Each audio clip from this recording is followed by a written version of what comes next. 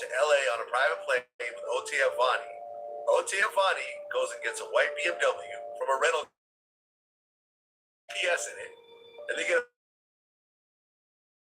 Vonni also goes to Big Five Sporting Goods, buys 4 ski masks, bought them in get around it.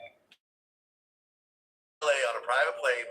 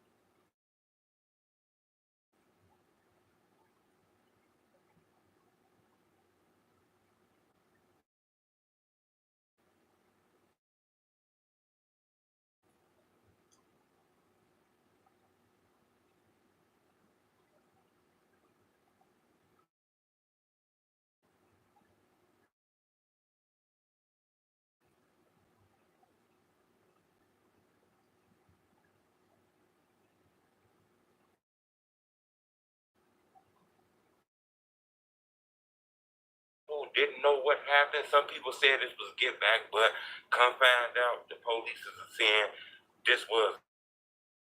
We see OTFD. Pictures have came out. We see Boogie, OTF Boogie. He's another affiliate, stuff like that. Ivano.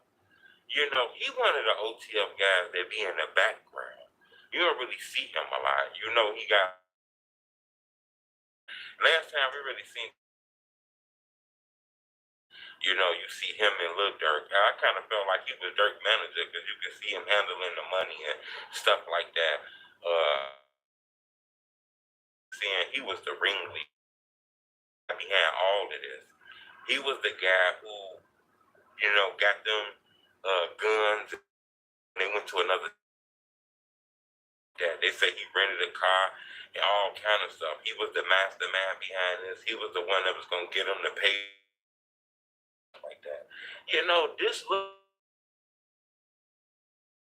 They can add more stuff on to this case. I'm gonna keep y'all updated on this. Subscribe to my YouTube channel. Tomorrow I have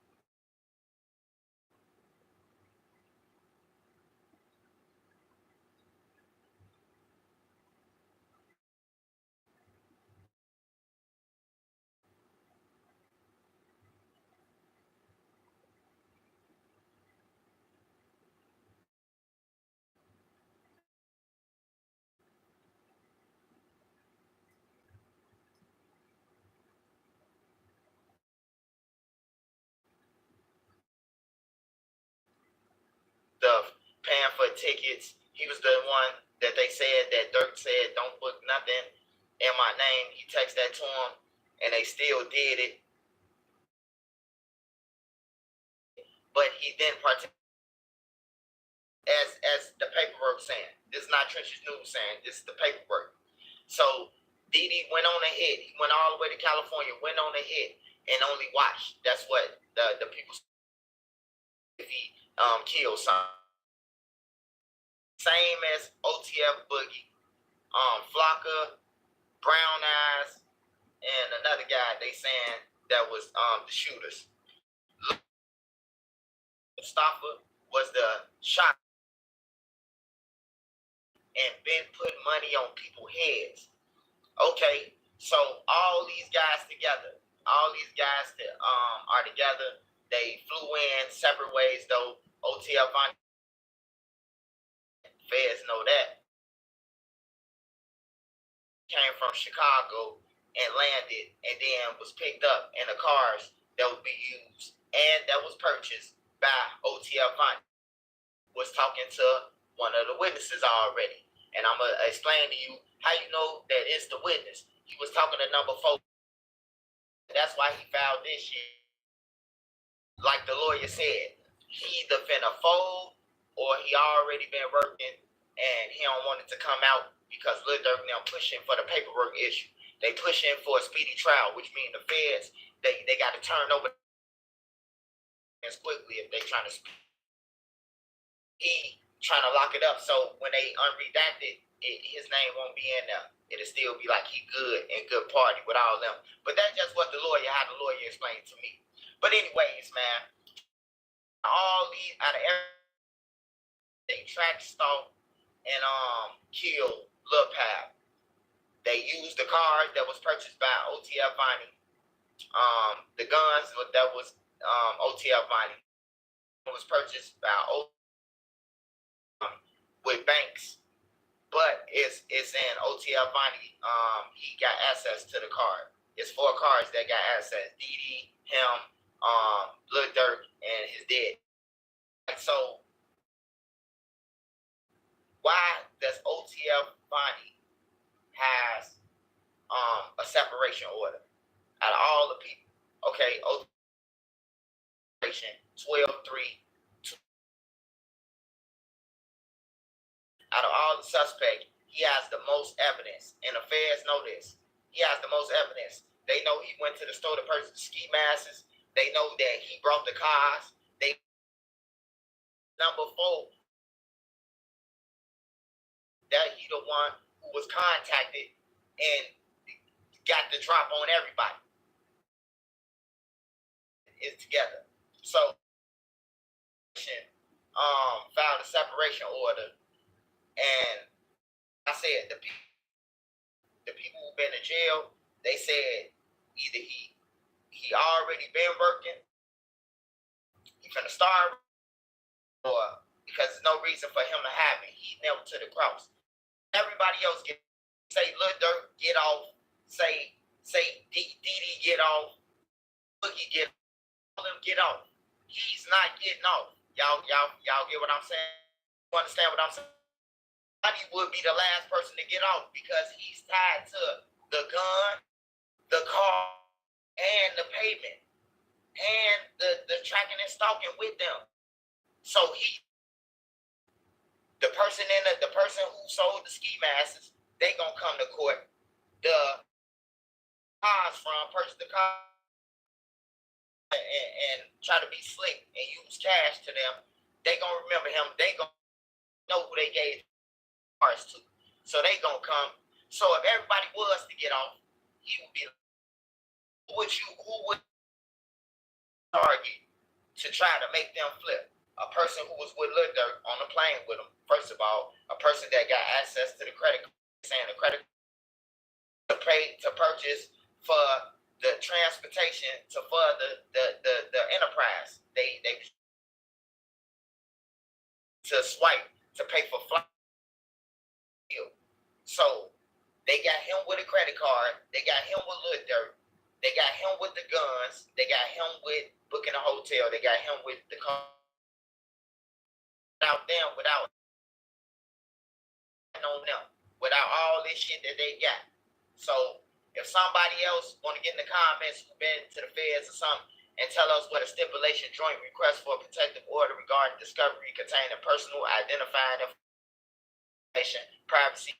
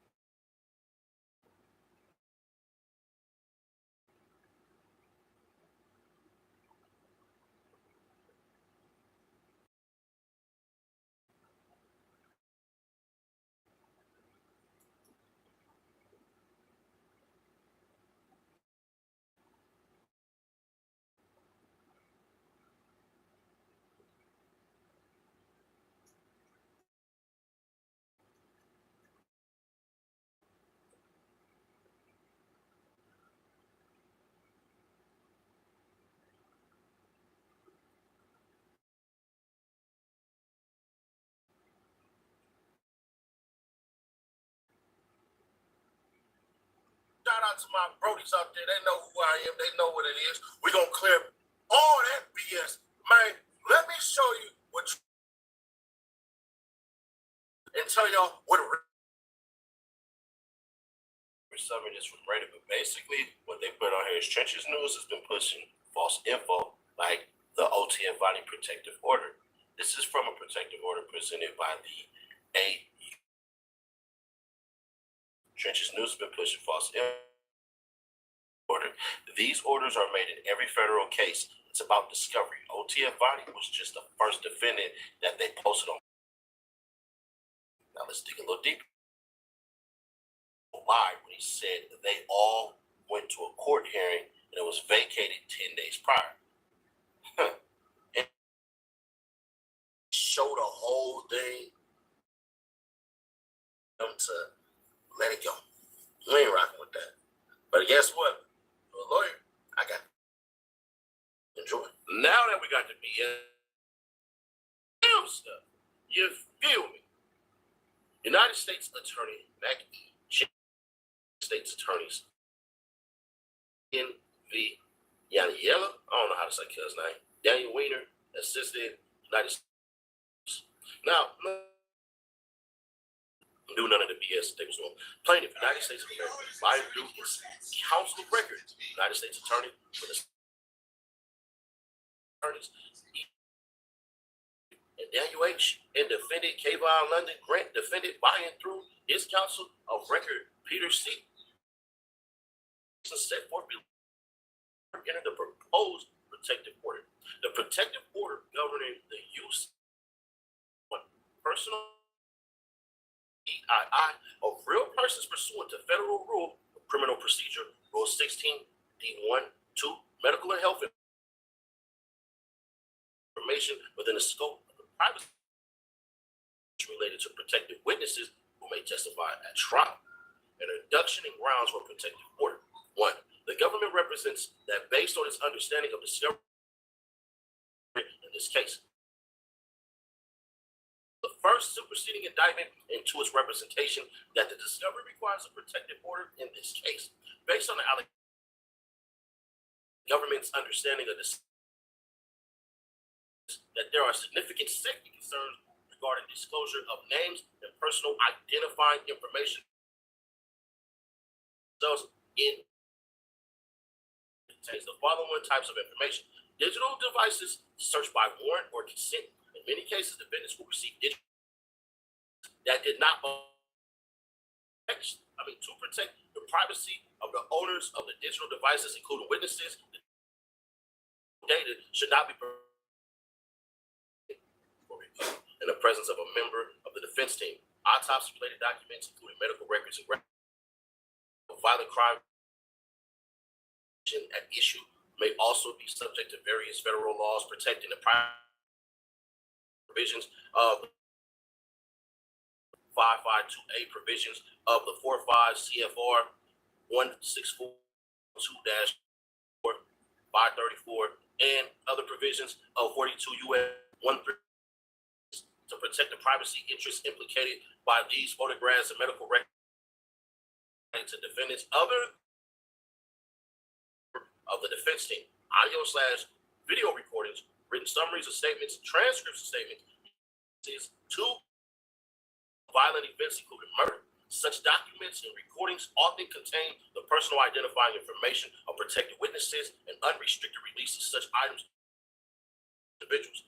Audio summaries of statements and transcripts of any statements made by defendants to law enforcement. Such documents and recordings will reveal which, if any, defendants have spoken to law enforcement at any time. Surveillance videos of about such events to protect the legitimate privacy interests of the victims and prevent the use of such items for intimidation purposes. These should not be provided to defendants other than for review in the presence of a member of the defense team. Witnesses and defendants, persons who might to intimidate or harm victims, witnesses, or defendants of a protective order for discovery in this case. Federal Rule of Criminal Procedure 16 D1 provides that at any time the court may called discovery or inspection. A protective order is appropriate where there is reason to believe that a witness would be subject to physical or economic harm. See Fed 16 Advisory Committee notes to 1974 amendments. In determining whether a protective order is such factors in others and the danger of witness intimidation, see Fed or Crim P16 Advisory Amendments. The government asserts good cause to permit the court to exercise its discretion to restrict discovery and inspection concerning victims, witnesses, and defendants in this case, as further and a grant to ensure the confidentiality of that information. A protective order is also necessary because the government defense materials PII. The government believes that disclosure of this information without limitation risks the privacy and security of the information legitimate owners because the application to protect not produce to defendants an unredacted set of discovery containing this information without the court. PII may, in this case, that such information itself. In many instances, as evidentiary value, government were to strict compliance with Federal Rule of Criminal Procedure 49, the central and local rules regarding redaction and the privacy policy of the United District Conference would receive a set of discovery that would be highly confusing to understand. It would be challenging for defense counsel to adequately evaluate advice to defend. An order is also necessary because the government intends to produce to the defense in the scope Act 5 U.S.C. 5528 Privacy Act information. These materials an order is necessary to authorize disclosure pursuant to 528 B11 of the protective order is to allow the government to complete its discovery obligation, this sensitive information from unauthorized dissemination and with sufficient to adequately represent defendant. Definitions. Agree to the definition. That's where it gets real tricky. Witness material information relating to any protected witnesses prior to history with law, prior criminal history, statements, or any other information that could be used to identify protected witness, a name, image, address, date of birth, or unique personal identification number, social security number, account number, or telephone number, or discovery containing statements that were audio reported, summarized, and reported or affidavits or contained in transcripts, including that can be used to identify a person, including the name, address, date of birth, social security number, driver's number, account, personal identification number. C. Medical materials include any individually identified that is address or any identifying number, such as a social security number. The confidential information refers to information containing PII materials or medical materials that the government produces to the defense pursuant to this protective order and any copies thereof. One defendant's counsel at defense counsel's law firm who may be consulted regarding case strategy in this case. 3. Defense investigators who are assisting experts or potential paralegals, legal assistants, and other support staff to defense counsel who are providing assistance on this case. The defense team does not include defendants, defendants' family members, or any other associates of defendants. 13. The parties which will permit the government to produce confidential information in a manner that preserves the privacy and security of third parties in a protective order. The government is authorized to provide defense counsel with confidential information marked with the following legend: confidential information. The government may put that as DVD or hard drive, or simply label a digital folder on a digital medium to cover the content of that. Also redact any PII contained. If defendant objects to a designation that material contains confidential information, the parties shall meet and confer.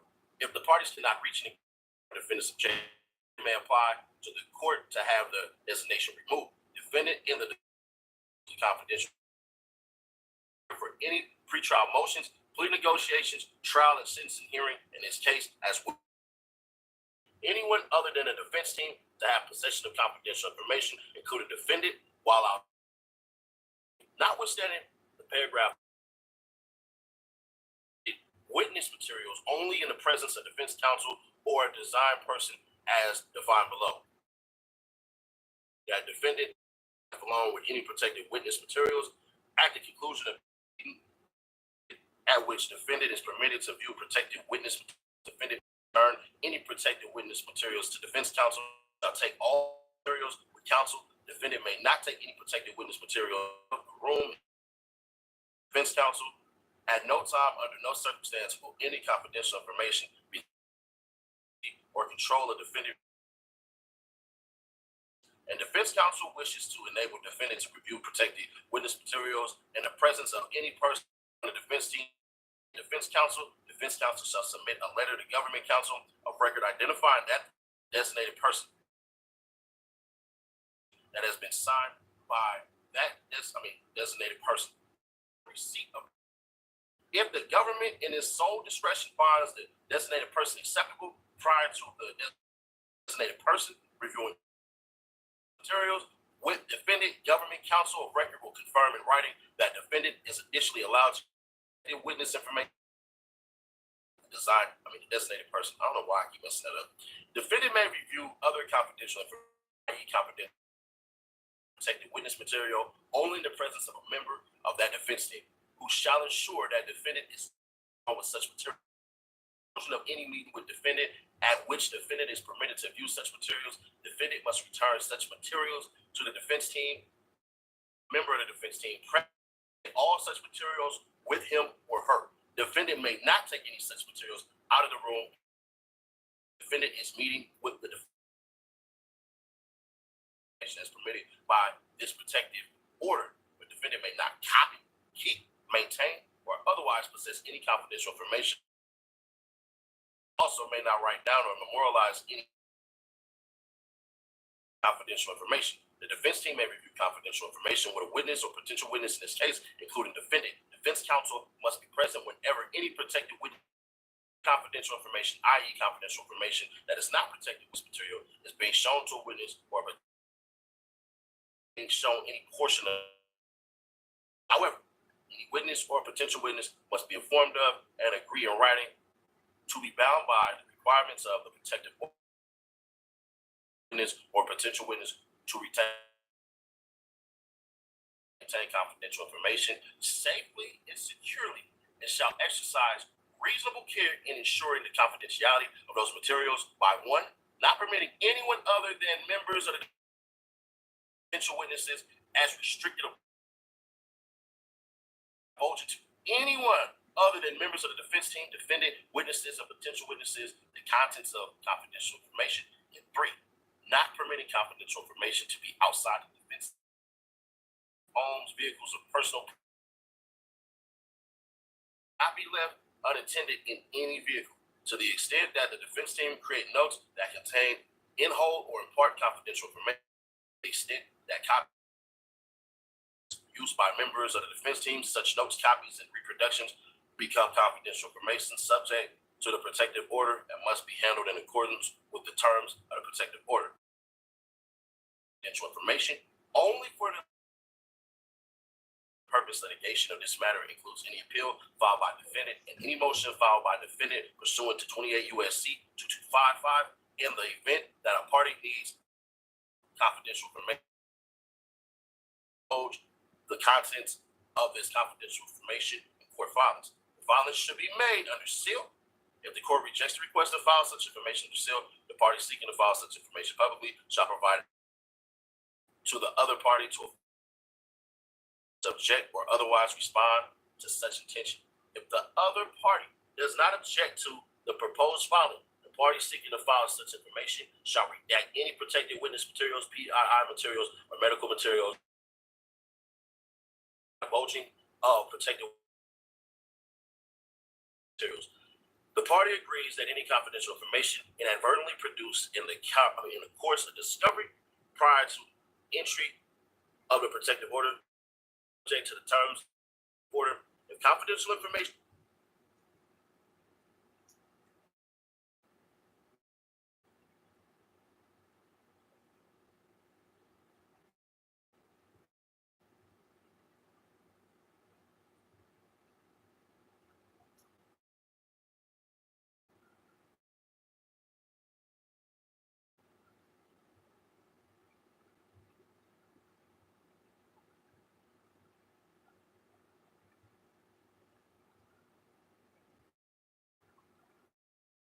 knowledge, wisdom, and understanding from a hood brother's point of view to all of you here, there, and everywhere.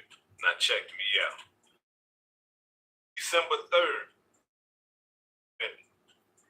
Kevon London Grant, aka Cuz, filed a motion in federal court to protect potentially dangerous case evidence. Grant's legal witnesses, victims, defendants, and those prepared to testify at serious risk. Involves concerns regarding disclosure of names and personal identifying information of victims, witnesses, and defendants. Grant's attorney Peter C. Swart. At issue are graphic crime scene photographs, autopsy reports, and statements from protected witnesses, which prosecutors say could lead or intimidate disclose. I know when Lil Durk had seen that his homeboy had filed a protective order, and when his lawyer said, "Hey, is finna file a protective order," I knew he probably asked his attorney, though, "What is that?" I mean, we from the hood, we understand what protective custody is. The order thing, like my co-defendant filing a protective order, and when his lawyers explained it to him,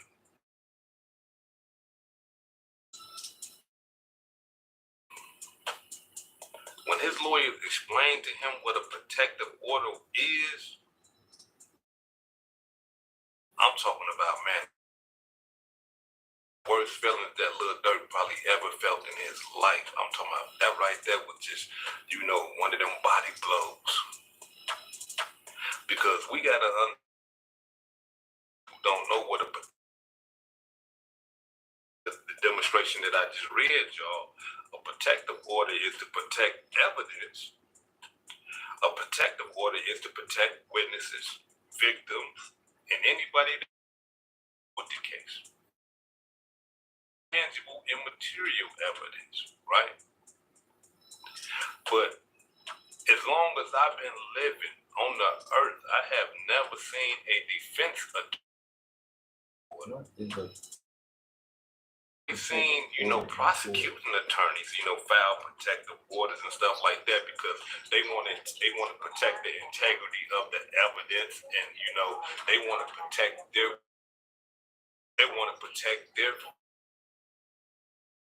prosecutors file these protective orders.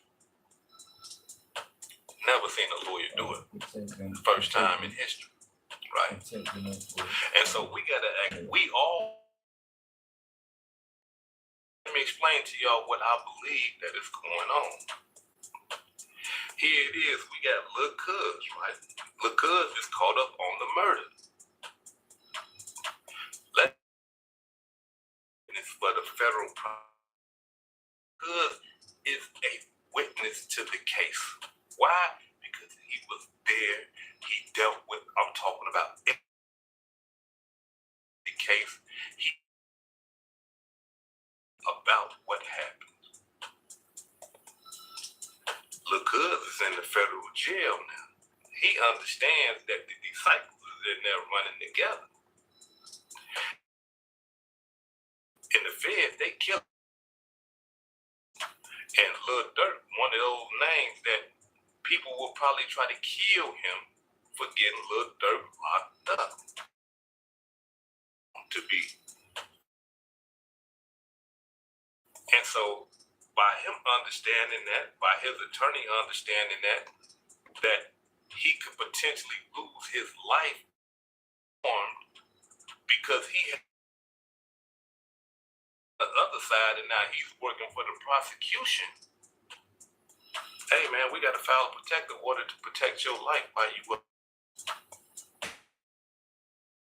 We got to protect you because we can't have you getting killed while you up in there. You are a valuable piece of evidence to this case. You are a valuable eyewitness to this case. You need to be protected at all costs. Now, understand that, you know, a defense attorney is a defense attorney. So, of course, in the motion, and say, yeah, we're trying to protect and all that and all. But at the end of the day, it's all about protecting Lil Cuz. Because Lil Cuz, excuse my language, folded. He's cooperating. That's it, bro. That's it.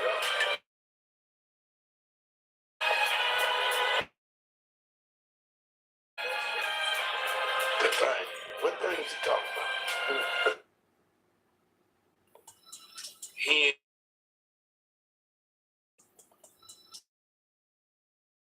first video, I said, like, the stuff that they know about what's going on in this case is too, it's I mean, like, it's almost like so everything. It seems like it's not like, you know, the feds is guessing about stuff and they thinking, nah, it appears that, look, this what happened. We know they did this. We know what type of cars they had. It's so much connected. I'm like, nah, it had to be somebody that's in the inside giving them the inside scoop. And that's what it appears like. I'm talking about, like, man, I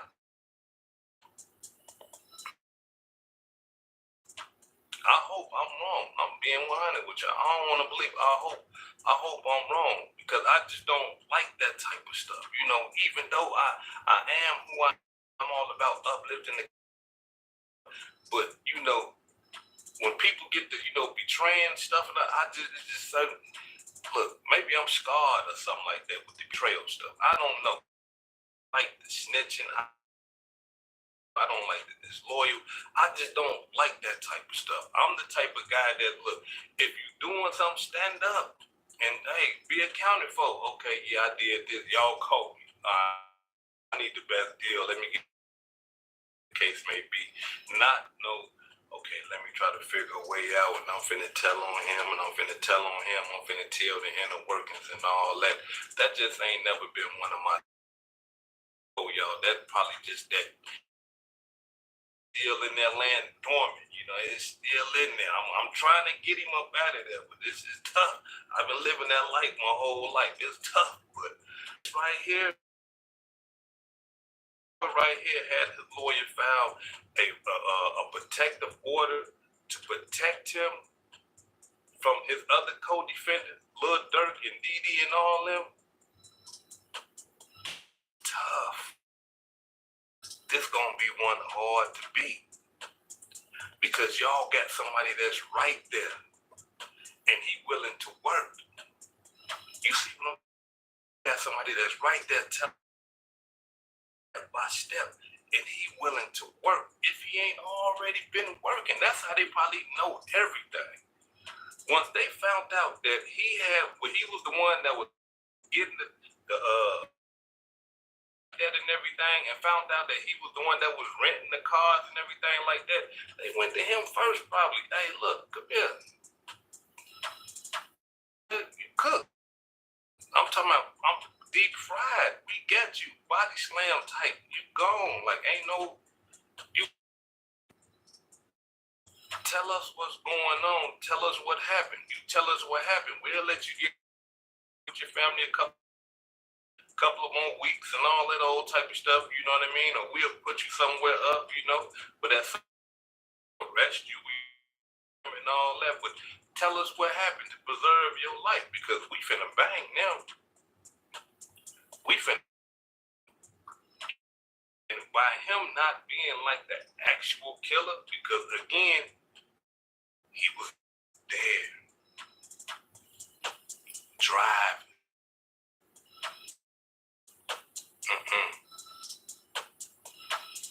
Durk is in a world of trouble. Boy, right there, Mr. B. If they got that boy right there being one of their star witnesses, how you gonna get around that? This is a man that flew on the jet with him, access to his credit, being with him, get phone calls and stuff like that. Like, he knows some of the stuff that probably don't nobody know about. He knows all that old.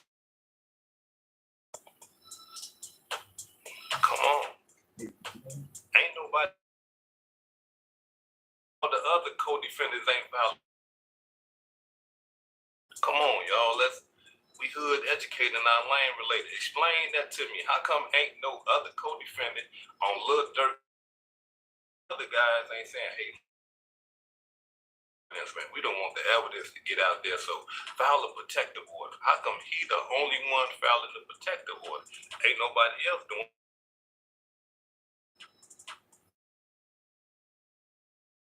Could be the main one saying, hey, look, I want to file a protective order just to protect my name and everything that's going on in the case, so that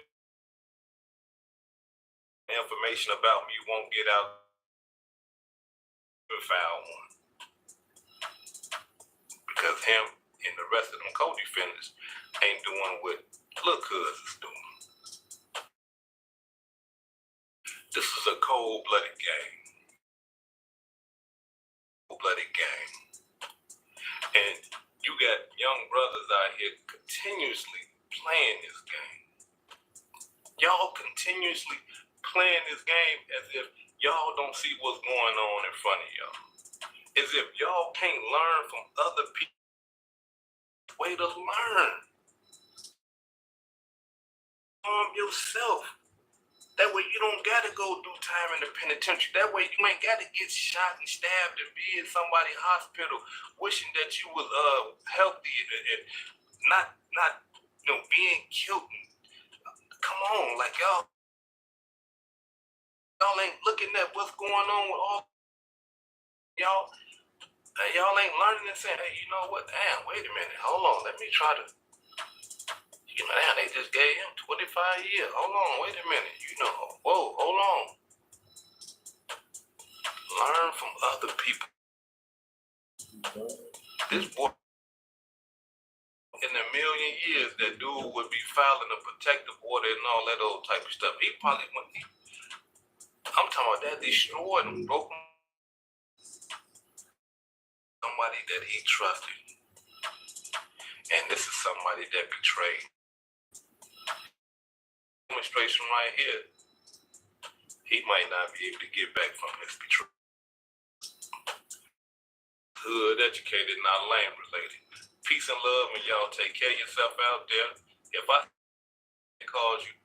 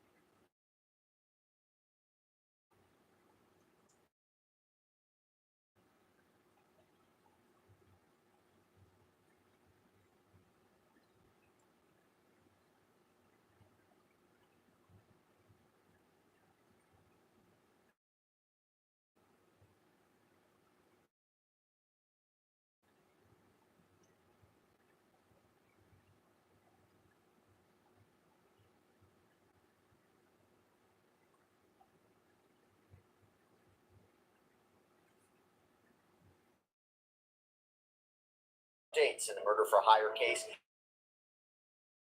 Lil Durk, as he postpones the release of his latest album to deal with court proceedings. Welcome to Sidebar, presented by Law and Crime. I'm Jesse Weber.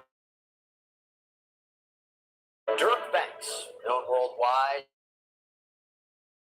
to Southern California and has entered a not guilty plea to murder for hire charges. A grand jury indicted the rapper on felony counts for allegedly plotting to kill a rival rapper, but instead it ended up with the death of that man's cousin. Now, when charges were first announced against Banks, an alleged co-conceived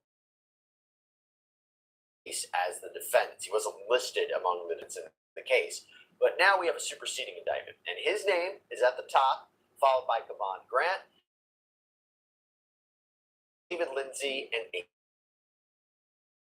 conspiracy and use of interstate facilities to commit murder for hire resulting in death, as well as gun charges. And prosecutors claim rap collective criminal enterprise. The superseding indictment states in or around 2010, defendant Durk Banks, also known as Lil Durk, aka Blood, aka Mustafa Abdul Malik, formed an organization, or OTF, produced and sold hip-hop music from artists primarily from the Chicago, Illinois area. OTF also acted as an association, in fact, of individuals who engaged in violence, including murder and assault, at the direction of defendants in their status at OTF. OTF to really target this rival rapper from Georgia, known as Quando Rondo, real name Tyquan Bowman. He's referred to in the indictment as TB. Got to give you a little bit of a history on this and how prosecutors say all this happened. So Banks and Bowman, they were part of an apparent altercation at 2020, and that altercation on another rapper being shot and killed. And Atlanta police say that one of Quando Rondo's associates, Timothy Leaks, he was the one who actually shot Von, although that case blew apart. But Banks allegedly believed that Rondo was really at the center of this conversation. Trying to cover updates for you this of our sponsors, Upside, because with their support, it helps us to continue to do this. Now, if you don't know what Upside is, it's awesome. It is a free app, so easy to use, that helps you get cash back when you buy food. This is your Upside app that you then transfer right into your bank account. Look here, I used Upside to find a gas station. I claimed an offer, pay with my credit card at the pump, follow the steps on the app. I got cash back. And you can use Upside at all different kinds of places, restaurants, convenience stores. So to find out how much, click the link in the description and the QR code on screen. And make sure to use our promo code SIDEBAR because you'll get an extra 25 cents back on every gallon on your first. Hoping you check it out. So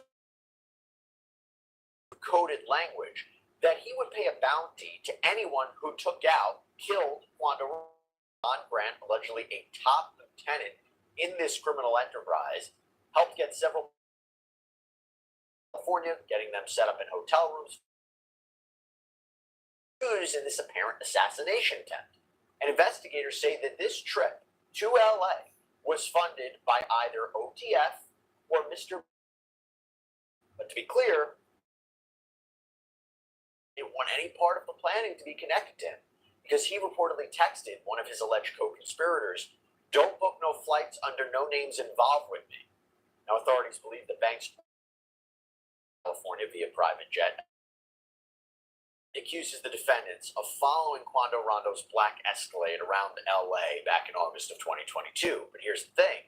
Traffic camera photos show a white Infiniti seeming SUV until it pulls into a gas station parked behind the gas station in an alley. The indictment reads on August 19th, 2022 at the Beverly gas station. Defendants Jones and Lindsay and co-conspirator 2 used the firearms procured by defendant fully automatic firearm his car, striking and killing SR. This is TV's cousin, Spy Robinson, who was standing next to TV's car while TV was inside. The images below show defendants Jones and Lindsay, conspirator 2, his black Escalade. And this filing also includes surveillance photos of the suspects, or potentially the suspects, appear towards those again known as TV in the indictment, who was the alleged target of this murder for hire plot, wasn't hurt. According to investigators, he was actually inside the gas station when the shooting happened, but his cousin, SR, Savai Robinson. Banks, though, is not accused when that shooting happened. Moore was kind of this figure overseeing it and funded it, but investigators know that he tried of this incident, this shooting, because in the superseding indictment it states, following the attempted murder of TB and the murder of SR, commercialized SR his revenge on TB with music that explicitly referenced audio from a news clip taken shortly after SR's murder. No, no. Told me they got Addy, got location, go, go, green light, go, go, go. Look on the news and see your son, you screaming, no, no. And according to investigators, when words conspirators were going to be arrested, Banks allegedly tried to flee the country. An affidavit filed in support of the indictment reads, the FBI received notifications from U.S. Customs and Border Protection, CBP, showing that Banks had been booked as a passenger on 2 international flights, a one-way flight connecting through Doha, Qatar, and a one-way flight from Fort Lauderdale to Switzerland, connecting via New Jersey, also scheduled to depart the evening of October 24th. Banks did not board either. And I believe the flight about going to Italy as well, but obviously he didn't jump on any of those flights. He was arrested.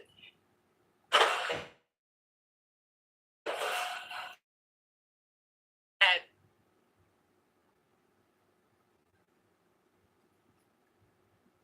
county jail in Florida. He was extra California. He cross country, appeared in this federal courtroom in Los Angeles last week for his arraignment. He entered a not guilty plea. And by start soon, it's scheduled 25. There's going to be several pretrial hearings in November and December, but that is really, really fast. I don't know if that trial date's going to stay. December is going to be about bond. For right now, he remains behind bars, and I should tell you, if he's convicted, or if they are convicted, all the defendants a max federal prison.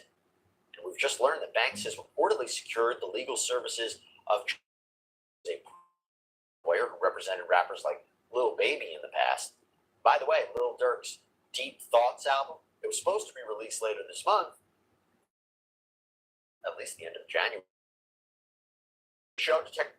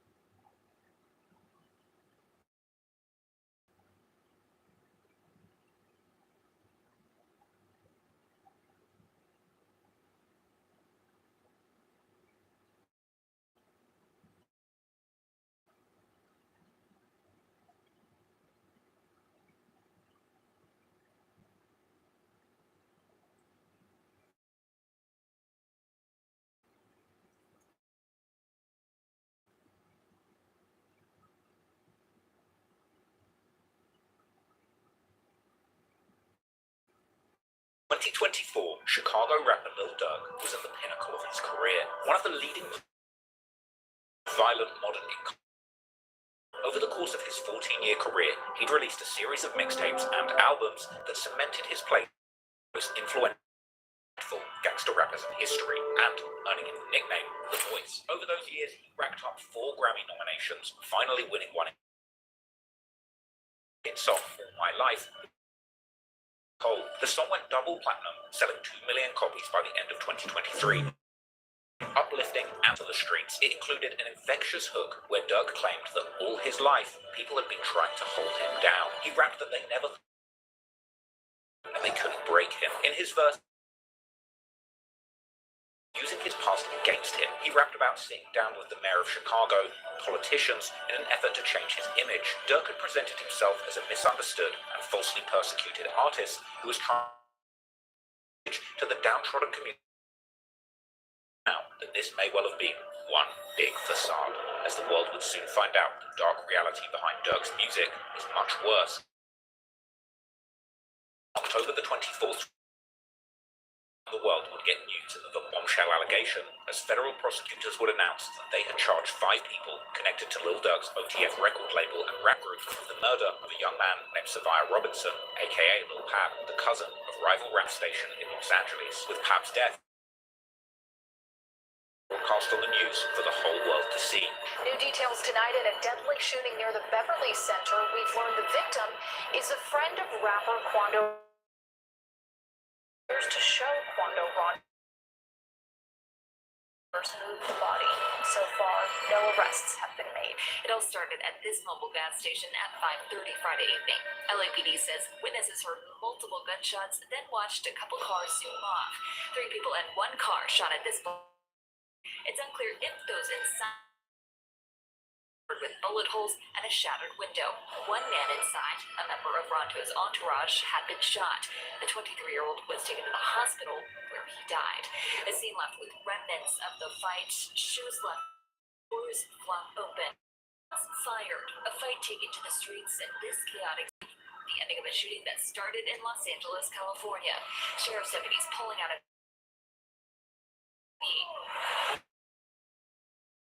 in a rapper Quando Rondo, a passenger in that car, frantic at the sight. The details of footage of this disturbing murder would be seen and read all around the world. Here, carried out for the safety of the public, but it took place next to one of the most popular tourist attractions in the city, the Beverly Center shopping mall. A brazen murder that ironically bared the hallmarks of a similar murder in Chicago 2 years prior, where Duck was gunned down by a group of 6 men, with that crime also being caught on surveillance footage in its entirety.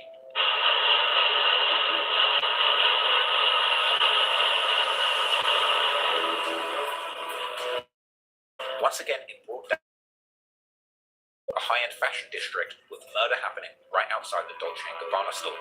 But Rob, Chicago police tell me that these 3 victims were targeted, that 4 men in 2 different vehicles came down right here in the middle and started crime scene tape taking over one of Chicago's most notable streets. Word is spreading on social media that the 26-year-old man pronounced dead is a well-known Chicago rapper. To see this happen, very disturbing. Just like Duck was left to die in the middle of the street, traumatizing innocent members of the public, one of whom was even hit in the crossfire. Hey,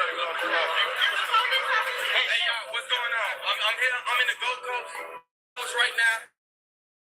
Just riding my bike, y'all. I'm just riding my bike. Man. They shot FBG Duck, man. I don't know who shot him, man. I just ran into this, y'all. Interestingly, all of the men who were involved in the murder of FBG Duck were found guilty of murder. The Verove case was being built. They seemingly ran free, expecting no consequences and incriminating themselves extensively. Those people involved dead by the time the FBI swooped in and delivered justice, and many of those involved were close friends of Lil Durk himself, known in the streets and on songs. Durks, even being seen on flights with Durk, flexing wads of cash shortly before his arrest, and posing for pictures, calling himself Gangsta Killer.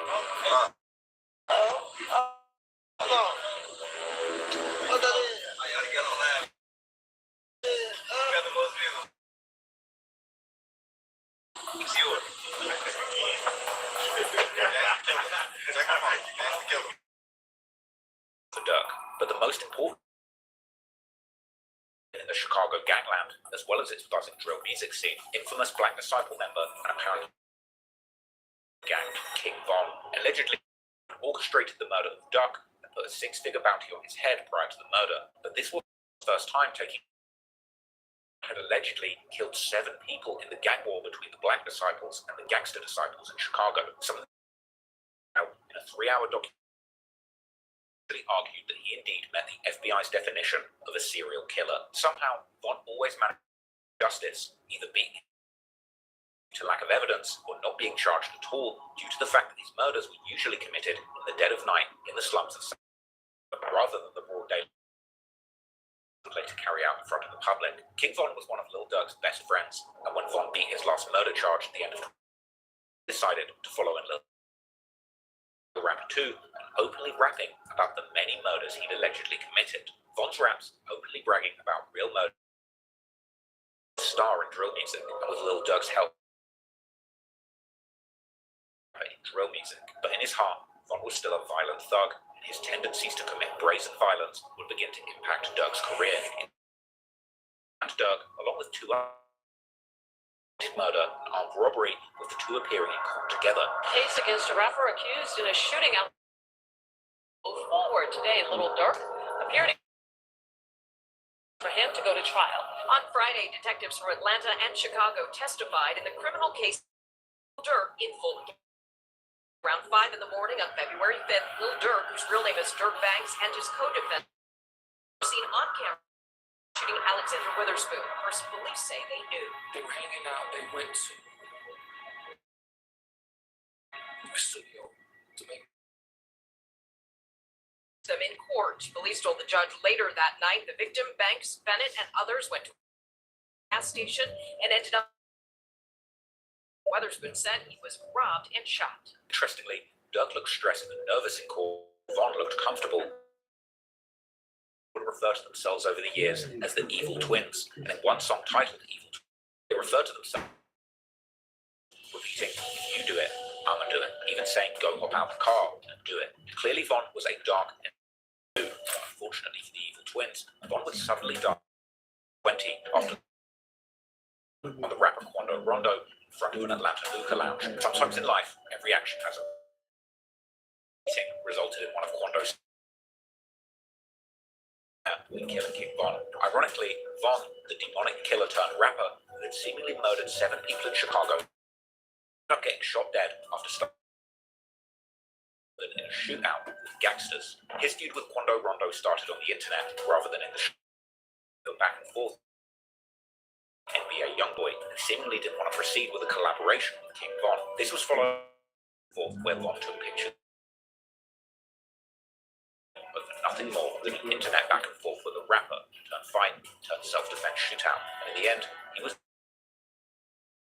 done and arranged, but he was still running free. And interestingly, after Von's death, Dirk was able to make a maneuver and have the attempted murder and armed robbery charges he caught with Von miraculously dropped. The sudden death of King Von, Dirk had a second chance to escape the cycle of violence and focus on his music career. But despite his promising rap career, it would seem that the death consumed Lil Durk, and in the most dangerous rappers who seemingly always got revenge for any of his friends that were killed, a dark trend would emerge where fans would go to Lil Durk begging him to get revenge or slide for Von, with rival rappers like 6ix9ine even mocking Dirk openly and avenged his friend.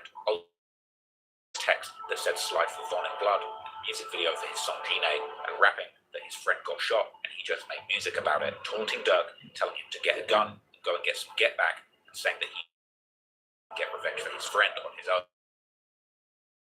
Lil Durk, and not only did Dirk lose Von, but over the years, he's lost over 30 friends to street violence, up to the point where fans have speculated that he's actually cursed, as I broke down in another video on the topic. Did Lil Durk lose Von? In 2021, his beloved blood brother D-Thang was also murdered at a Chicago nightclub incident, gang-related. Now, just being completely honest, I can't imagine being in that situation. I haven't lost a friend murder the same Knows how the average person would react under this sort of pressure and grief, but ultimately, Lil Durk should have focused on his music, continuing the people who relied on him. But it would seem that his apparent desire to slide and get revenge was actually stronger than his desire to chase money, success, and his loved ones. On Wonderful Wayne and Jackie Boy with Babyface Ray, he would rather get revenge than get millions. And he would seemingly know his fate long before the murders happened when he rapped on his song Red Man that when people ask him where he think he'll be in federal custody. Lil Pab was murdered, the indictment would claim in black and white that this murder was allegedly a get-back for the killing of King. It wasn't a surprise. Within months of the murder of Lil Pab, Lil Durk and others close to him would begin to claim openly in music podcasts that Lil did for Von. Oh, they did some slide phone. Oh yeah, slide for Von. It's untouched by the slide from Von comments.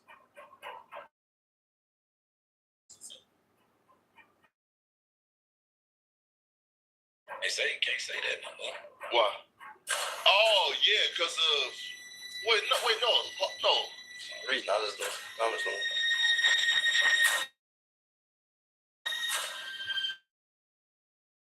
Reason.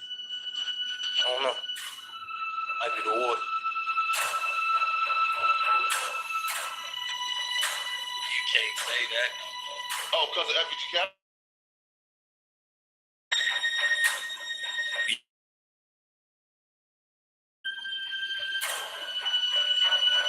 Nah, cause Lil Pab. I feel like you troll. I never troll. Yeah. Yeah, already. You're not condoning for violence. What? Everybody you telling me about don't matter.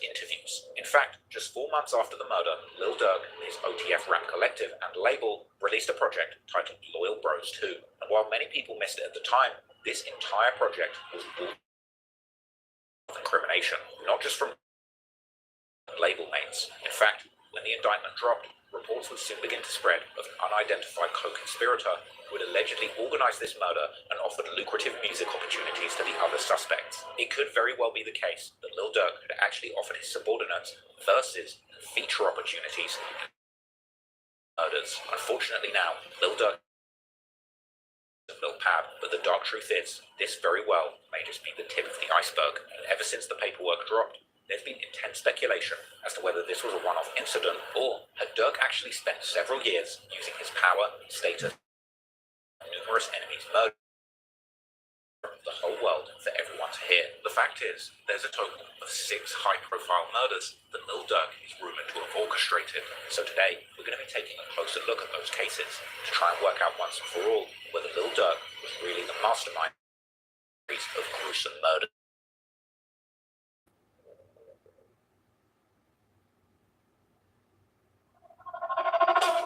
Chicago, Illinois, man. Lil Durk, Inglewood area, whole city, man. I said we out here rapping, doing our thing, man. They told me rich. I'm just a young. A little bit about Inglewood. You know what? Now, all the murders and all that happening right now. I mean, news. That's right here. One of the other interviews, you said that your dad was caught with like 8. It brings me great honor and pleasure as the mayor of the village of Broadview to present this king. What made you want to sign up? You got it, man. King Von, King Von. What made you want to sign King Von? Because he got a whole story behind it. And so on behalf of the village of Broadview, we are honored to present this king is a generation of partnership. Back on the again. We catch you. You through. We catch you. You through. Mr. Raffer accused in a shooting outside of the varsity will move forward today in the court where a judge ruled there was enough. Music free for real. He finna be a powerful side of the industry for us. We gonna be forced to hit it. We gonna be forced. Men in 2 different vehicles. Street stopped right here in the middle. Brother, man, by the name of FBG Duck, shot. No, they got 60 nerve. So dirty. into it. We into it for real. Like, not no faking to it. If we into it, we. I don't know. If they fake into it, you know. I swear to God. Dante Banks was killed when he was shot in the head. Banks is the older brother of locally known rapper Lil Durk. So we thank you and we honor you and we appreciate you being in. Here's your key. Dirk was enrolled in some eternal, I need you off of this earth beef. That's different. Because he what? That he is the guy. Dr. gave my brother killed with you. I understand. I hope y'all make it out. I hope y'all make it out, man.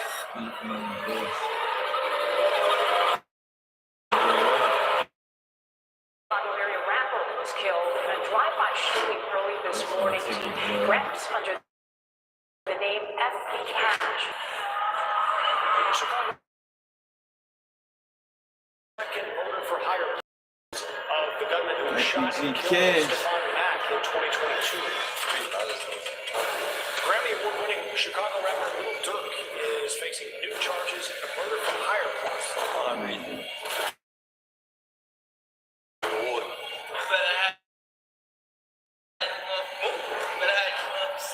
You don't believe me, you gonna see. You gonna end up by that tree.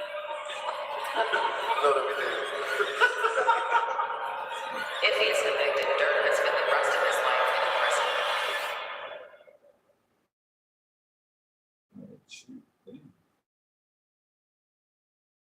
Damn, Cash. Bullshit, Cash. Check-in time is 3. It's 2:55. I know. Is this what he's doing now? Meanwhile, at a Verbo, when other vacation Okay. rentals make you share your turf with a host. Try one, that's all. Americans have chosen hydroxy. It's easy to use. It's drug-free.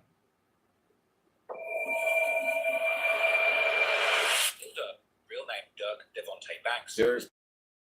1992. Who has written a memoir about her life. Dirk, or Tay as his mother called him, shorthand for Devontae, was a problem child from early on who just couldn't stay still, was always getting into trouble. His big brother Booney, his sister Tuta, were not planned children, but rather, as his mother explains in her memoir, she would barely even know Dirk's father, but she would get pregnant unexpectedly with her oldest child, Ethang, while they were both still in high school. While Dirk's father, Dante, to provide for her and the kids, they were never officially together as a couple, even as she kept becoming pregnant due to failing to use contraception. And to make matters harder, Big Dirk would end up getting locked up on serious charges when 7 months old. Drug dealing operation in 1993, allegedly operating under the Gangster Disciple Nation, or GDN, and even having ties to the infamous founder of the gang himself, Mr. Larry Hoover, whom Big Dirk would allegedly ultimately winding up getting himself for over 2 decades before successfully appealing his sentence, getting released in 2019, something which I discussed in detail in a deep dive video about the man, which you can go and watch if you want the full story on Big Dirk. Lil Durk and his family living in his grandmother's house and his mother's childhood home in the infamous Inglewood neighborhood, an address that would later become famous, being the name of his 7th studio album, The 7220 South Halsted Street. The family in 1997. Younger sister, Tania. Sometime after that, the family would move to a Section 8 3-bedroom house on Laughlin Street. As a young schoolboy, Lil Durk would attend the Guggenheim Elementary School, located 72nd and Morgan. Elementary School in Illinois in 2012, when the school was eventually closed due to its poor performance. According to his mother, Dirk was so out of control as a child that she literally couldn't work because of how often she would be called bad behavior. Only even attempt to rob a Harold's chicken with his mother's gun that he had somehow found. Their neighbor actually then appearing at the family's front door, holding Dirk from his collar in one hand, whilst holding the gun that they had taken from Dirk. Around the same age, Dirk would also stealing bikes, hiding them in the family's basement so that his mother wouldn't find them. But in his younger years, Dirk was also very athletic, and he would be involved in the Jesse White Tumblers and acrobatics program, as well as playing. Fortunately, both hobbies required him to keep up good grades at school in order to participate, which would ultimately take him away from sports altogether. Now, in order to get help with raising a young Lil Durk, his mother would eventually move. Grandmother at 7220 complex, this would do little to steer him away from trouble, and it was around this age that he would truly begin to get sucked into the street life. 72nd Austin. House I grew up in. I was in my grandma's house. That's where it all started. Oh, stopped going to school. That's what we basically out the streets. We came up. 3-bedroom house. Really took my grandma. I had the floor in the back. It just came from nothing. You know what I'm saying? It came from one house, like 10 people. Nah, the worst you can go. Really should have enough rice and toast. Bro, rice and toast. It's how it showed me to be a man. Nobody want to think about make it out here. During his adolescence, Doug would become affiliated with two gangs from his neighborhood in Inglewood, Lamron and D-Town. Lamron would rep the streets between 62nd and 65th with their main corner. Second Street. Lamron. Members of Lamron also rep the name OTF, which is now known to mean only the family. But OTF might not have always referred to only the family, as Doug's label is now known. Suggested that only Trey folks, a reference to the membership of the gang being made up exclusively of black disciples. The gang for making a three, or the Treys, a hand sign that was famously depicted on fellow BD drill rapper 3 mixtape. This OTF name on Facebook appeared to be from around 2010, which is likely why the feds founding back to that. On the other hand, was located directly north of Lamron, their main streets being 59th and 61st. These two sets were seemingly extremely close to each other, and they would both rep the number 300, with 3, as I've already mentioned, disciples, but both sets would go under the umbrella name DTLR 600, the number 600 coming from literally adding the two 300s together. Lamron and D-Town would also be very close with several other majority BD sets from the south side of Chicago, such as aka O-Block. Housing projects known for rappers like Chief Keef and King Von, as well as TYMB, Blackgate, a group known particularly for the rapper SD, Chief Keef's Glory Boys, Dipset, aka Front Street, rapper Fredo Santana, gang set, as can be seen in this massive chain that he had made in honor of the 62nd Street that the set hails from. There's also AMG, also known as MacBlock, or the Avenue, and the much more famous known for rappers like Dede, Rondo Number 9, and the late LA Capone. Lamron and D-Town were also close with a set called Bang Bang Gang, or BBG, as can be seen from this picture in 2010, where Durk himself is portrayed together with this set's name, or in this 2010 music video, where Durk OTF crew, Boogie is allegedly particularly 79th and Damon, sometimes going by the name 227, as well as an older name, Terradome. This set would gain an infamous reputation in the 2010s due to their long war with the GD set called Killer War, which in 2015 led to a highly boy named Tyshawn. The Killer Ward gang. Killer Ward is interestingly also known for being King Von's original hood before he would move to Parkway Gardens or O-Block. Neighborhood. Right now we're in the area. For the grammar school on 6, like kindergarten, 8th grade. It's the area, so this played a big part of my life. I grew up being big, gang banging around here. As Dirk was getting, he would also begin his high school studies. First attempt in the far south side of Chicago, but due to the long commute, he would soon transfer to the infamous Paul Robeson High School in Inglewood, another school that has since been closed due to its poor performance, and a school which many legendary people from the Chicago drill scene were around the same time as Dirk. From the Brick Squad set from 69th and Eggleston, their hood being located right next to that school, and this set having had a long-lasting beef with Lamron, D-Town, and other BD majority sets from around Inglewood. The rapper Famous Dex also attended Robeson. He set called Mo and GD Stronghold, a neighborhood referred to as No Love City, which would also beef heavily with Lamron and D-Town. The late rapper Lil Mister would also attend Robeson. Anthems at the school. 25th and Stewart, the set being very closely affiliated with Brick Squad and therefore also rivals to Lamron and D-Town. As Dirk's mother would recall in her memoir, Robeson had numerous rival gangs that would bring. Over time, he and his violent encounters with the gangs that they didn't get along with. Eventually, these beefs and schoolyard fights would escalate into shootings and killings, with one of the first major losses on Durk's side being a 17-year-old called Lil Mo. Real name Terrence Hollins, he was on Hood in July of 2000. Rumors, Mo was killed by a member of No Love City called Toadbone. No but Love the City? facts regarding this case remain Damn. vague. In 2020, rapper Brick Youngster would rap in his song Let's Talk Part 2, OTF this, that Lil Mo was actually killed by friends of King Von, but friends he's specifically referring to. Clearly a major turning point for Lamron and D-Town, and they would pay tribute to him religiously. Durk, who had been getting into rapping around this time, would even make a tribute song to his fallen friend, listing old songs that could rapping to the classic beat from Lil Wayne and Gucci Mane's song We Be Steady Mobbin'. Durk was clearly influenced by Lil Wayne's rapping style, and he was also seemingly into freestyling all of his lyrics on the spot. Now, the song is a far cry from the Durk drill anthems that he would produce just a few years. By its subject matter, the song was a precursor to drill music as we know it today, as Durk would not only shout out other BD sets such as Dog Pound and the Av, but he would also diss numerous rival sets, Brick Squad, surprisingly, also a set called Brick City, who were an older generation from the same hood as 600, a group of OTF allies from Washington Park, who would not long after become very close with Lamron, and particularly Lil Durk personally. Similar set record can actually be heard in Durk's other alleged 2009 song, remix of the Atlanta rap group. And again, Durk could be heard shouting out sets like Lamron, D-Town, Young Money, and Terradome, amongst others, as well as his friends like Lil Vonni from Lamron. Also in 2009 is when Durk would begin to get in trouble with the law, as in November, he would be arrested for vehicular hijacking. The police reports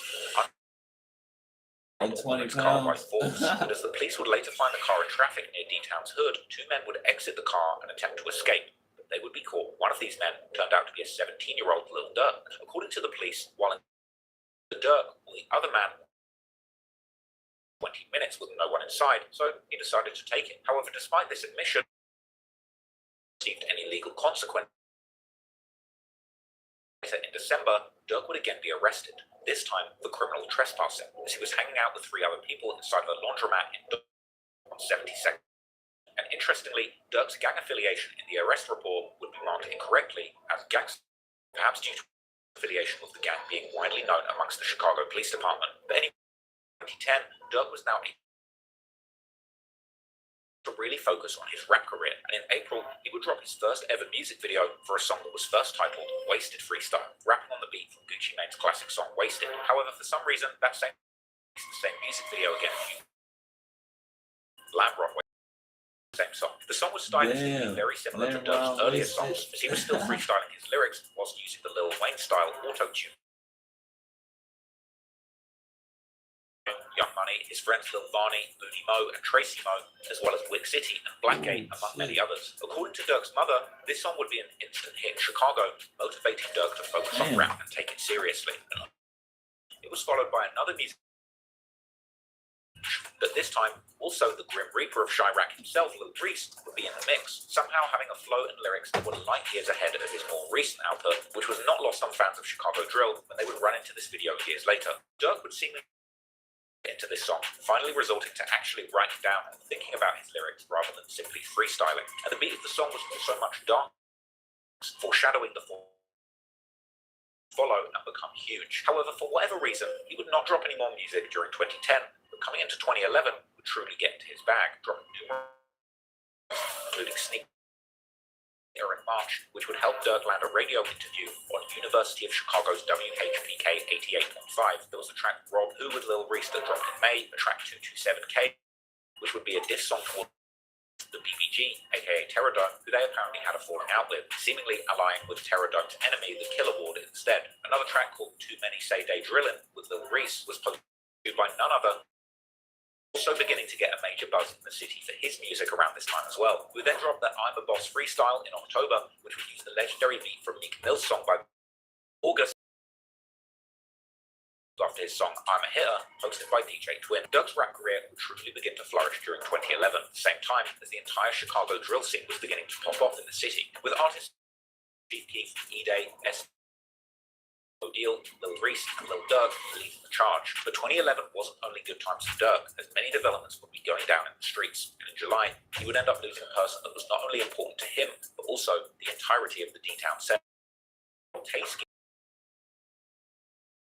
down in D-Town's hood. Like Lil Mo on Lamron's side, Tasky would become known as one of the first major losses for D-Town, and they would be so impacted they would rename their hood.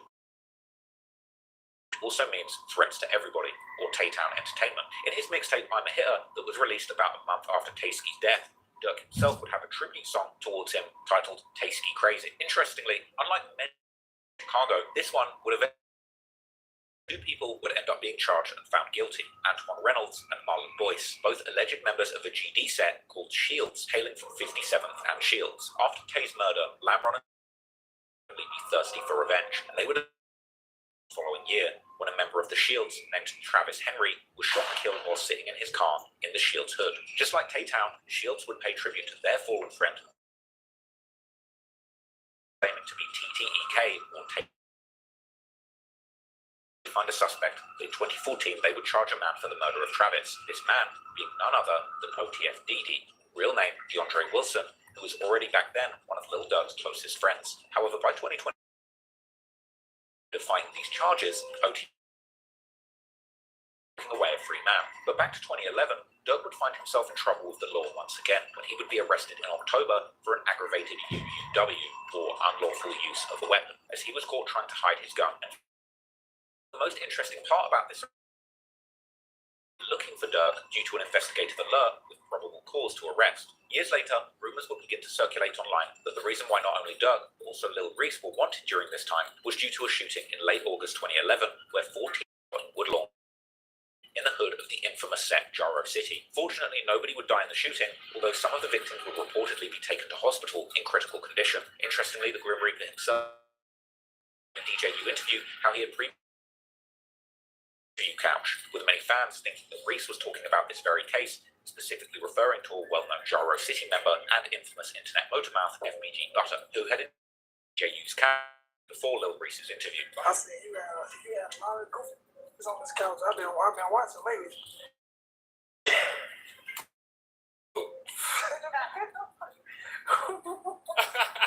I've seen some on this kind of pop before. You did what? Butter would then return to DJU and seemingly admit that he was indeed one of the victims. Possibly. We op shop. We go on 61st. We catch Lil Durk and Lil Reese inside the store. They scared as hell. But I ain't Lil Reese on folks' grade, right? To get on folks' grade to come at the tea. We walk past them. Double back. What? Boy, he on Twitter. Oh, folks, bro, they in that scared as hell. They both get right on it. Hey, y'all with that? He with what? What? Liberty, you know with what? In addition to him saying, he's like, yeah, I'll pop one of these. You know, he ain't putting no names on it, so I guess it's she don't fit on it. But whatever the case may be, Durk would reportedly remain locked up for 3 months, during which time his girlfriend Nicole gave birth to his oldest son, and then, at the beginning, back out and hit the streets running, dropping the song off the streets with Lil Reese in January 2012, along with a music video filmed by the legendary Chicago. Lil Durk's friend Chief Keef's career was also in January, which would begin to make major noise in Chicago. From there, soon Chief Keef would be performing for a packed-out crowd in the legendary nightclub located in Markham in the far south Chicago, with several right by his side, including guys like Lil Reese, Ball Out, and Lil Durk himself. Chief Keef would also make a cameo on Lil song Jack Boy. While Durk had already been present during Keef's 2011 music video for his song Back. Now, the world didn't know it yet, but the Chicago drill scene was about to go worldwide, as the pressure scene was building and would influencing the entirety of hip-hop at large. On March the 11th, the blow-up, or should I say blow-up, would finally happen, as Chief Keef would drop his first iconic track, I Don't Lie, together with a music video where Keef and his buddies, including Lamron members Lil Reese and Ball Out, to the booming beat. Building on the success of I Don't Like, Durk would drop a major hit later in March himself, with the drill classic Hell's Anthem, another auto-tuned banger dedicated to his Durk together. Keith and Lil Reese were now the main faces of the new Chicago drill scene. And if you would have seen the potential in Durk at the time, you would have truly feel for a feature, being just $1,000. Instead, in late April, Durk and Reese would both make a major announcement when it was revealed that they would both be signing to Def Jam, one of his significant record. Keith would sign his historic $6 million deal with Interscope. But unfortunately, just as Durk's career was about to take off, he would have to go back to jail. Keeping him whilst his friends and family were trying to keep his buzz going. Durk would get out in July, this time hitting the streets with a new look and a new hunt. In December with No Joke, featuring big names in the rap game like French Montana, Soulja Boy, and Yo Gotti. However, it would be Durk's next major move. Name, as in make drop the song This Ain't What You Want, together with his most professional looking music video until that point, probably enabled by Def Jam's big. The music video included people who would later become infamous in the drill scene, including the 600 rapper Rondo No. 9, who would ultimately end up killing an innocent library year, receiving bizarrely Moo Crump, nicknamed the Chirac scorekeeper by DJ Academic, who would eventually fall out with Durk and his OTF crew before getting killed in 2018, as well as THF Bezu, the THF-4 for a murder, ultimately ended up beating the charges, going on to release the 2018 street hit, Beat That Body, together with another body beater, Big Von, who himself at that time had just successfully beaten his own murder charges. But anyway, back to 2013. Once again, right as his career the law once again, he was arrested for another UUW in June, after police would catch him red-handed with a stolen block, while the local news would report him as a rapper, where the kind of discourse Durk would catch a lucky break, as his friend would actually end up signing an affidavit claiming that the gun was actually his, ultimately getting Durk off the hook. But in the meantime, there was another controversy brewing. Well, in June, he would almost immediately the Chief Keef himself, as Durk's OTF affiliate, Chief Wook, would begin tweeting apparent disses towards Keef, accusing him of not being a stand-up friend and refusing to help somebody that needed bail money, despite having signed a $6 million record deal. Durk would actually retweet his friend's posts for own feelings outside of Chicago, like Keith was at the time, as well as directly stating how it was an Chief Keef's GBE crew. Naturally, fans at the time would think that the beef was about Durk's bail, which had been 10% of $100,000. It just so happened Keith would post his new four-wheeler costed. These posts actually at the time being seen as subliminal disses towards Lil Durk. However, as 600 member Take Home would later explain, the person asking for bail acted as O-Block. They came to him about bonding out 5. They came to him about bonding out one of the guys, and Sosa was like, you know, spending them, but he just telling them, you know, Trey Fab was from O-Block, he was fighting a charge, he had bond. I think his bond was like $10,000, $7,500 or something they was trying to give him. So, and Sosa had been, I guess, to them, spending them about, you know what I'm saying, bond money or whatever they was going to do. Sosa, they felt like Sosa was spending them. So they felt like they gave him enough time to act on what the situation or whatever. And then once they felt like he was just going to keep spending them, they felt like they had enough aggression built up from the situation to just act. You know, at the time, it seemed that this beef was squashed as soon as it started. During an interview, it was the group still had love for each other. A lot of people have been tweeting me to ask you about your relationship with Chief Keef because of things that have been going back and forth. What is the status of that, right? Just a little bit of words. It ain't nothing major. It ain't nothing that's going to grow or... Nah. Have y'all communicated since then? Have y'all... Yeah, we had a few words. You know, so man, we cooling right now, so... Yeah. So I respected that. Respect each other, guys. Not into... Hey, Twitter a trip. Meanwhile, Lil Durk's Lamron set was getting some questionable publicity in the local media, as the Chicago Sun-Times would publish a scathing cover story about the gang in November. The set Lamron Lamron's alleged illegal activities, which according to police included not only shootings and murders, but also drug sales and even driving licenses.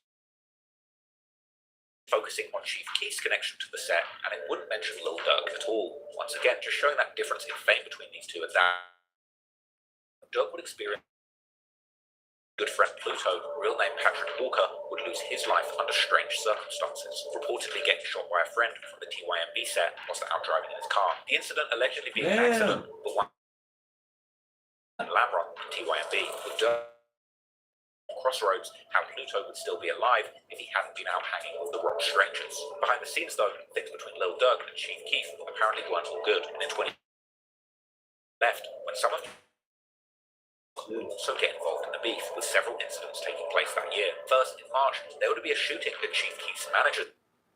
Pete went to the dentist. He showed them a black spot that he noticed inside.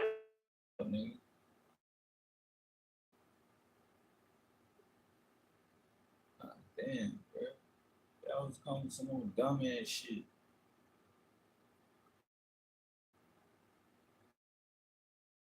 Then in June, Keith would take it to social media, accusing his old friend Boss Tom from O-Block of breaking into his house while he was in court fighting his own charges and stealing numerous items, including design and even his daughter's clothes.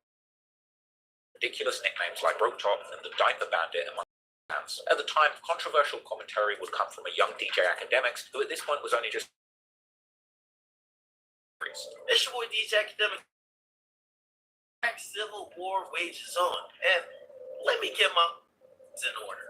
Let me see. We have a named Boss Top who was Chief Keef's protege. He was supposed to be the protege savage. But these two fools fell out. But maybe some Reggie, maybe some sneakers. And you know my favorite reason for start beefing in Chirac, sneakers. Or it might have been over someone apparently might something about shit a like name that. OD who died, influenced the whole name of Block, Say some dumb aka shit like that. O Block. Allegedly, Boss Top and his robbed Chief Keef and another GB member called Cap, including this that Capo. They stole KK, which KK is his like daughter, his little baby. They stole her baby clothes out of her room. Whoa. They even stole deodorant. That's Once crazy. you're stealing deodorant, detergent, diapers, and baby clothes, there's something wrong with you. That's how that name Broke Top probably originated with the apparel. It's over. Now, Durk would seemingly let his stance be known a little while after this in the song 0 to 300, where he raps how he heard that the rapper close to him had gotten their chain stolen. Between Durk and Keith for years to come, although it would never escalate further, mainly stayed out of the public's view. However, at the time, Durk would also have bigger problems than just rap beef, as in May 2014, it was also Durk's his car while he was waiting for Durk, who had gone into a nearby store. Durk's ops then would use pictures that were taken of Durk grieving at the scene to mercilessly troll him online. But Durk's problems wouldn't end there, because in November 2014, he would once again get this now being his third gun case.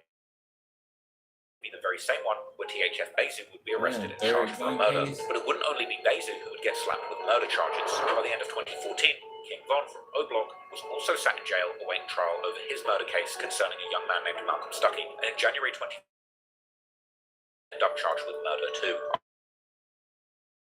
To a 2013 murder of an innocent woman named Shanida Lawrence, who was shot whilst attending a gathering in Harrison Memorial Park following a funeral of a family member, this park being near the hood of one of Lamron's oldest ops, the Brick Squad. However, the murder charge would eventually end up getting dropped. Guns, where he dropped the legendary one-line, trying to take my bands. He would seemingly also get away scot-free with the UUW charges, but while Durk yet again dodged a major bullet that could have ended his career, that career would actually hit somewhat of a rough patch during these years. As Durk would seemingly go his sound and get motion in music, his time at Def Jam would arguably lead to not so successful experimentations, such as his association with French Montana's Coke Boys crew, or his relationship with the Detroit rapper Dej Loaf, which appeared as a move him away to a more pop-oriented David approach Gold. to music, as even that's- Durk would seemingly admit Oh, his yeah. 2016 song Like Me. But in 2016, Durk would end up parting ways with Def Jam.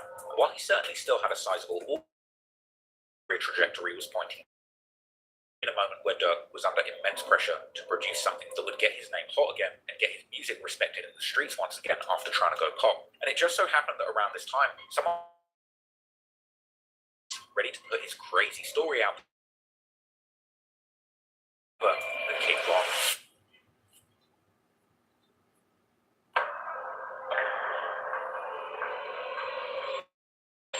Lil Durk's OTF signee, King Von, is often described as one of Chicago drill's best storytellers, and he's seen as most authentic. Real life truly matched the gritty and violent themes that he was rapping about, and in many ways, King Von was a larger-than-life character, a rapper that arguably singled Chicago drill genre back to rap to daring new heights. But also, unfortunately, in the streets, King Von was a prolific killer with a rumored 7 murders under his belt.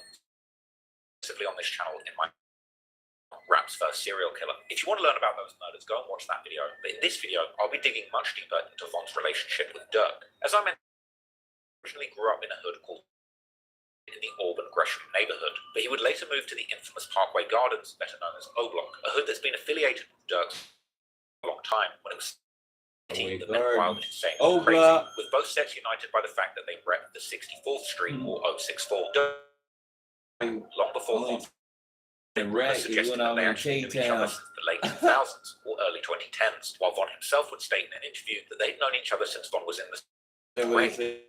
How'd you guys meet? Growing up, remember the first time you met?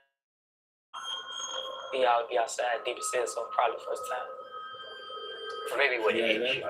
Around like 6th grade. I'm young. What we do know for sure is that Durk was known to hang out with members of O Block 10s. August 2011 music video for the song Bang, where Durk could be seen with his Lamron partner, Lil Reese, supporting Sosa on his budding rap. Underscores the bond Durk is from 2014, when Lil Durk supposedly let King Von his watch to take to the prom of his then girlfriend at the time, a girl called Mena, sister of Von's old 600, nowadays better known as Tay Capone. In an interview with Karen Civil, Durk would recall the story, explaining how Von would get day. You know, like since we was younger, my brother Vernie put us into him. We just started locking in real heavy. And well, I think we're going on prom. Watch. They would. So when he came out, like, oh yeah, we locked in. So it's crazy. According to online rumors, the reason for Von's arrest would be a shooting that Von did on the way to prom with Lil Von toting a pistol in a white prom. Shooting too, that Von would later allegedly talk about in his song Don't Wanna Be Me when he raps how the police would catch him right after the shooting, but Men Are Red would seemingly attempt to claim their guns and take the case for them. Durk would then go to his Twitter, referring to him as his brother. But that wasn't the case, as Von would eventually get charged with the May 2014 murder of a young man named Malcolm Stuckey. Von would later reveal that while Durk was one taking care of him. When I got locked up for the drama, like Durk was the main one supporting me, to help me. So when I was in jail, got that with him and got the rap. So me and Durk, we like. Von would eventually beat his charges and get released in December 2017. And take him under his wing. The street life that nearly destroyed his life. And soon after, King Von would sign to Lil Durk's OTF collective, and inspired by Durk's success, turned to rap as a life. Before they finished, I'm saying these two artists from Chicago signed the OTF. Okay, so that's Book right there. So they got their own fake name, so they don't need. Oh, they don't need Hey. I'm on it. Helped Von make his mark on the rap game, bringing him to the popular radio show The Breakfast Club shortly after Von had begun dropping his first song. Him as somebody with it, perhaps smoothly hinting to his secret past as a 7-time killer in his neighborhood. King Von, King Von, which one's not King Von? Story behind he from O Block. I'm saying that should speak for itself. But now I'm saying, just real, it just, I'm saying it's my brother, twin. I've been with him his whole journey in jail. Not like he ain't never.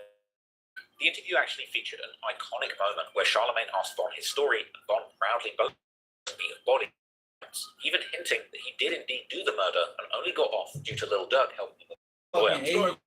Was he fucking with Asian at the time? I don't even think he was fucking Asian at this time. He's in jail for one murder. I know niggas dicking that shit down. you that. I mean, you didn't Niggas do dicking that motherfucking head down. Nigga throw his dick all to that That's head. expensive You know what too, I'm to saying? take it to Come trial on, and now. all of that. Yeah. Hey man, if your Who brother ain't got gonna on, like, you know what I'm saying? Breakout moment. You know what I Just mean? weeks later, December That ass too 2018, firm the not song to be Crazy gripping Story, on a that vivid shit depiction of a and robbery putting gone dick all wrong. up The in song's the head. powerful mindset back to Lil Durk's life. They With gonna this fight point, that the body little ass. seemingly moved on to bigger and better, more positive things, living the rapper lifestyle.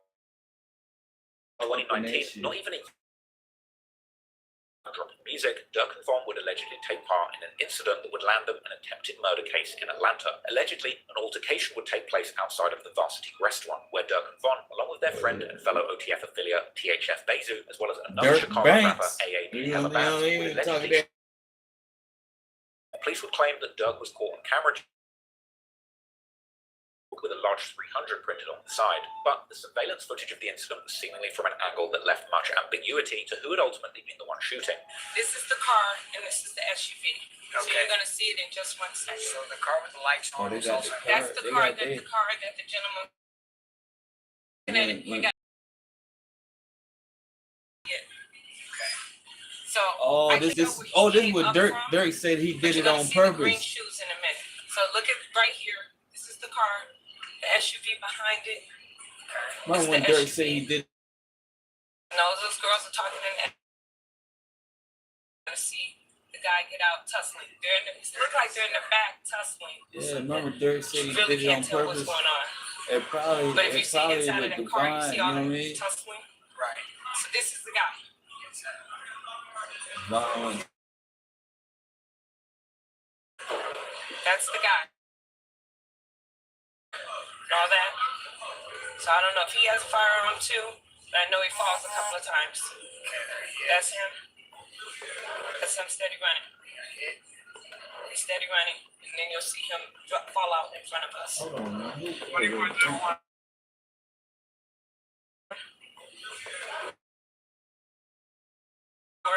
And all that.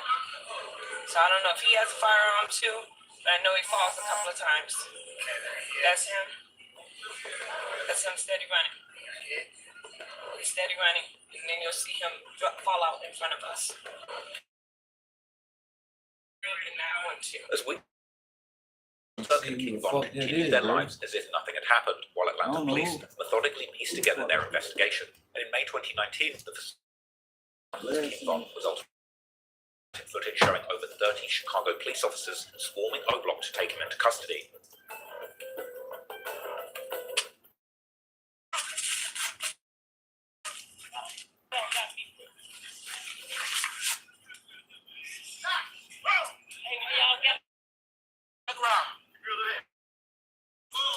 Don't resist. Don't resist. Gang, why y'all grab me? What's up? Other footage would show King Von in the precinct. Shortly after, Durk was writing Free Von, but then another tragedy would strike just a week later when AAB Hella Bands, real name Amir Golston, was gunned down outside of a Miami hours of the morning. Who's from the so-called Wild 100s in the far south side of Chicago had allegedly killed another rapper in 2015 who Chris Smokes, LSG 109th, also known as Kush Cowboys or T3 Gang. The LSGs, or Lynchman Circon Gangsters, have a long history to the original Supreme Gang, as well as the Black Gangster Disciple Nation alliance between the GDs and BDs that was formed between Larry Hoover and David Barksdale. Allegedly, 4 years after Hella Bands had killed Chris, a member of the LSG by the name of Austin Hall would kill Hella Bands as revenge for his fall club, with the assassination being caught on video surveillance. The Miami Beach police are releasing some surveillance video they say captures the shooter as he tries to run away. Newly released video obtained from the Miami Beach Police Department shows their lives on South Beach. The man is seen running diagonally across Washington Avenue. Miami Beach police now say they believe this is the man who opened fire, killing 24-year-old Amir Golston, better known as rapper AAB Hella Bands, and sending him to the hospital. A Miami that Heller Bounds for the attempted murder and robbery case involving Durk and Von. The victim in this case, it was wanted out of Atlanta PD. Actually, he had an active warrant for attempted armed robbery. Department's website, 2 days after Heller Bounds' death, THF Bezu would be arrested in Chicago as a fugitive from justice, allegedly tied to the same Atlanta shooting. However, despite Von and Durk's legal trial flourished, just weeks after Von, the remix for his hit song Crazy Story featuring Lil Durk would drop, becoming a massive hit, even landing the track on the Billboard Global 200, being sat at a whopping 122 million views. 1 week after the release of this remix, Lil Durk took to Twitter to announce that he would be turning himself in for the same down for a TV interview in his lawyer's office that he had moved past the street gang life of his youth. You're about to surrender as we speak. Yeah. How come? Because I have nothing to add. Like, I have nothing to run from. A rapper's ride. Soon after we spoke, Durk Banks, a.k.a. the performer Lil Durk, emerged from his lawyer's. He stepped out in front of the Fulton County Jail. There, having swiftly flown back to Atlanta after he found out he was wanted. We found out he had a warrant. He actually on tour. Once I heard, I immediately came back. He's willing to turn himself in and take care of what he needs to take care of. Immediately canceled the tour. He's got a multi-million-dollar salary, music career going. Did you do it? Did you commit the other crimes of which you're To discuss the specific case, but he confirmed what his attorney Manny Aurora said, that as a youth, Banks was drawn into the gang life that surrounded him in Chicago, but that's not who he is today. I had a bad background with just growing up as my father being corrupt. He was 26 years.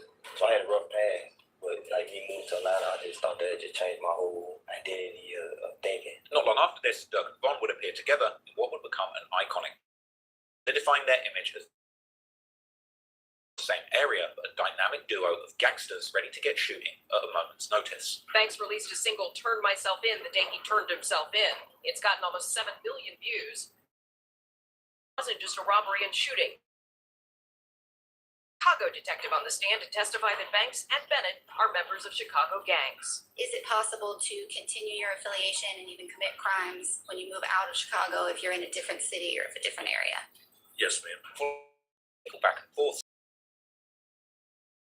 Durk would be granted a $250,000 bond in June 2019. Lil Durk's pastor and record label all testified on his behalf, and at the end of it, the determined that the rapper is granted him a $250,000 bond. Celebrating his release, he would hop on Instagram Live, visibly relieved as he ran out of jail. Got here. Oh, we still waiting on the drive when it comes up. Just hop in, we waiting on the drive. Hey, you just.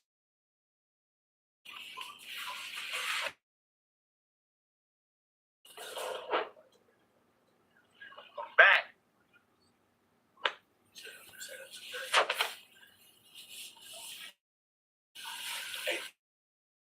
Yeah, definitely appreciate everybody for rocking out with us, supporting us, leaving us, you know.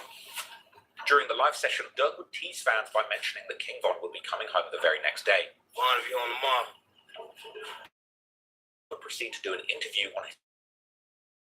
You get in type of that, in a predicament like this, you will sit back and be like, damn, like, why ain't never do this more? Why ain't never do this for my kids more? Why ain't do this for my pops more, my mama? You know what I'm saying? So it just sent me down. Tires used to really grind. I went to TireRack.com. I got the best deal hands down. Tire Rack even gave me 2 years of free road hazard protection. Precise. You're going to be 100 years old. Hello, is this the Flex Card hotline? Yes, this is how may I help you today? The seat is over there. Like to claim yours today. Yeah, that would be great. All American seniors can apply for their 2024 food allowance card and start using it now for their daily. Claim this card is today. You're doing and get it now. Applying for your card only takes 3 minutes.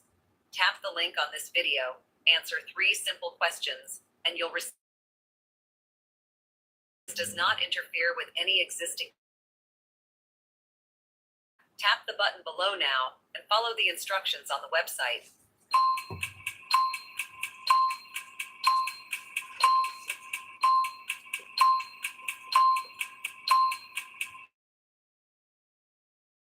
I just understand life more. Was granted a bail of $300,000. However, one of the conditions of their release was that Durk and Von could not be in contact with one another, this even applying to promo runs and club appearances, with the judge essentially breaking up to speak to each other for a pretty extended during his March 2020 interview on No Jumper. You and Durk, your probation or whatever is such that you're not supposed to be associating with other people who are part of the case, so is it like a thing where you're not supposed to each other like at court? If we got on tour, you can't really be around each other too much? Nah, we can't. Hell no. Damn, that's done. Yeah, ugly. Is that strange? Like just to have the court basically just saying you can't be cool with one of your best Yeah, friends? because you know it's like I started out with him, like noticing me. God, they keep bringing me to his interview. Right. Like even though it's just like it's supposed to say if he came No Jump, he'd have a chat right here with me. He'd be like, what's going on? Right. Now this is my artist. You see what I'm saying? But all that stuff is out for right now, which is unfortunate. That's what I'm saying. So they just in all my shows, I don't even have pulling me on hit. You see what I'm saying? So I'm only going places with Durk. I'm only doing. So now it was time to they put the case. You can't be around Durk no more. You can't move. So now I was only in the studio with Durk. I was on. So now do anything on your own. You gotta do it. But while Durk and Von, someone else who was seemingly occupying much of Von's time, as shortly after achieving rap stardom in 2018, King Von had begun dating the rapper Asian Doll, aka Asian. Von had tagged along Durk's Trackhawk in an attempt to impress her, this Trackhawk actually being the exact one that was allegedly later used in the attempted murder case in Atlanta. She said the number outside. She live in Atlanta. Got a time. You know, bro. So I'm cool. I got Durk car today, so I'm gonna pick up. I tell her I'm gonna take out. From here, the couple soon became inseparable, frequently being seen together online, and Von would have been Shade 4-5. King Von, you know what I'm saying? Okay. Yeah, he go ahead, yeah. You're the head, man. He looking at you like, come on, man. However, Von's legal problems. Von's fiery personality would lead to more. Again, after getting into a studio fight with somebody who apparently disrespected Asian Doll, calling her a Tell her what my hand, bro. Those over beat is call my girlfriend. Between these two would get rocky, there would be another rapper. Baton Rouge gangster rap superstar, NBA Youngboy. And if you want to understand Youngboy's complicated and violent backstory, I've made a 6-hour deep dive on his life, so you can go and watch that for all context if you don't know nothing about Youngboy. But to understand the origin of this beef between Lil Durk's OT Boys NBA collective, which would eventually end up leaving both Von and Quando Rondo's cousin Lil Pab dead, and Durk fighting for his life behind bars, we have to go back to where it's. And it all started with Von. In late 2017, Lil Durk had dropped a song that featured NBA. In the song, Durk would acknowledge that he and Youngboy were a cut above the rest when it came to the rap game, and that they were setting the bar. Durk was clear, as well as fellow singing Southern street rapper Quando Rondo, who was signed to Youngboy's NBA label, as Durk would actually name in an Instagram post favorite 50 rappers of all time. Furthermore, in my opinion, the influence of Youngboy and Quando's style, a very unique approach of singing and to tell stories with Durk, and inspired him to keep making more of that same auto-tuned pain music. Youngboy, Quando Rondo, and OTF had a seemingly amicable relationship up to February 29th, hanging out backstage at a show and filming a skit where Quando actually would diss Von's ops from 63rd Street in Chicago. 63rd. Durk!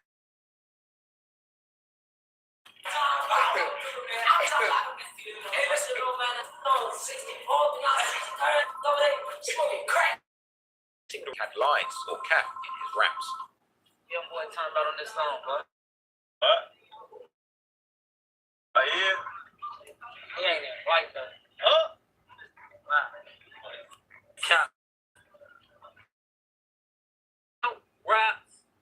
However, in August 2019, King Von would surprisingly tweet a well-to Youngboy following his. Despite their growing tensions, there appeared to be a brief sense of camaraderie between these groups. Around the same time, Von would actually begin some of Youngboy's rhetoric into his own style, further blurring the lines between respect and rivalry. In October, this would stir the pot by tweeting that NBA Youngboy was the realest street rapper since the drill era, challenging fans to name another artist who really lived the life they rapped about.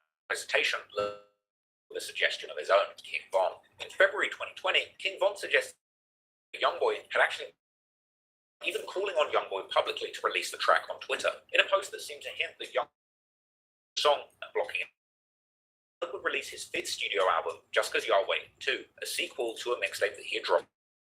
This album also containing the had been originally released in June 2019, just before Durk had been locked up for the alleged incident. The album would debut at number 5, the first album to reach the top 2 on the Billboard 200. But as Durk celebrated his album rollout, gave the beef and brought a young to his fans, claiming that they wouldn't believe the woman he had just made a hit song with. Later that same day, photos surfaced with Jania Michelle. In a social media frenzy, Von escalated the drama by insinuating on Twitter that he had a sex tape with Jania and hinting that he could release something to stop claiming their kids. However, leaked messages suggested that Von's actions were less about Jania and more about getting under Asian Doll's skin, revealing that his supposed collaboration with Jania to provoke Asian Doll, who he dismissed Von's claims as lies, asserting that she had found direct messages between Von and Jania before they split up, just add fire. The DMs, I've been seeing. She's lying. I've been seeing it. Been on this. None of this not a surprise. This is on the internet, right? Youngboy would respond with an Instagram post aimed squarely at Von, and in a shocking move, Youngboy captioned the post with a vow that his son sleeps with King Von. And slightly weird attack. Amid the escalating tension, Durk and Von's longtime friend from back in the days when OTF was something more, Lil Reese, would enter the beat. Rondo, a close friend of Youngboy and an artist on his NBA label, to which Rondo would respond by saying that Reese and the Chicago rappers.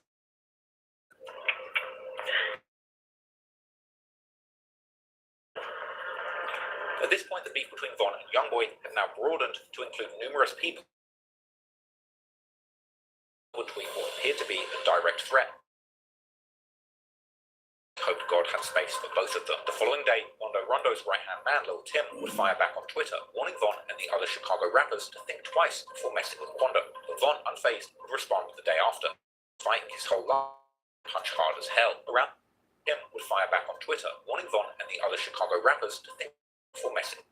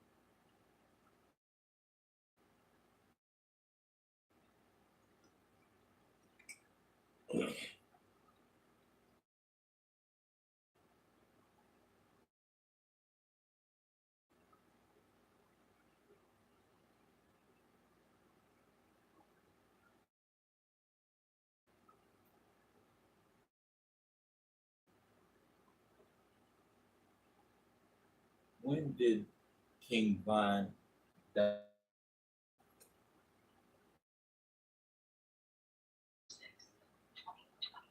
He was shot and killed in a gunfight outside a nightclub in Georgia at the age of. Can you repeat the date that he died? King Von died on November 6th, 2020. He was shot during an altercation outside. He was was 26 years old at the time of his death.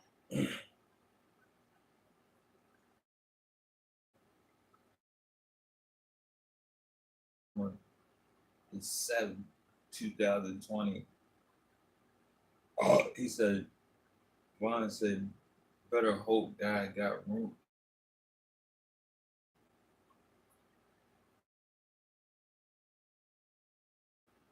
On September the 9th, 2020, from Chirac, better chill on my bro.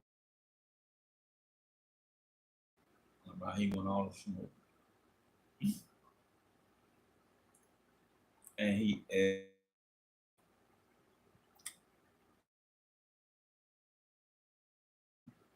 the next month.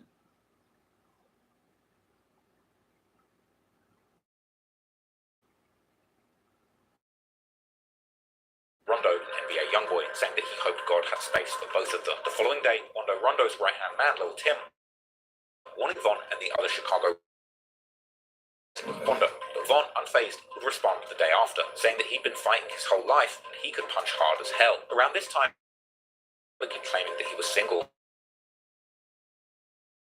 Still be spotted at a club with YoungBoy's baby mama, Jania Michelle.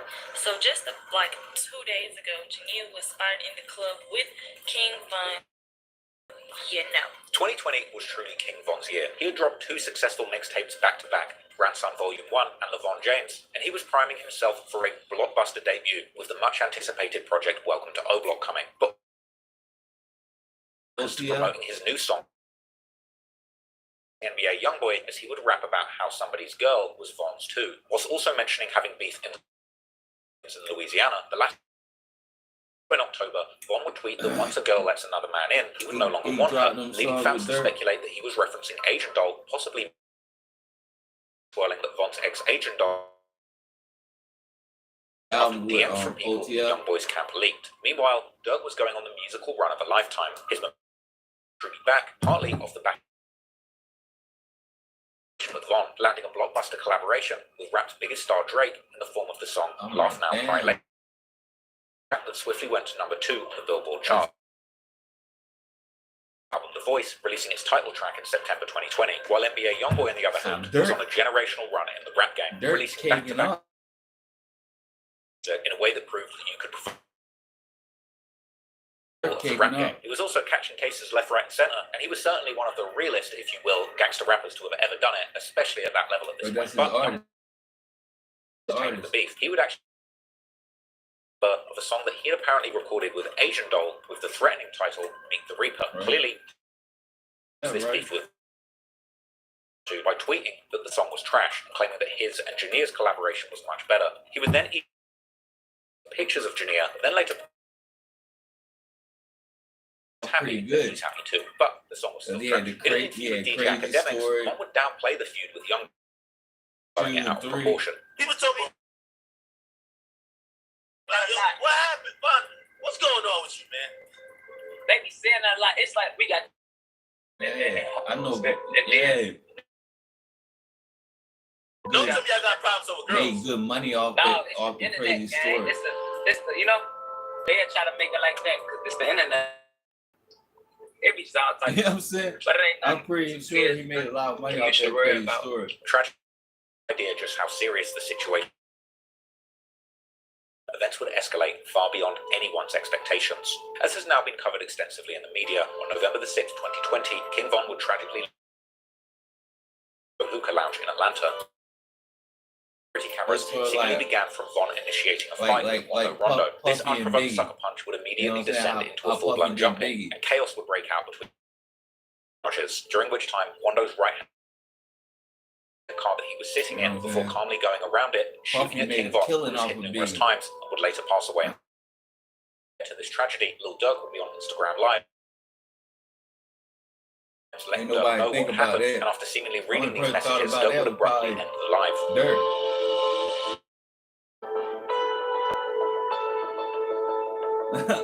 Little do they know I'm making a killing off the Vine.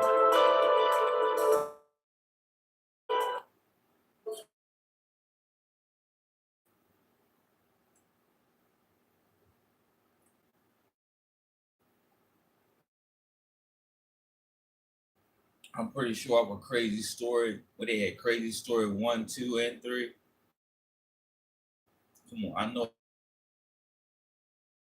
he probably made more money than what Puffy did off of Biggie.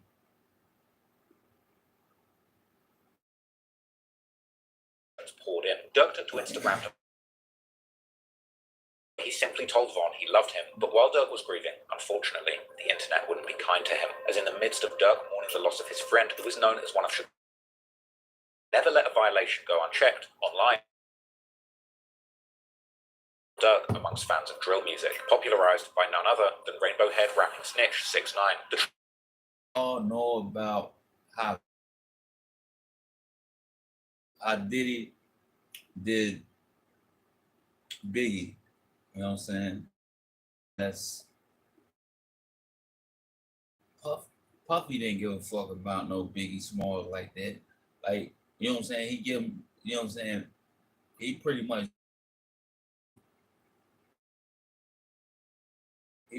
gave him what he wanted to give him or whatever. But he made way more money than what off what he should have made.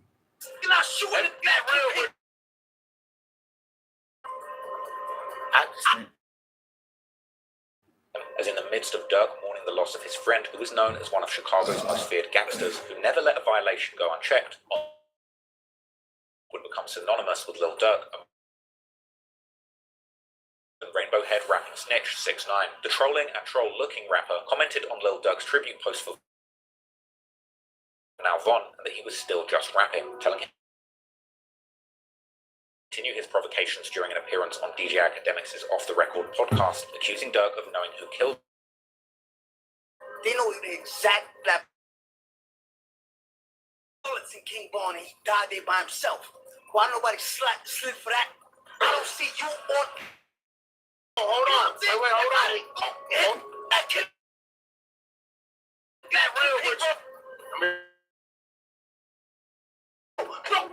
Hold on. Wait, hold on.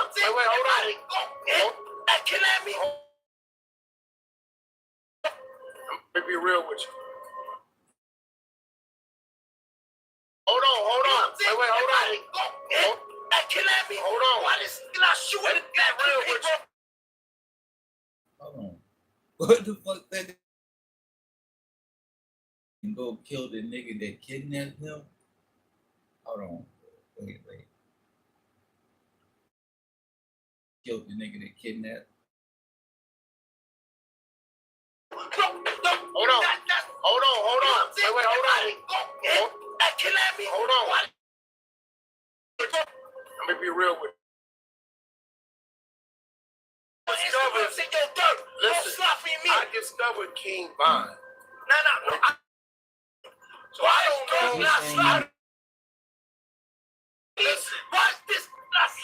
How you know? Fans would quickly adopt the Slide for Von slogan, using it relentlessly to troll Durk in the to the Slide for Von narrative, stating talking about killing to him. However, at this point, it seemed like every post that Durk made on social media will become the target for comments demanding retribution for Von. People on Reddit asking whether or not Slide for Von, with the results showing a near even split, 53% voting no and 47% expecting vengeance. On December the 24th, 2020, Durk would release his much-awaited Voice, which he would album would peak at number 2 on the Billboard Hot 100, and on January the 10th, 2021, he would tease a deluxe version that would later drop on January the 29th, 2021 with 12 additional tracks. Despite the losses that he was suffering, Durk's career still had an incredible momentum like he'd never on multiple hit songs such as No More Party, 6 on the Hot 100, Every Chance I Get by DJ Khaled, which hit number 20, No Return by Polo G that hit number 26, Sharing Locations with Meek Mill peaking at number 22, Jonah with Kanye West hitting number 27, In the Bible, another collab with Drake that hit number 7, and Who Wants Smoke with Nardo Wick going number 7. Quickly becoming a fan favorite. This hot run that made him the voice of the streets. However, despite all the success he was having in the music industry, clearly being at a loss in the streets was still having an impact on Durk's mindset, and he would even hint at the way in his new music. October the 15th, 2021, Durk would release the emotionally charged track, Me Off, where Durk made it clear until following through with a promise of retribution. The music video for the song would show Durk far away from the studios and turf in Tay-Town's hood. Meantime, rapper NLE Chopper would say in an interview with DJ Academics that he had actually tried to convince Durk not to retaliate musically. When after this it happened with Vaughn and all was happening, bro, I was the one really in bro ear, like, know what I'm saying? I don't want to be this person in your ear to say, to be like, know what I'm saying? Let them, don't move. Person to let you know, bro, like, this cycle we in as black men is a never ending cycle. Cause at the end of the day, bro, we one person, we got one conscious mind. That's why when I'm thinking the same thing, cause at the end, us being black, white, Hispanic, whatever, we are a human being and we are one race. So this is why I don't do nothing out of spite to people. Only a month later, though, Lil Durk would drop the song Aha, a fiery diss that instantly went viral, amassing over 100 million views on YouTube. And in the bar that made it clear that he wasn't to Von disses, instead telling his goons to go and pick up a gun. Unfortunately, as we all know now from the alleged indictment, it seemed that despite the promise of his rising rap career, Durk was completely consumed by seeking revenge. To motion a series of events that would ultimately freedom. But interestingly, whilst this was already going on, and before Von had even been killed, it would appear that behind the scenes, when Von was alive, he, perhaps with the assistance of Lil Durk, was continuing to wage war on their shared enemy. Of his budding rap career. There would be another prominent murder in Chicago, seemingly orchestrated by Von and carried out by both Von being dead by the time these charges came to light. Durk would end up being the biggest name associated with the murder, and was avenged at this point, doing exactly what Von did, using his music and lyrics as a megaphone to tell the world about him and his crew's murderous ways, laying the groundwork for the authorities to build up a picture of Durk and Von as violent kingpins, using their fame and money to have anyone they didn't like killed without care. And I'm of course keep Durk.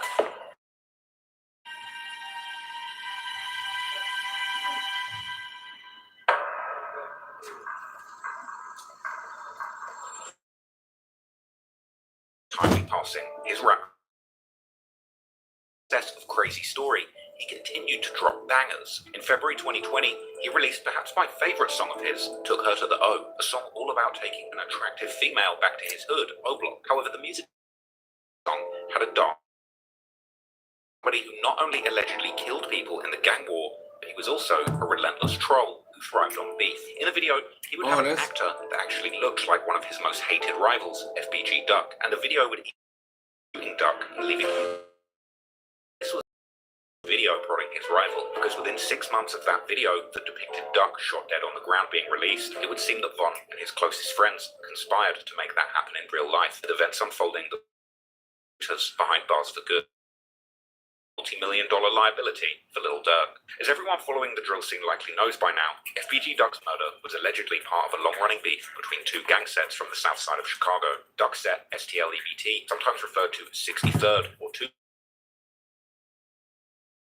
side is O-Block, who are primarily the majority of Duck's convicted killers hail from. A deadly feud between these two factions, who exist just a stone's throw away from each other, stretches back more than a decade, particularly throughout the 2010s, when this feud would claim the lives of many young men in the area, with predators speculating.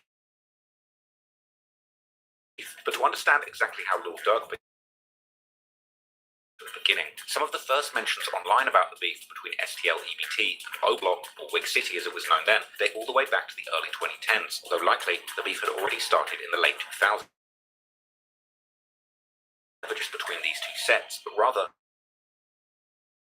and rivalries were commonly based on their overarching gang identities, these being the Gangster Disciples and the Black Disciples, or the GDs versus the BDs, with sets like O-Block, Lamron, 600, Front Street, and TYMB being clipped up on the BD side, while sets like STL, Jaro City, Type, MOB, and Brick Squad would form an alliance on the GD side. When it comes to the specific affiliation between O-Block and Lamron, the prosecutor FB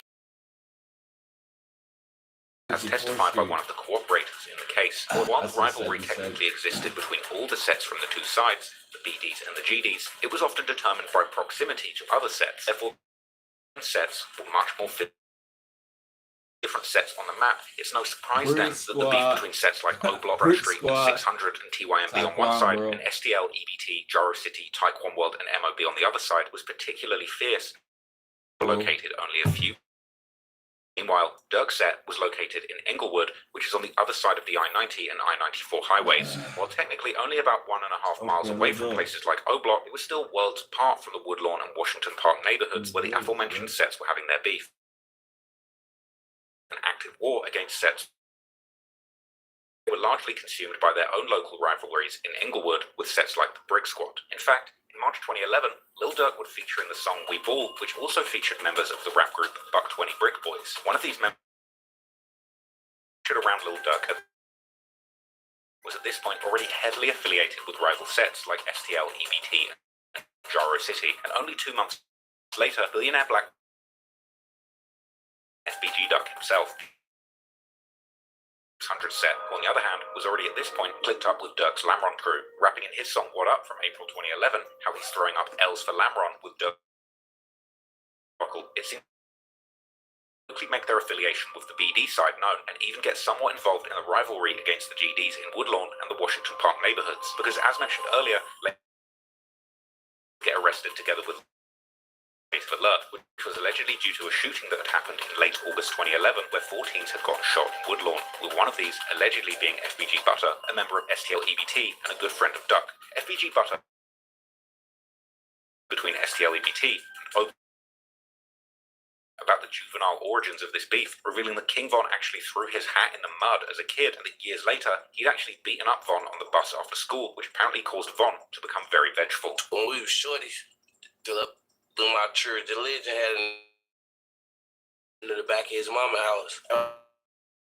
It's in the basement to the mud. Rob beat his into one of the guys at school. I guess they was in that shooting dice or whatever. Both who we got into it was too big for him. And folks just told him like we get rough.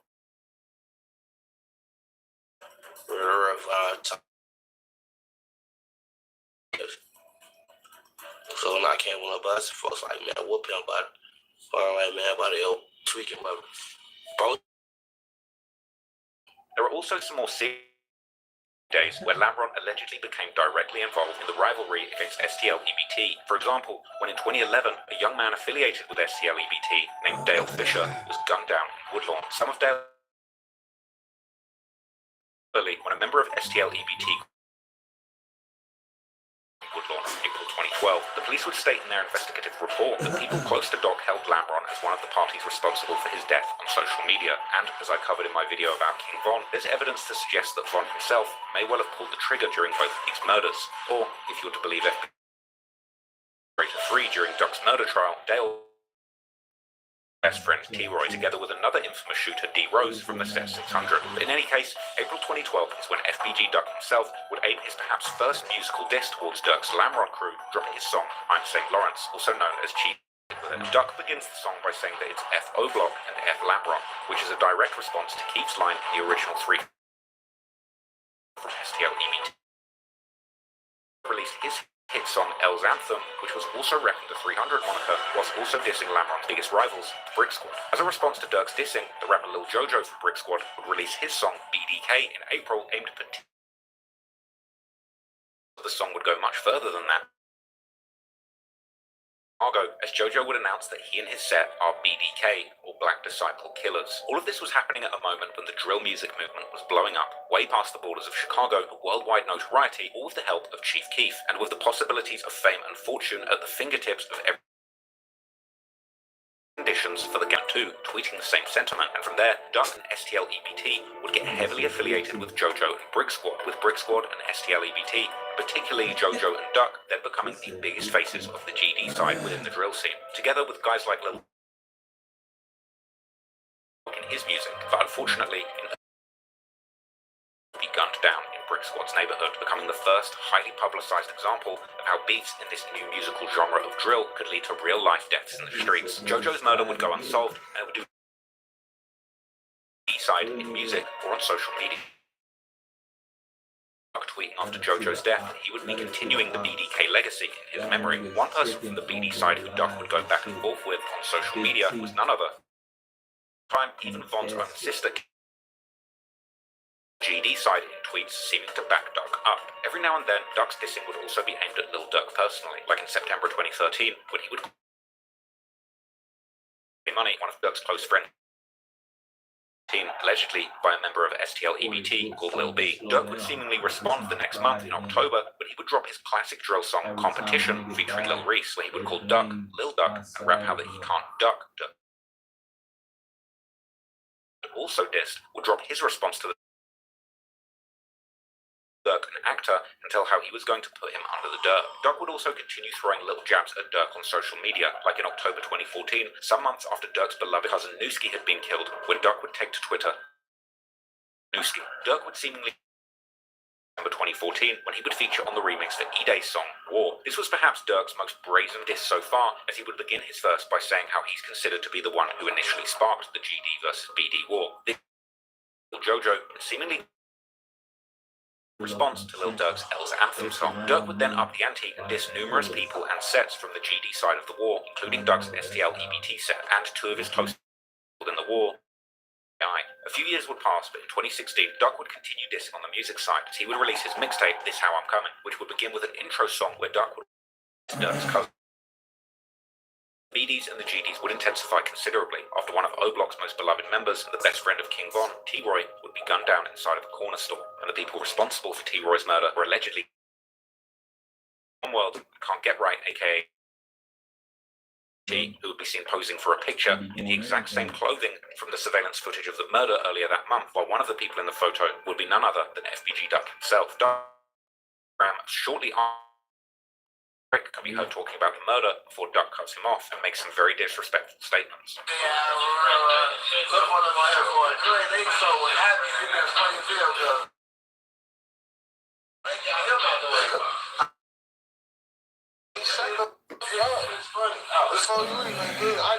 It just came on, but still, it's Instagram. It deleted it just came on. But damn, G,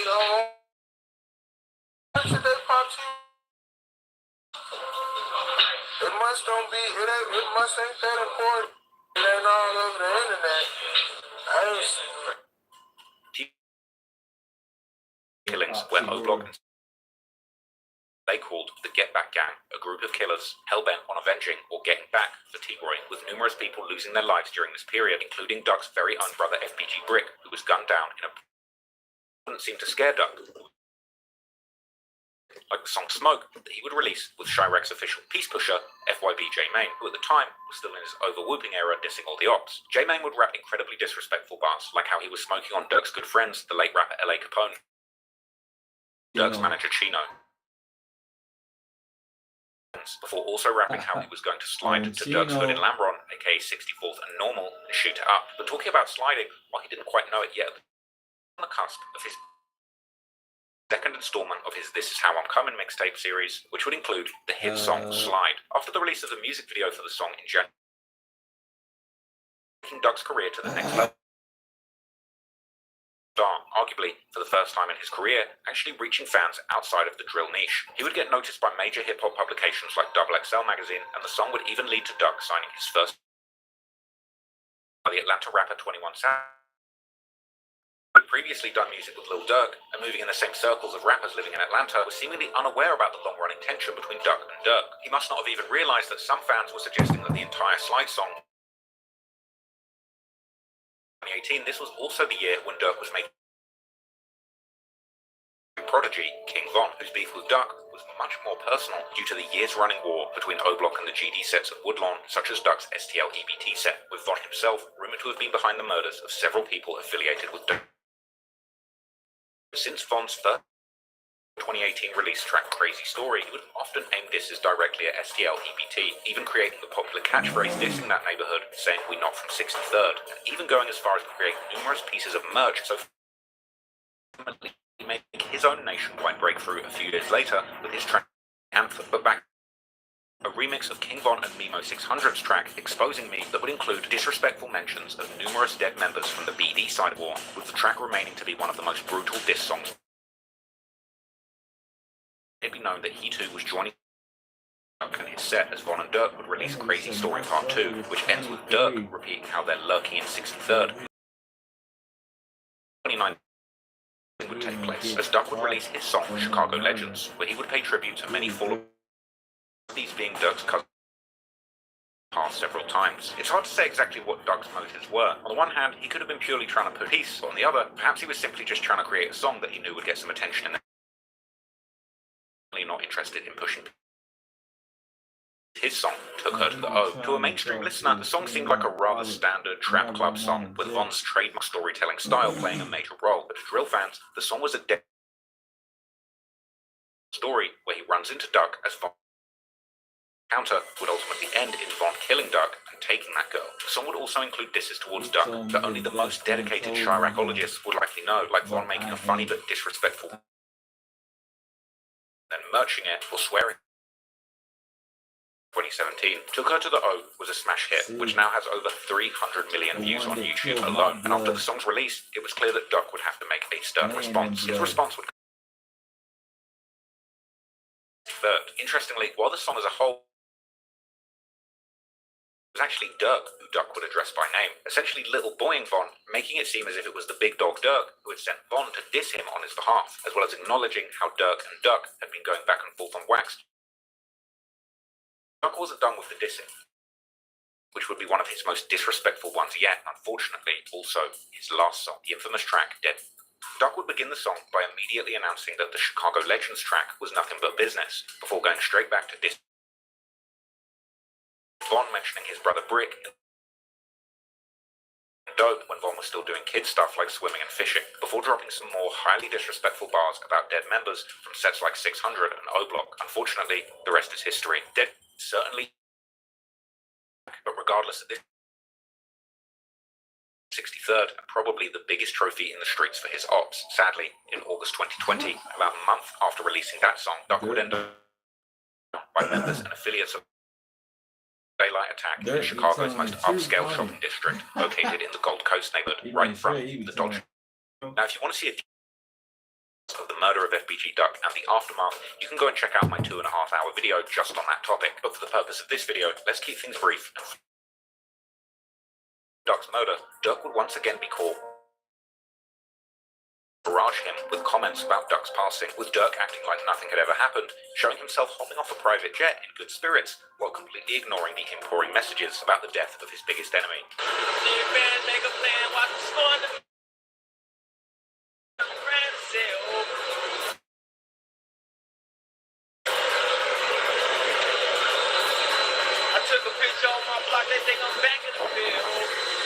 Von, on the other hand, would come out with the most unconvincing statement, trolling the whole world, saying how the two had settled their differences right before Duck's passing.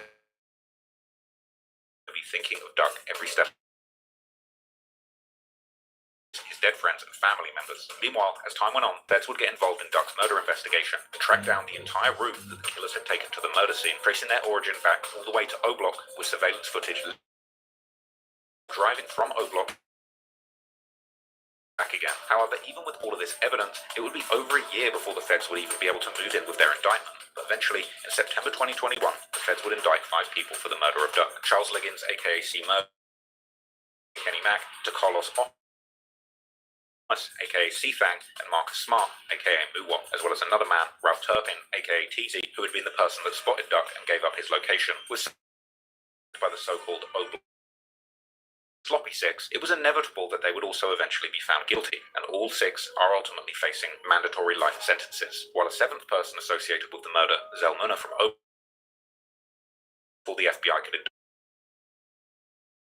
would also focus on the possible culpability of Von and Lil Durk in Duck's murder, particularly as the prosecution's legal documents would claim that Turpin, aka TZ, in the shopping district, asked Duck's brother and manager, D-Thang, who was coincidentally no longer alive by the time these arrests took place. The indictment would also mention a person named as Individual E, who pretty clearly appears to be Lil Durk, being listed as a with these details suggesting FBI wasn't ruling out the possibility of Lil Durk's personal involvement in the hit on FBG Duck, but avoiding naming him specifically. In fact, based on these documents, some would have been in June 2021. Furthermore, it would be revealed that there had allegedly been up to a $100,000 bounty placed on Duck's head leading up to the murder, with many pointing out to have before the murder took place as potential proof of this bounty being handed down. Furthermore, the person placing this bounty allegedly being someone who bought custom-made chains for O-Block members. Indeed, so-called for many members of his set both before and after Duck's murder, with many of the alleged killers of Duck also receiving one, as Von would apparently spend over $100,000 in O-Block chains.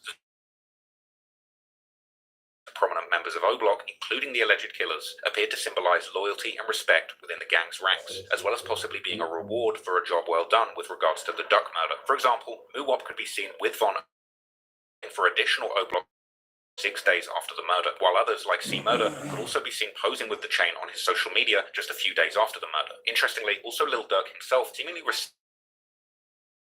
to be one of the leaders of O-Block, along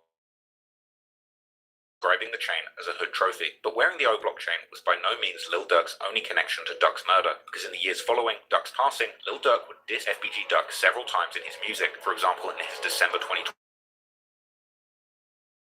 with a famous name, but his friends fact that FBG Duck set, STL-EBT, aka Tucaville, would seemingly not retaliate following his murder, with apparent posts circulating suggesting that Duck's people were frustrated that nobody actually got revenge for him. However, the more clear-cut disses toward the named song rapper Pooh Shiesty, where Lil Durk raps how he gets so high, he gets high as Duck, a reference to Duck being dead and in heaven, as Duck's mother, Lushina Weekly, aka Mama Duck, would hear Durk play the song in late 2020,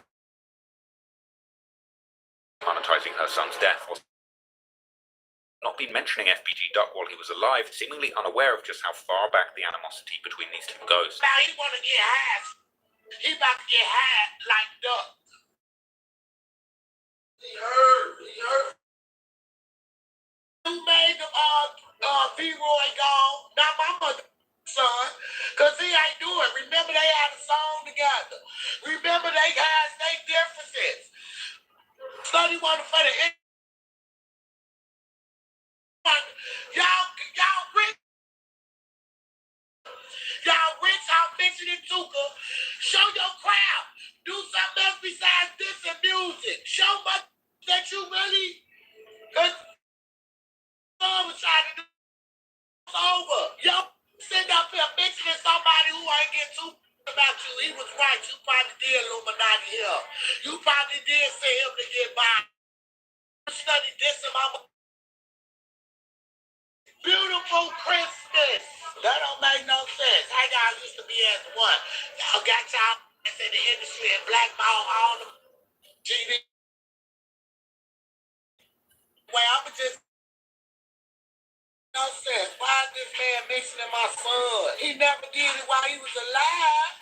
And if he did do it, he sneak this and do it.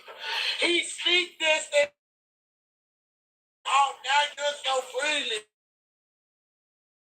He's not so up, baby. Go after the mother who got you sick. You feeling like us. We all unite and show these or whatever the wrong, baby. OTF's group album Loyal Bros, which would interestingly feature the infamous O-Block chain on the cover, and in his verse for the song Dying to Hit 'Em, Duck would make another rather obvious reference to Duck getting killed outside the Dolce & Gabbana store, saying that the ops 21, a few months before O-Block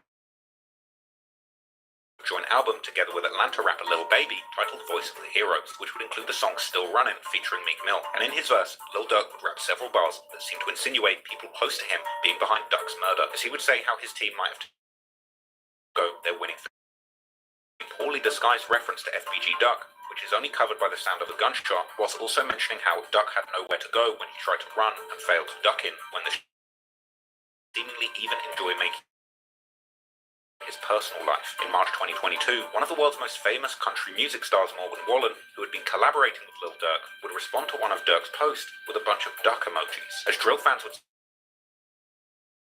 After that, Morgan Wallen would He was disrespecting the dead and saying that Durk would always talk to him about going duck hunting, with fans quickly realizing that Durk had seemingly been trolling Morgan Wallen behind the scenes, telling him that duck hunting was one of his favorite. Duck hunter himself hadn't meaning wife meant to Lil Durk. Fans would actually even make note of Durk's many references to FBG Duck, with memes being made joking about how hard Durk seemed to work on coming up with complicated and intricate ways to diss FBG Duck. However, in November 2022, Lil Durk would seemingly have a change of heart. Dissing the dead. This announcement, interestingly, Lil Pab, that Durk would eventually be indicted for. But anyway, in January 2023, FBG Duck's mother would comment on the case against his son's killers, saying how she was not going to be satisfied and the murder would face a special emphasis on the word everyone. And in a now deleted comment, she would further specify, Old Smokey on 3. 1, 2, 3, Old Smokey! I'm here to raise.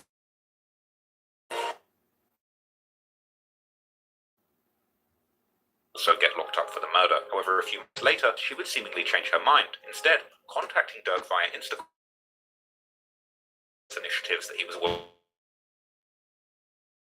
and asking if Durk would also meet with her Mothers of Peace Foundation. But perhaps, rather unsurprisingly, it doesn't seem that Durk ever took her up on her offer, and it soon seemed that again taking aim at.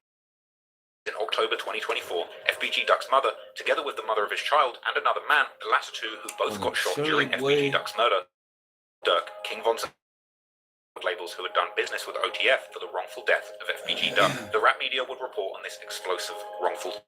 This civil case firm on behalf of the FBG Duck's family alleges that Lil Durk, together with King Von and their affiliated groups OTF and O-Block, killed Duck. His murder. It's been 4 years since Chicago rapper FBG Duck was killed and his mother. Years. Goes by Duck. that I don't think about him in the. Wait, Duck. This FBG Duck, whose real name was Carlton Weekly, was gunned down on the Gold Coast by a group of masked to enter the Dolce. Dolce Gabbana, Dolce Gabbana. Williams and another man also wounded in the attack. They joined filing a lawsuit.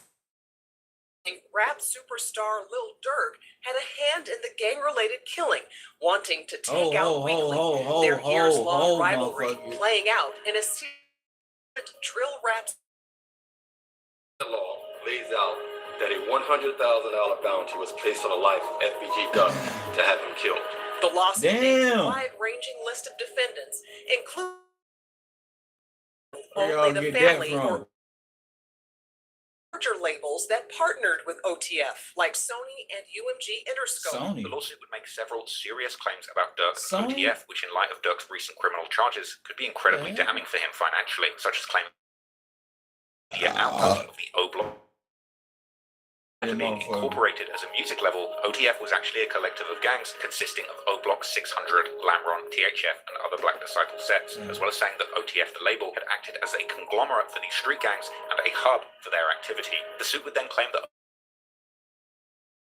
gang members that they had signed and employed activity, one of the prime examples being King Von himself, who the lawsuit would claim had taken part in robberies, assaults, and batteries in the presence of Lil Durk, with this being a probable reference to the 2019 incident. Durk and Von were charged.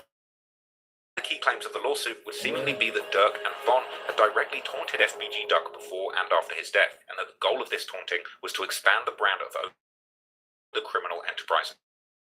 The suit also claimed that Lil Durk and his brother D-Fang knew about the alleged $100,000 bounty that Von had put on Duck. The events that led to Duck, King Von, and the O-Block 6 entered into agreements with each other to orchestrate the wrongful death of Duck to promote their commercial interests in selling music. Various allegations, but whether or not this in court is another matter. Some of the claims, particularly the claims about the music, might be a little problematic, given the fact that there had been a lot of dissing between both FBG Duck and Lil Durk and Von, a beef with alive, something that both sides had engaged. In fact, you could even make the argument that FBG Duck not only started the dissing between him and Lil Durk, but also made the more vicious diss song, calling out numerous dead rivals from the BD side of the war, and obviously profiting from it too. But then again, FBG Duck is dead, and Lil Durk. And there's a big difference between and OTF should probably have no less obligations than any other large media company. For example, what if it would turn out that CNN had hired some serious criminals to work for them and knowingly allowed their employees to murder people so that they had a to rake in millions of dollars? Not only get sued, but there's a fair chance to say that they would lose and people would go to prison. However, for now, it remains to be seen what, if anything, will come of this lawsuit. But the connection between FBG Duck's murder and Lil Durk seems to be coincidence. What is clear, Duck was only the first of many that have now been connected to Lil Durk, and the following year in 2021, before the arrest of those responsible for Duck's murder, Lil Durk would end up experiencing a death of someone very close to him. Duck, his brother Dede, personally, and according to online rumours and recent paperwork, incited Durk to put money in the street to get revenge, money that would apparently lead to not just one, but 3 people losing their lives.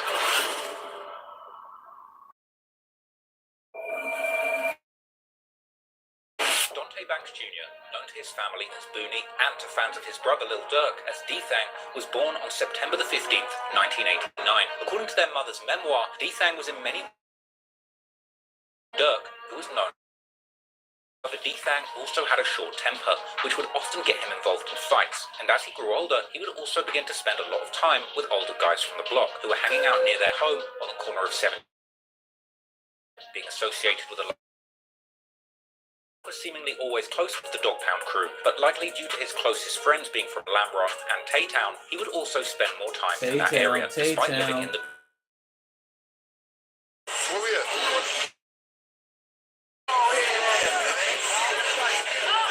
What's happening right now, man? What's good, man? birthday, man. My cousin shit, go ahead get it. Everybody out here? Yeah, man. And the victory.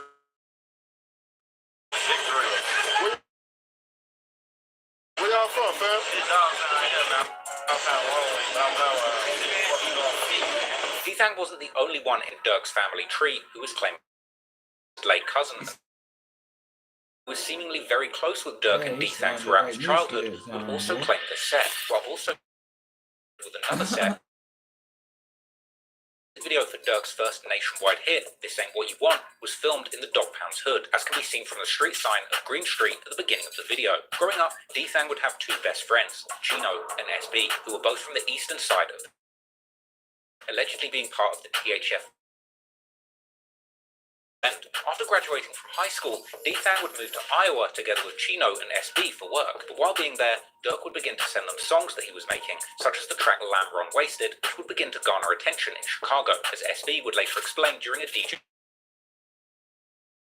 from simply freestyle affiliated sets to actually making more meaningful lyrics that people from all over could relate to. After high school, me, D-Thang, and Chino had moved to Iowa. Hustling with the, just hustling weed.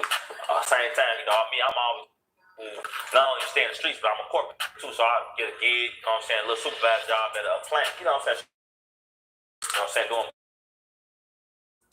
just chilling. We went to Iowa, go out there hustling and then working, so I never forget them songs. Him and his homie Isaac, they were sitting up there, I'm like, damn, that's really dope. I'm like, damn, you really got it. You know what I'm saying? He went, So he finally shot a video with Reggie, Status TV. That's his cousin, Reggie. And the video was wasted. It was wasted, so that started going up. It started doing good. Like, he was really doing YouTube. So bro put it and so he want to do music for real. He want to do this seriously. So we moved back.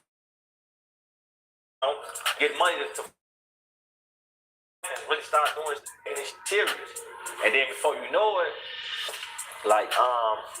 over just progressing, kept recording records. I used to be on this, he used to always want to shot everybody. I would tell look, the world don't know you. It's cool.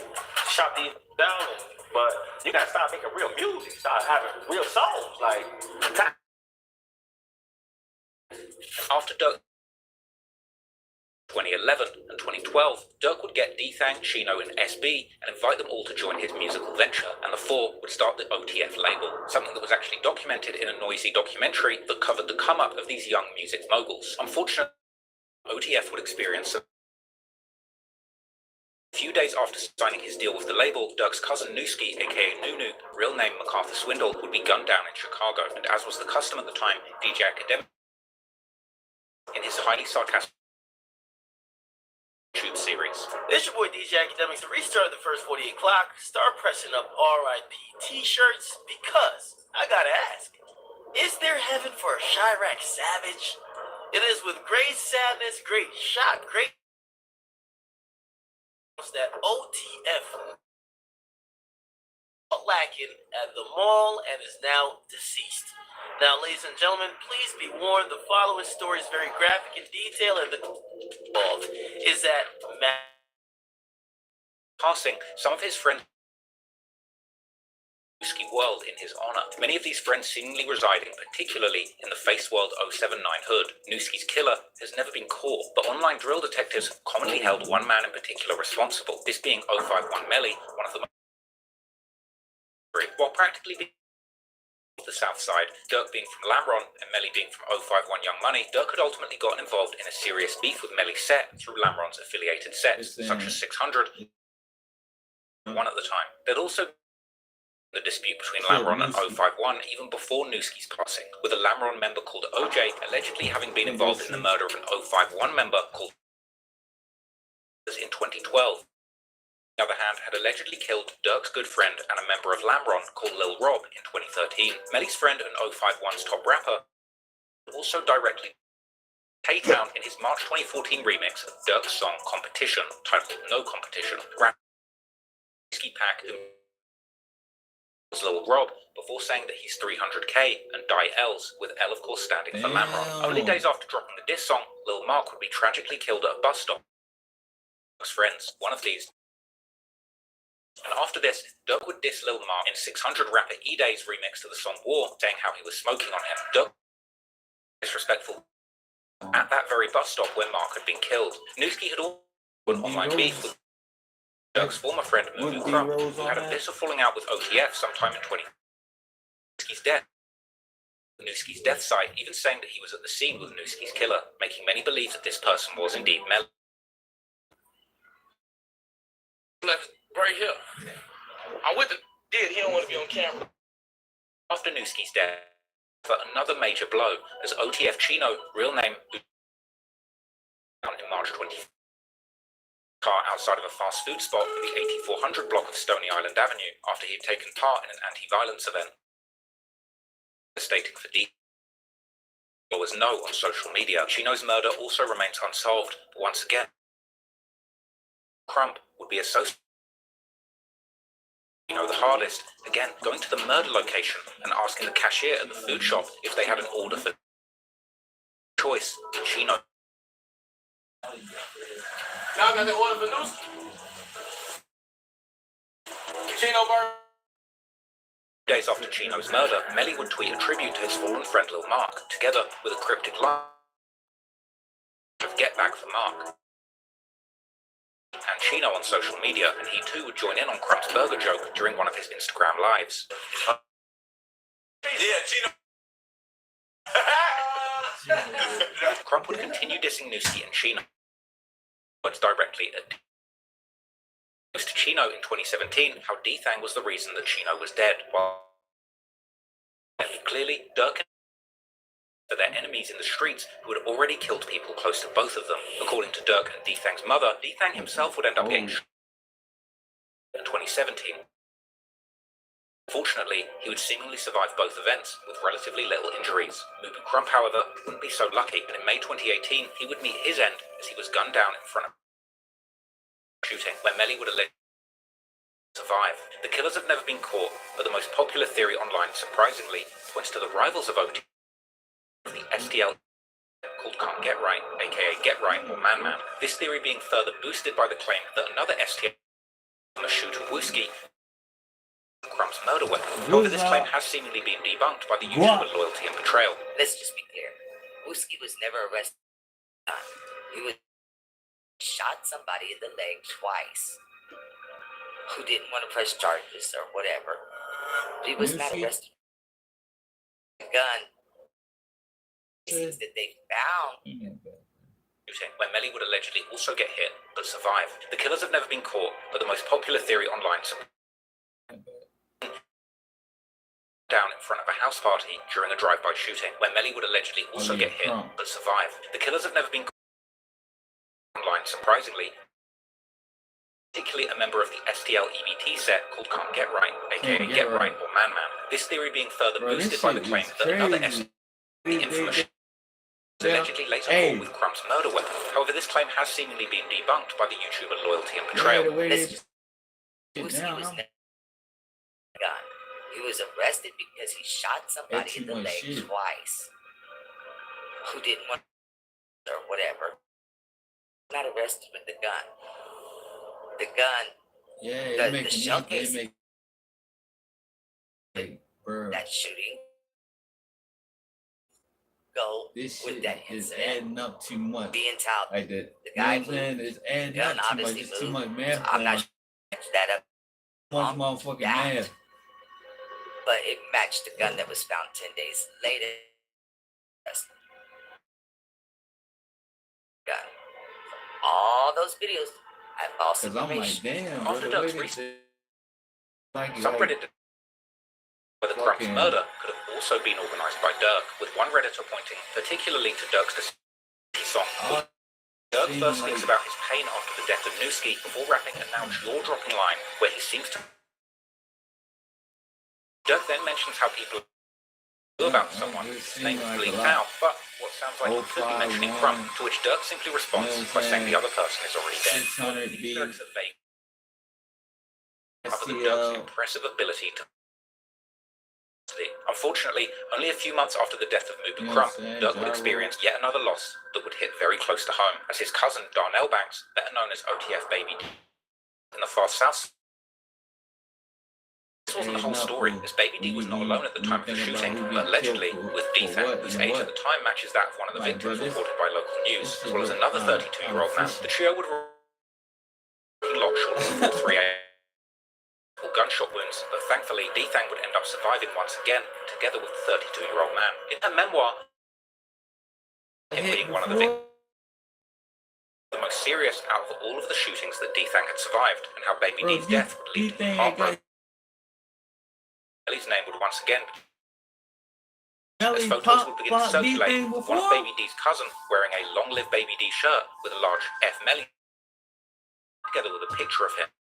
Also seemingly begin to diss Melly often in his songs following Baby D's special op, the July 2019 song Like That, or even specifically addressing the person who 2019 reference to either Newski or Baby D, while seemingly giving an order to his guys to make sure that he dies slowly. Shockingly, exactly 1 month after the release of this song, 051 Melly would be killed on the house party at the 61 in the hood of the Jaro City and Type 1 World sets. But despite the peculiar timing, Durk would seemingly have nothing to do with Melly's death. Personal vendetta. One World member called 007 Nate, real name Nathaniel Hicks, whose house Melly had allegedly shot after the kill. But the evidence against Nate would ultimately not meet the burden of proof beyond reason, despite the facts he identified as the shooter by multiple witnesses and seen entering the house with a gun and then fleeing. Eventually caught a few days later. It didn't stick. Now, if that's not a sign that you can get away with murder in Chicago, I really don't know what it is. But anyway, despite having nothing to do with Melly's death, songs like Rapping the Bar, while partying in his December 2020 song Refugee, and rapping in his intro song for the January 2021 album, the person who killed his cousin, seemingly calling Melly his favourite op, who's now dead, in the August 2020 song Bad Guys by the former OTF rapper Timo. Tweet in June 2020 is now dead, and that he walks around with 50k in jewellery in his hood, with Chiracologists taking this to mean that Baby D's killer was now dead too. For Dethang, the shooting that killed Baby D probably served as his final warning of Chicago as possible, but unfortunately, this was not the case, as Dethang would seemingly keep returning to his hometown time and time again, until finally in the summer. Now, It was only 2 days after Durk hit another career high, releasing his #1 collaboration album with Lil Baby, Voice of the Heroes, during the early morning hours of the 6th of June, when D-Thang was out partying, which is in the far south side, attending a strip club called Club O, located in the middle of the city's industrial district. According to the Chicago Sun-Times, who would seemingly confuse D-Thang to be a rapper, D-Thang involved multiple when the shooting started, and officers who would actually get hit in their thigh during the chaos. D-Thang, and he was pronounced dead at the scene. Another OTF member, Trail, had seemingly been at the club with D-Thang, and he too would get but would survive. Later, who had been concerned about him, as well as paying tribute to D-Thang and saying that he put his life on the line for him. Since following D-Thang's death, the deadly shooting, drive away from the club, which the police would consider to be a possible retaliation. The victim in this shooting being since seemingly been no updates about this get back theory. From here, the media and fans would find out about D-Thang's death, and Reddit would light up with questions and theories, with many wondering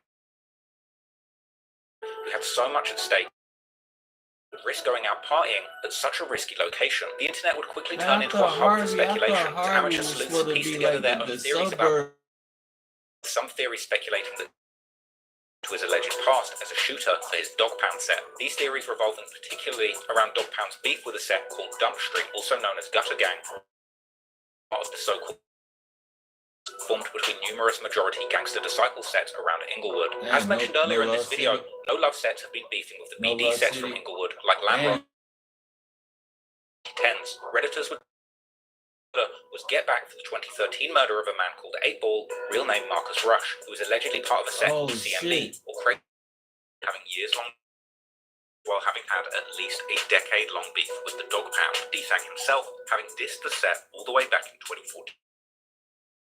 That it was D-Thang himself, the most attuned drill whisperers, would reveal that many members of 8-Ball's set had allegedly been posting tributes to him right after D-Thang's murder, with some of these tributes still seemingly being available.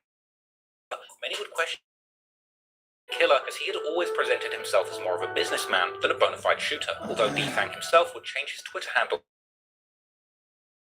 Now, the number symbolizes in the drill culture the number of bodies a person had caught, with the other D-Thang from the 600 set using the same combination to seemingly claim 3 bodies. But whether D-Thang himself or not, he in both CMB and Dump Street, aka Gutter Gang, before his death, making sure that he still had enemies in his hometown.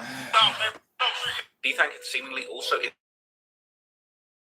and Dump Street and doesn't even know them, and that all his ops are dead already. And after D-Thang's death, CMB would seemingly return the favor by one member would post after how Chief Keef had been the smart one to leave Chicago with all his friends, as they were all still alive, while another DDs might run the still run the streets. This was followed a few days later with another member posting how they'll get into it with anyone, together with an 8-Ball member would post.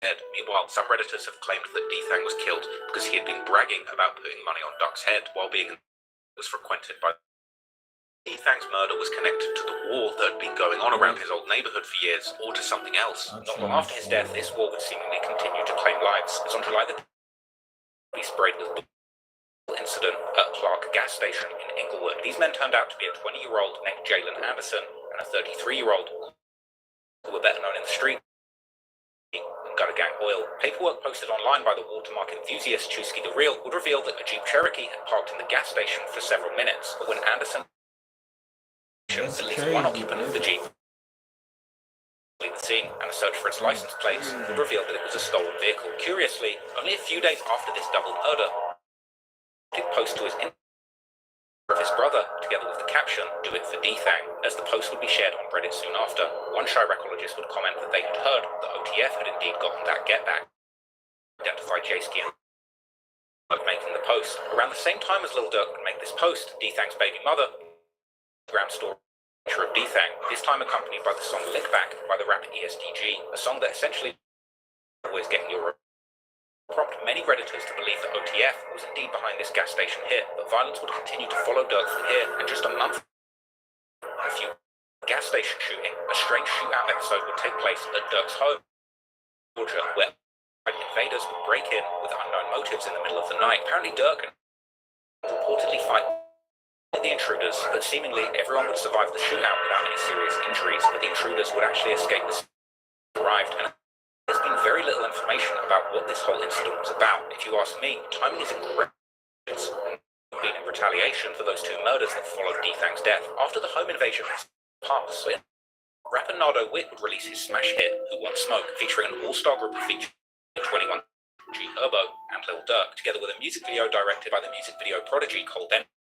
Nardo Witt about how he even pumps gas with his gun so his ops can't surprise him, something which Durk would then reference in his own, adding how better do like Nardo says, because people will die while pumping gas, which seemed to reference to the murders oil at the gas station. This was followed about a week later with Durk's song Piss Me Off, which we would begin by paying tribute to his brother and seemingly saying that Durk would then rap his need for a revenge after losing people close to him, even specifically mentioning how he cannot feel happy until he gets back for his bro, something that seems to set the time for Durk. He referenced the shootout that happened in his home, which makes me think he's letting us know that this was indeed connected to those cases. However, so far, Durk's alleged get back for relatively vague compared to the self-snitching extraordinaires of modern-day drill music like Lil Jeff and Q50. On the 27th of January 2020, with thick and 24-year-old Stefan Mack was killed after leaving a youth peace center in the Roseland neighborhood located in the far south side. Before the tragedy, Stefan, who was also known as Youngin, was visiting the youth center where he was reportedly an active participant. Chrysler would enter with two men waiting inside the vehicle for about 40 minutes, seemingly waiting for Stefan to exit the center. Then, around 3 p.m., outside and begin to walk. The masked men would exit the Chrysler and begin shooting at him, with Stefan attempting to flee by running in the opposite direction. One of the shooters, armed with a Ruger AR-556, would chase Stefan before shooting him from a distance, which would cause Stefan to collapse on the ground near train tracks, where the shooter would run up to him and finish the job. Shortly after, the youth center's security guard would step outside to find out who would prompt the second assailant.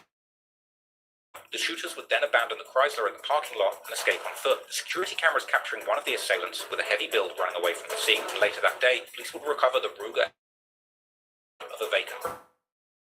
Sometime after Stefan's murder, Durk and an OTF member called Chug would once again make suggestive posts on their Instagram stories, both using the caption "For Dethang," with Durk also song "Aha," which Chug would refer to something being a sad case. Not long after, at the beginning of February, one Chiracologist would post these stories to Reddit, whilst also linking them to the murder of a member of the set 85th, whilst also allegedly having connections with the so-called Melly Way that's named in honor of 051 Melly, with some even claiming Melly's cousin, located around 85th Street in the Auburn Gresham neighborhood in the far south side of the city, far away from the childhood stomping grounds of Dethang and Durk in Inglewood. However, the street, aka Gutter, to be behind Dethang's murder. There weren't initially many theories about who were the two people behind the murder, but unbeknownst to the public at the time, the alleged crimes on social media.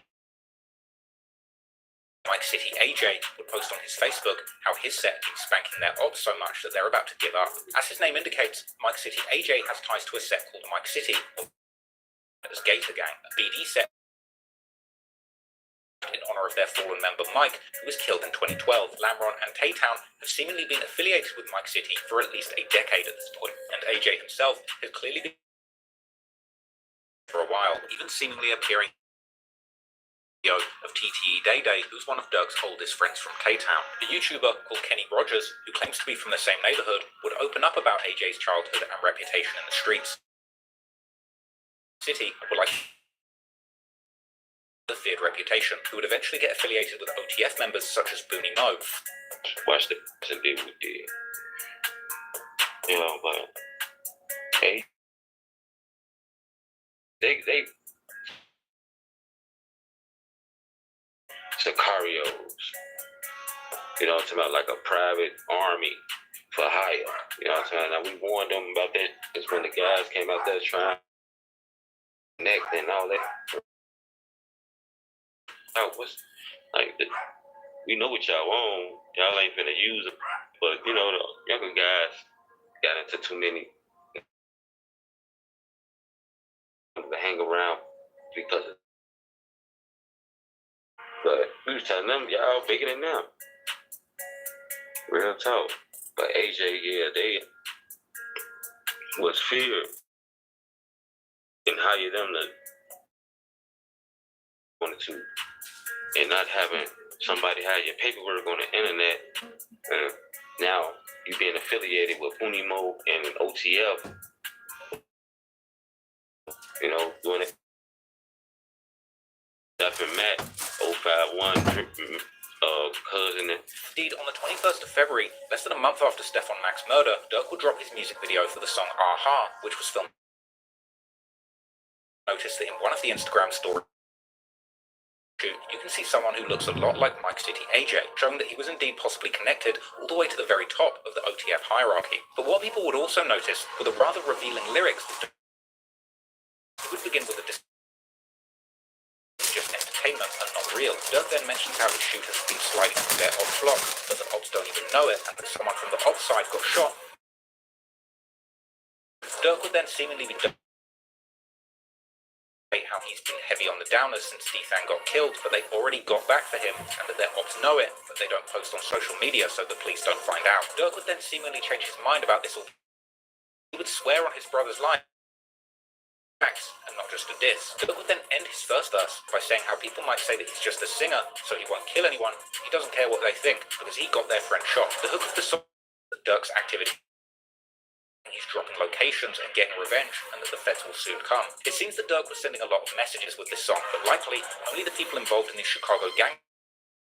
But what he was clearly was that his brother Defang's death was still weighing heavily on his mind, and that for him, this in fact was not just entertainment. Meanwhile, in May 2022, or Gutter Gang, his song titled Don't Be a Fool, where he would seemingly diss Defang by rapping how he will not be searched when going to a club, before mentioning how that is how a fool got killed, and saying that if people mention Gutter, Juju would also seem people were always acting too tough on their songs, and always rapping about switches and drakes, but that they got them too. This likely being a reference to Durk literally having a song titled Switches and Drakes. After this, some time would pass, but on the 6th of June 2020, Defang's passing, Durk would make another story quoting lyrics about someone getting hit, and how certain people are only known in the city because of their friends who got killed. But instead of signing the post with his usual moniker, The Voice, he would with some another sign that Durk was making a reference to the murders of J-Ski and Oil taking place at a gas station pump. Meanwhile, Durk's friend and OTF member Booney Mo would stating, F the dump, this Dump Street set. The following month in July, Durk and the rapper Lil Zay Osama released the song F My Cousin Part 2, and this time, Durk wouldn't hold back one bit, rapping a direct threat to his ops that if they were even at the scene when his brother was killed, they're mentioning specifically with Dump Street being located directly to the west of Taytown and Lamron, saying how two of their members died immediately after Defang's death. At this point, it seemed obvious that if Durk wasn't directly claiming the hit of J-Ski and Oil, he was at least dissing them. Mo would release his single music video that was posted on Durk's YouTube channel. In the song, Booney would repeat Durk's bar about two people dying the next day, whilst also seemingly referring to the shooting that killed Defang as fluky, which some believe supports the idea that Defang might not have even been killed on purpose, being supported by the news report caught amongst a barrage of bullets. In April 2023, On a Couch TV would post a hood vlog with none other than Dump Street. But interestingly, they were also joined by the rapper 85th Lil Smoke, who just so happens to be from Smashville, the very hood where Stefan was allegedly from, showing that these sets were Couch TV to ask him about Defang. That he knew that they wouldn't answer questions about that anyway. But still, On a Couch would seize the moment and ask them about Durk, inquiring whether they considered Durk to be the voice of Chicago, which would surprisingly receive a rather cordial response from the crew, who say he's a good rapper, but he's not the voice of the streets, and that Durk basically,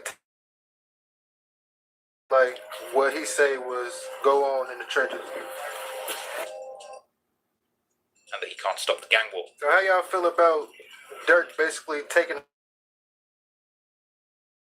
say was go on in the trenches? He can rap. But surprisingly, receive a rather cordial response from the crew, who say he's a good rapper, but he's not the voice of the streets, and that he can't stop the gang war. So how y'all taking the title as the voice say was go on in the trenches? he can rap. He can rap. But what's my trenches? Ain't nobody run.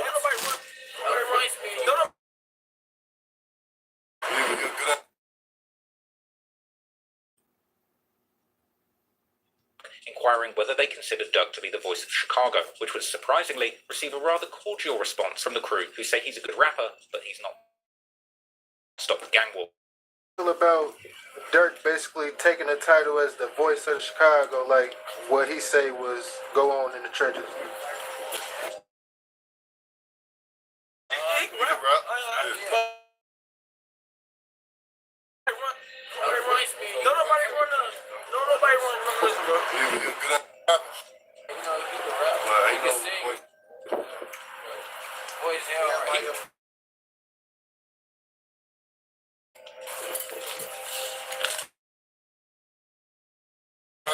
Anybody can relate to it. Because he was basically saying, like, if somebody like him came down and wanted to bring peace in Chicago, like, it actually happened. That happened, man, because too much bloodshed. Not at all. Man, yo hood joke with you can't talk for everybody. You can talk for you. Meanwhile, Durk would keep hinting at get back for D-Thang in his songs, like in the track Pellico that he would drop in May as part of his almost died after D-Thang's murder of J-Ski and Will. A member of a set called Melt Gang, who were affiliated with Dump Street, aka Gutter Gang, would finally send a clear message back to Durk by posting an on D-Thang. 079, aka Dooski Gang, who were affiliated with Dog Pound and close to Durk, would share a post about the murders of Oil and J-Ski to his Instagram. And specifically, the part of the song after D-Thang's death, while his very next post would say that Oil and J-Ski were his favourite people to smoke. The dissing between these two alliances had now gone far beyond small subliminal jabs to damn near federal public confessions. Over 2023, Mike Montgomery Wilson, together with another man called Harley, real name Preston Powell, would be charged with the murder of Stefan Mack. But this was no ordinary state charge, this was a federal charge. And this was no typical murder charge either, this was a 2023. In contact with someone in another state who had promised them a reward for the murder of Stefan. Following these charges, AJ would be arrested and taken into custody, but Marley would seemingly make a run for it, with FBI news reporting on his attempt to avoid were holding any information regarding this case close to their chest, as the file docket for the case is full of sealed documents. But the reason for this would be revealed in December 2024, as the feds would suddenly unseal more documents related to the case, including an application for an affidavit in support of that application. This affidavit, which dates all the way back to April 2023, would reveal explosive information that the feds were indeed investigating Lil Durk's connection to the murder of Stefan Mack. The affidavit would provide numerous interesting details about Mack's murder, including the fact that Mike City crime scene, and that while at the crime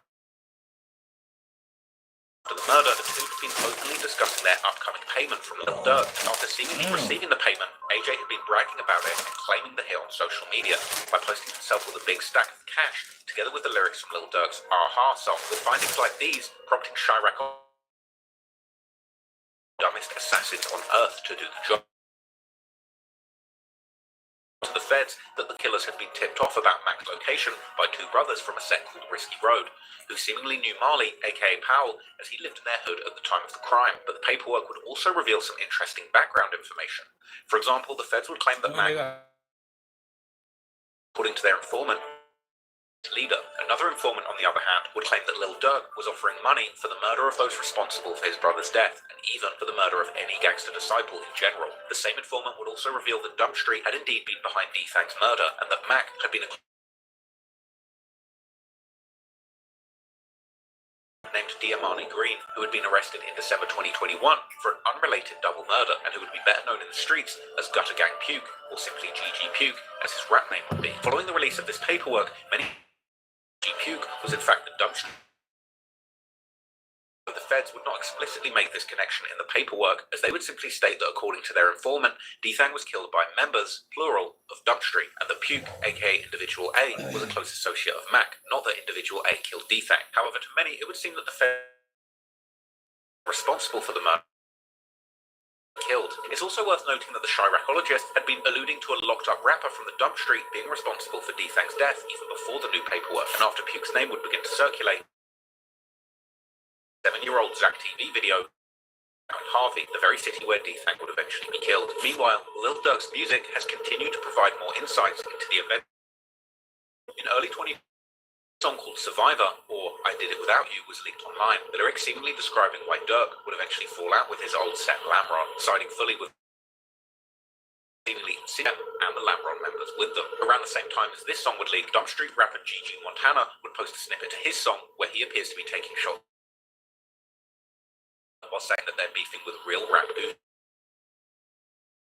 of Stephon Mack, and it seems that these documents were unsealed more in an effort to prevent Durk from getting bail on the Lil Pap murder case. Ultimately, only time will tell if he will end up going down for his brother too. But what's most interesting is that if he had money to pay for the streets from here, his career would only continue to rise. And rather suspiciously, so too people who Durk had issues with would wind opportunity to jump on the mic and brag about these murders for the whole world to hear.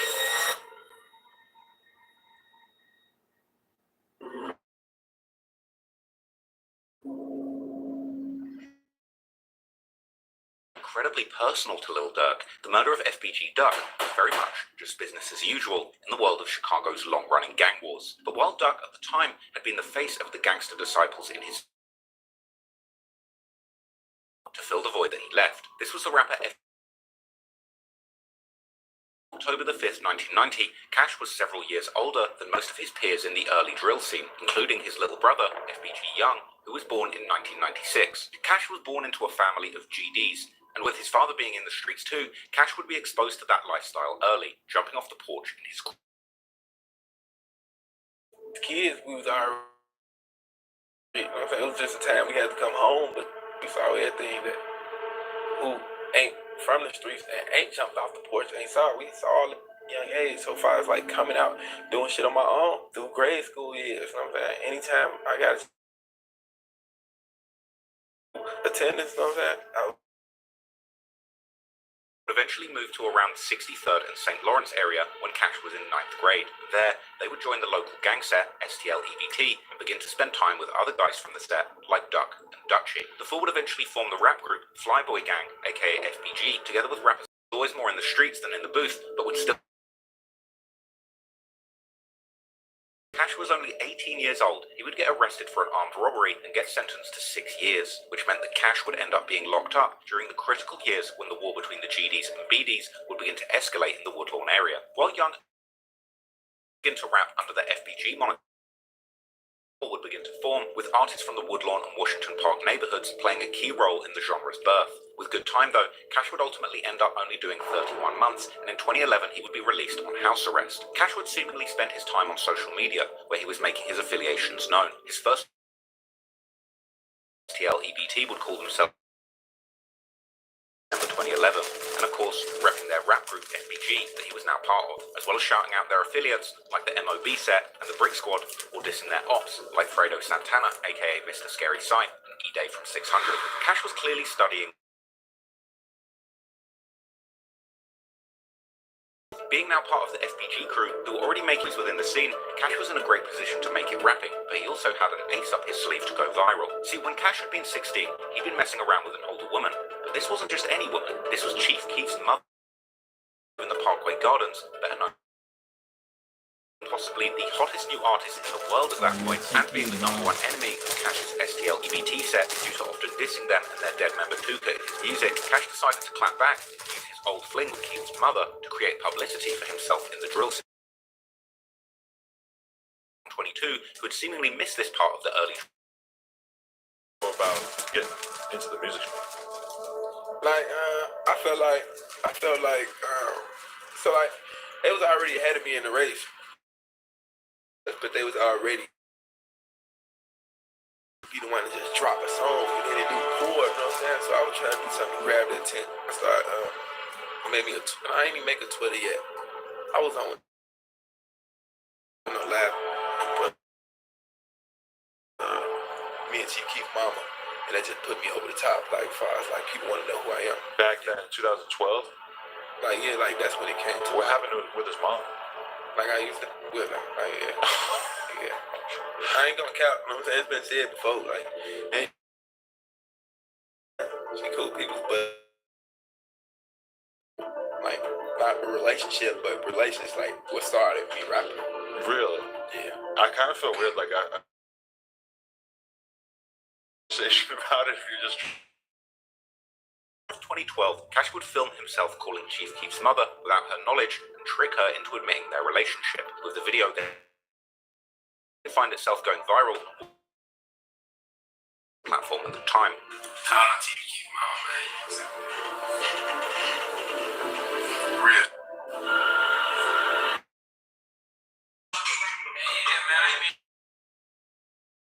What's up, man? We gonna give you tickets to your son show. I said we ain't gonna give you tickets to your son show.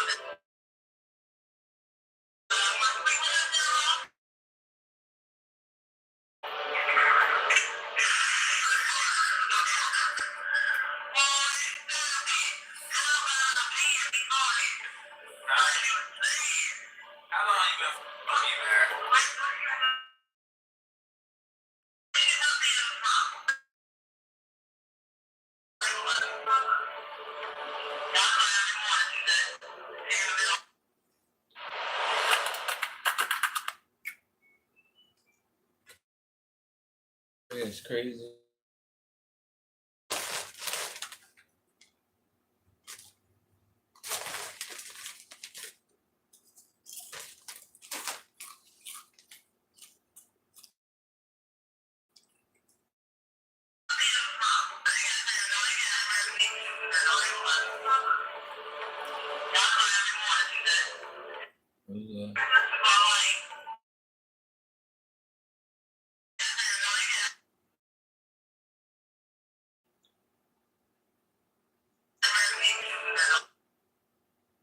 For choosing you.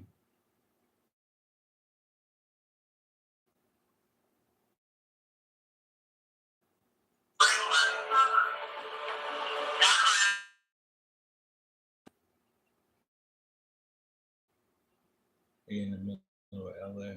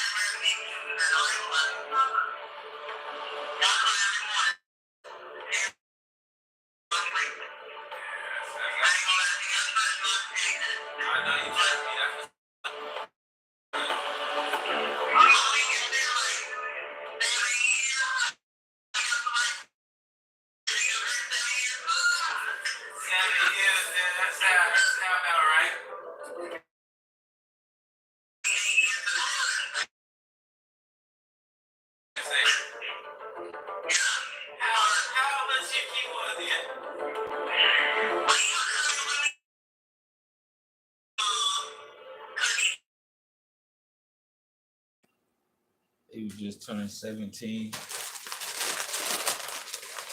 Okay, it's crazy.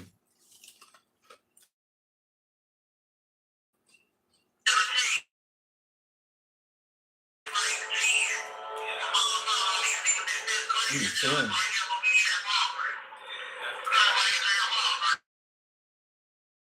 Like 10. Oh, he was like 10 when she was working at the Metro.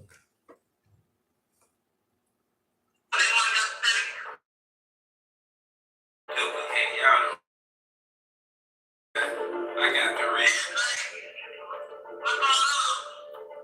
Hey.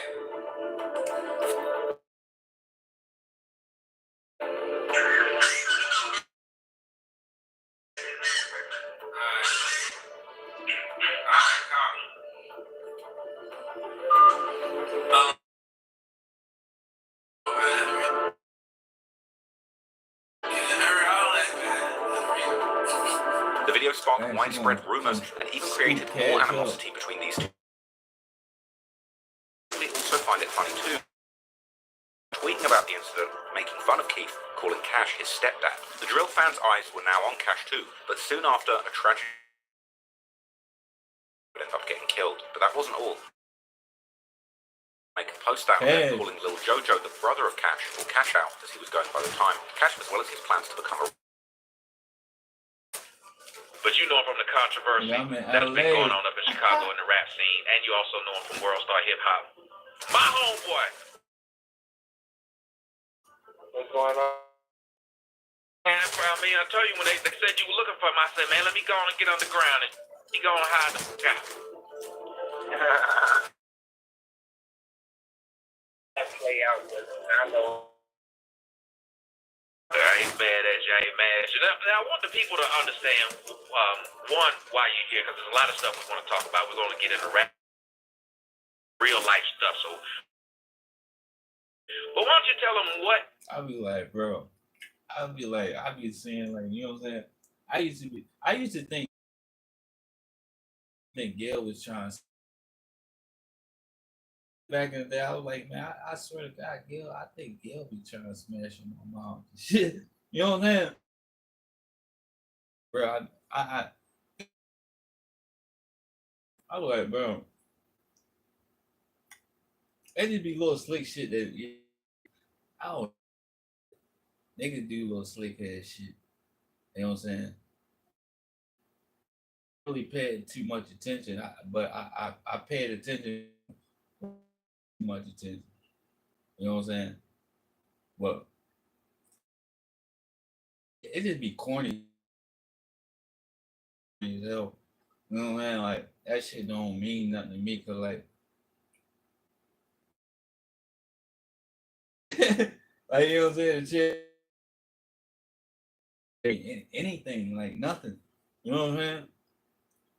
So I'm just like, I beat you in sports, I beat you, you know what I mean? Shit, nigga, like, you know what I mean? In general, like, it just be slick ass shit, like certain, like niggas do little slick shit, bro. Like my try to fuck on you. You know what I mean? But shit, I would do the same shit. I'm not saying I you know what I'm saying?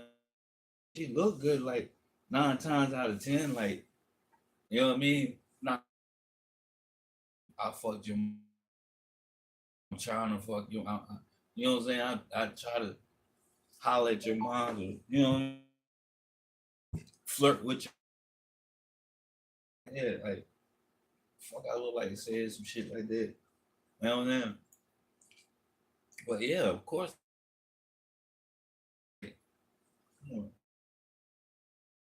Reputation as a killer, since he'd already at this point had a rumored 4 bodies under his belt by the end of October 2012. Taking place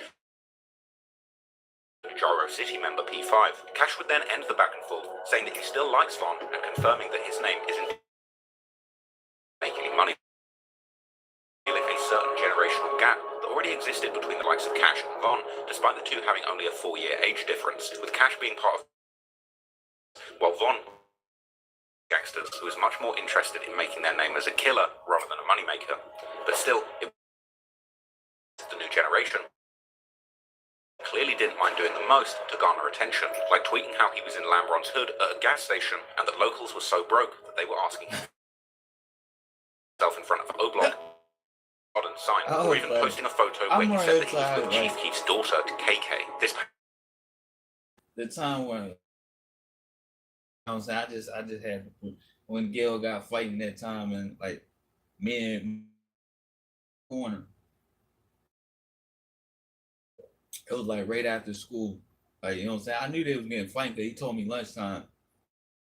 I got to fight Myron at the school. And I was like, I told you, I told you, fucking with her like that. So, you know what I'm saying? Me and Walls, you know what I'm saying? We bounced around the corner. You know what I'm saying? Like, motherfucking pole right there. As soon as we break around the pole, that's when his crowd. And you know what I'm saying? And I'm like, damn, oh shit, I already know what it is. You know what I'm saying? So they up there shit like, but I see Gail like, boom, Gail like looking at like he's just, and they were just them two. You know what I'm saying? Next thing you know, Gail. You know what I'm saying? You know what I'm saying? I'm like, damn, take off running. I go ahead and slide to his crib. You know what I'm saying? He come to the door and shit. Damn. He got the motherfucking ice pack. He got like an ice pack on his forehead and shit. I'm like, damn, bro. You know what I'm saying? He go ahead and pull the joint off. He's a big ass knot on his shit. Again, big ass fucking knot on his forehead. I was like, bro, I told you, stop fucking with her, dog. You know what I'm saying? Not the, you know what I'm saying? I keep my distance from her, like, not keep my distance. I be still hollering at her and shit, but you know what I'm saying? Cause he was fucking with her. You know what I'm saying? So not like I was worried about me or nothing like that. You know what I'm saying? Just like trying to get you. So I was just like, I ain't trying to get caught up and be like, oh, motherfucker find her like, oh, you know what I'm saying? Like, you know what I'm saying? Like, if I already know, like, I know a nigga fucking with the bitch, and I'ma just sit up there and get caught. That, like, on the regular type shit, I'm not gonna sit up there and be dumb enough to get caught up. That type, you know what I mean? But he was like, he going over there all the time, fucking with her type shit.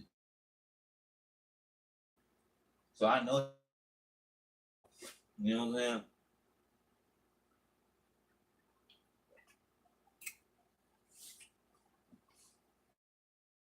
Perhaps due to focus on in his life at this point. By then, he had largely moved past these old school street beefs. However, not everyone trajectory of his good friend Wooski would release his song Computers Remix, one of the most infamous diss songs in all of the history of Chicago, including guys like Lil Durk, Chino, and Cash wasn't ducking any smoke either, as he too would proudly take part in the music video. Unfortunately, then this time for threatening a police officer once again before seemingly getting released during the summer of 2020. However, not long after, in June 2020, an incident would take place that would significantly as Cash famous Lenox Mall in Atlanta, allegedly by none other than Lil Durk's childhood. After which Tay-Town members join in and chase Cash out of the mall.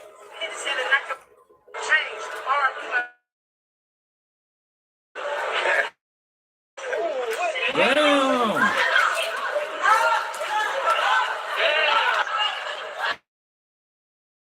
We'll talk about the incident on Instagram. Damn, he stole him his shit. He stole him his shit, dog. Punched at the famous Lenox Mall in other than Lil Durk's childhood. Tay-Town members like OTF Dede would allegedly join in and chase Cash out of the mall.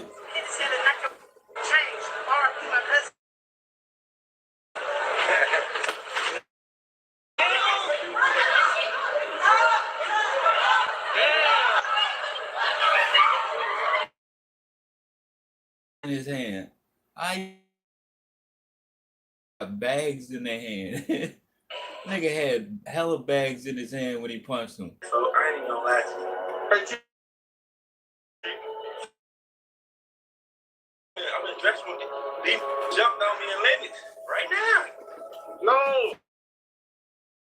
So they didn't run my pocket. They didn't take my phone. I would have blinked. Dog, they punched you in your shit.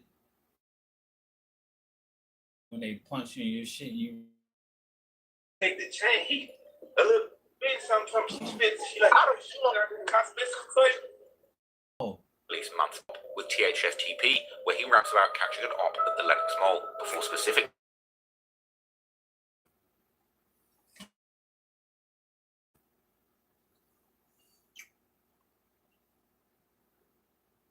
yeah. That.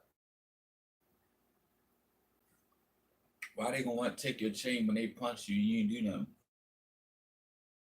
Fuck, they want your chain. That would be get back. They punch him in his shit.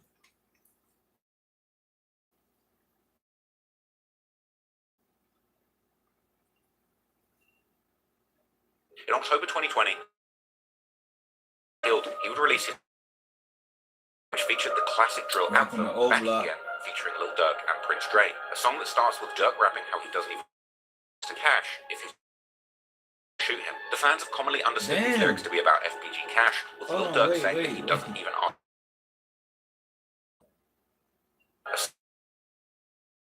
ask when it comes to Cash. If his goons catch him, they're going to shoot him. The fans have commonly understood these lyrics to be about Damn, they already was going at Cash.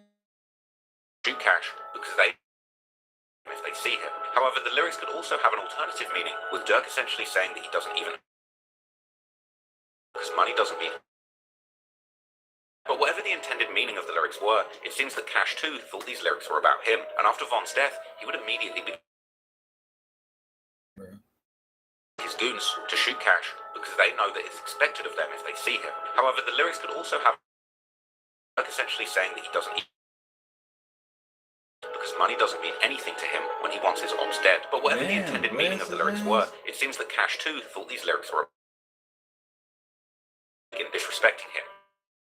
Tribute to Von, telling him to shut his mouth. In February 2022, Cash's disrespect towards Von would get even worse, as he would post a picture on Instagram throwing up the middle finger. Caption of the photo, he would write how the whole world witnessed O-Block's main shooter getting killed. Taking this photo was something that Cash later eagerly claimed that Lil Durk had actually revealing this, claiming that him and Lil Durk would actually talk privately. Oh yeah, so why'd you take that picture with the King Von mural?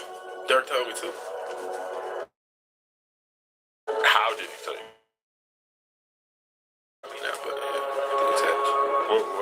You want to show me your conversation with him? Nah, he blocked me. He blocked me. The conversation's still there, right? You delete text? Yeah. Big on confrontation sometimes. So what I go from, and man, that was distasteful, man. Like, what was that? We was talking. What kind of conversation were you having before he told you to go take this photo?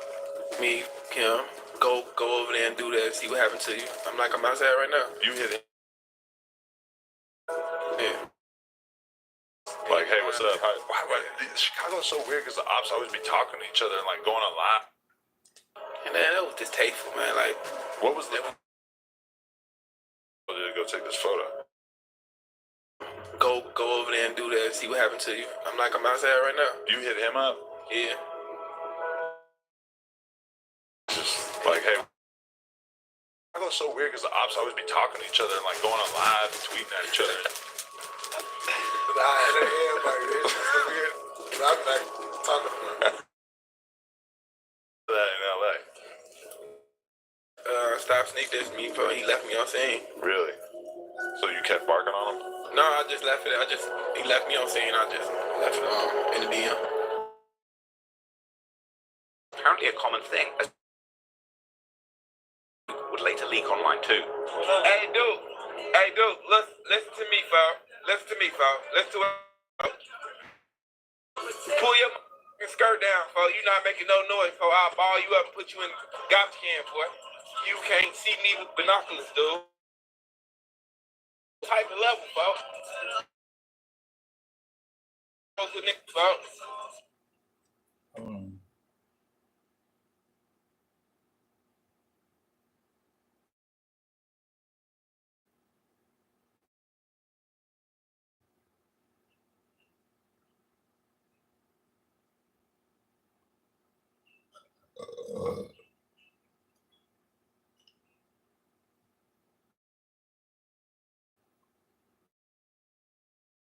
I ain't looking for you.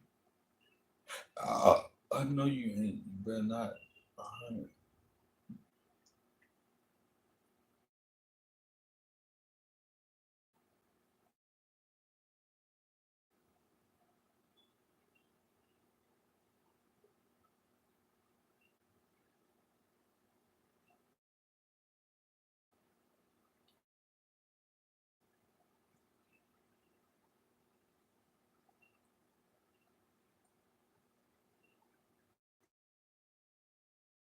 You can't beat me at 5.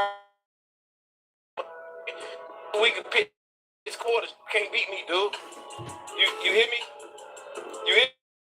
Like, come on, trying to get some follow. Go to your room. A few days after the mural picture, Cash would double down by releasing the song Back Again 2 times. Again, where Durk had seen. The video starts with Cash watching a clip of Durk's $1 Million worth of game episode where OTF sings along to the original Back Again song dissing Wooski.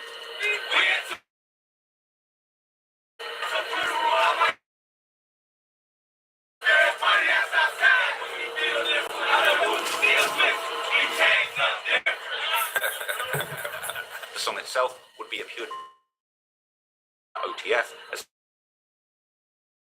like saying how OTF Vonni got put in a wheelchair and how Lil Durk still hasn't gone back for Von. He would also diss Lil Durk's fallen friend, Pluto and Lil Mo. Saying that he doesn't go. No surprise then that Lil Durk would seemingly respond to Cash soon after, as he would allegedly post and delete an Instagram story with a cryptic message saying that someone shouldn't be dissing girls and well, and also in March, Durk would release his song Computer Murderers, which appeared to address Cash's photo in front of the Von mural, as Durk of the mural like.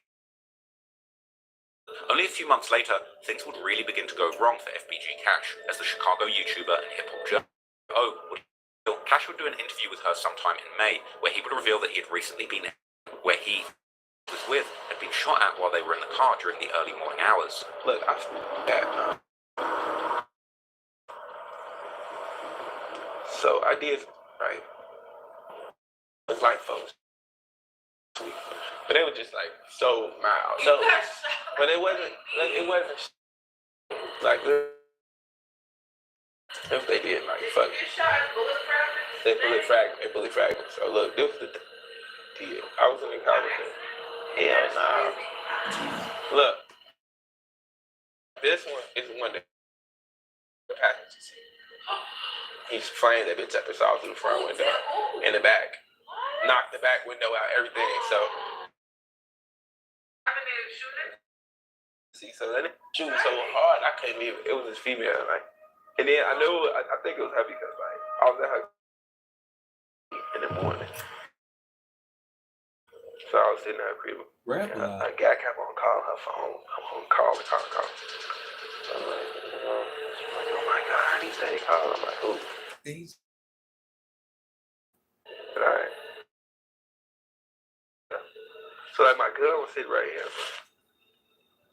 Oh, so you phone Prince Dre and them. Yeah, I mean, not Prince Dre. What's it? Cause he just rap a lot. So he was fucking with Jay Prince and them. He had just left Jay Prince and hey, he just said rap a lot. That's Jay Prince and them. He left there, he got killed. Now I'm like, alright, man, we kicking it. So I'm like, yeah, I want to get up out of here. But I had parked my car, so I get in the car with her. So that man, her tent's light as hell, so I raised my seat. Oh. We got off, we was on my way. And she was like, oh my God, why they always on me like that? My first, like my gun like this, I always sit up my gun. I'm like, no, they the police. A little bit like, all right, the police went back on my phone. Oh, damn! He bombed. So I'm like, never got back up.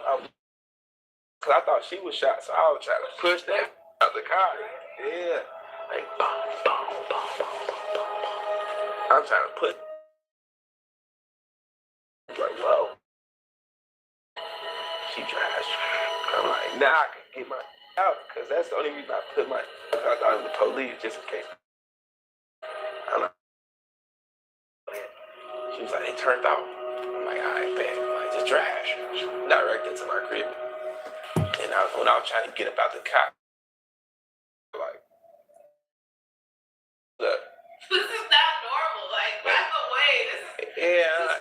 dramatic and crazy. Yeah, but I done been. It's not confirmed who that night, but only a few weeks later, he would find himself in the exact same situation. Unfortunately, this time, he wouldn't be as lucky in what was titled as the last video of Cash alive, wearing a black hoodie with a green print. June 2022, Cash had allegedly been at a nightclub where he had gotten into an altercation with some unknown people. Then, around 5:30 a.m., Cash and a woman named Tasha West located immediately south of Ford Edge SUV on the 1600 block of West 81st Street, while the woman was reportedly sleeping in the car at this time. Probably being Cash's 8100 block of South Marshfield Avenue, which was only about a minute drive.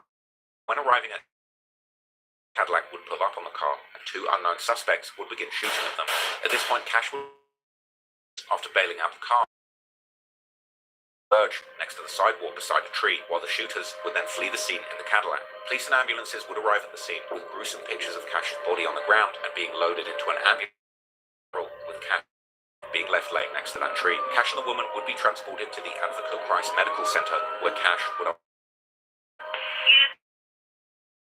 Shot spotter at 859 South Marshfield, 8059 South Marshfield, 22 rounds, nothing further. Chicago area rapper was drive-by shooting early this morning in the Auburn Gresham neighborhood. 31-year-old Tristan Hamilton, times according to the under the name FBG Cash. A 29-year-old woman with him was also shot, taken to the condition. It is back at the shooter. Police don't have anyone in custody, at least not yet. 2 years ago, another rapper close to Hamilton,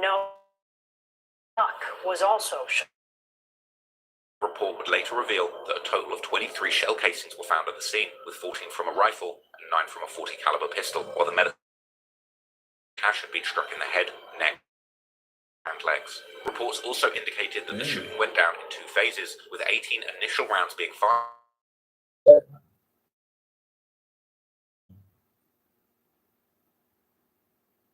Gunshot wounds to the head, back, left, and right.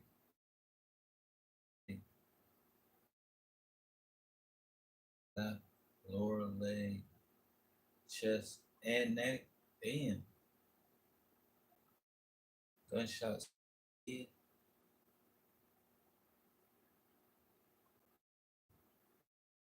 Head in the chest and the neck.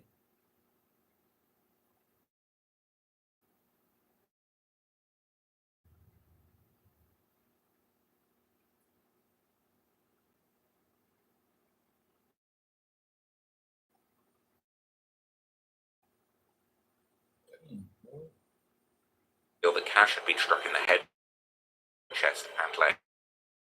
Indicated that the shooting went down in 2 phases, with 18 initial rounds being fired, followed by a pause, then another 5 rounds, perhaps to ensure that Cash over him shooting to finish him off, with this detail seemingly being referenced by witnesses to the crime, as well as later lyrics that refer to even circulate. Killers might have even tracked him using an Apple AirTag, but following Cash's death, Chiracologists on Reddit would soon begin to react, like posting theories 600, possibly dissing Cash by posting a picture of himself smoking on his Instagram story, while another commenter would also posted a similar. After Cash's murder, his cousin and fellow rapper BG Lil Pat would make several posts dedicated to him, including a video of himself driving up, implying that he was going to slide get revenge. However, Pat would also make an alleged post and delete story where he could be seen walking in O Block, which would immediately had been responsible. About a week after Cash's death, Digital Real YouTube channel would post a vlog from O Block where one of story where he could be BG Lil O Block for FBG Cat. walking in O. I ain't know that for a cat. video of himself driving around, together with the caption implying that he would get revenge. However, where he could be seen walking in O Block, which would immediately start theories that O Block had been responsible for Cash's murder. About a week after Cash, digital reel YouTube from O Block, where one of their members can be seen heavily dissing him, which would further boost the theories that O Block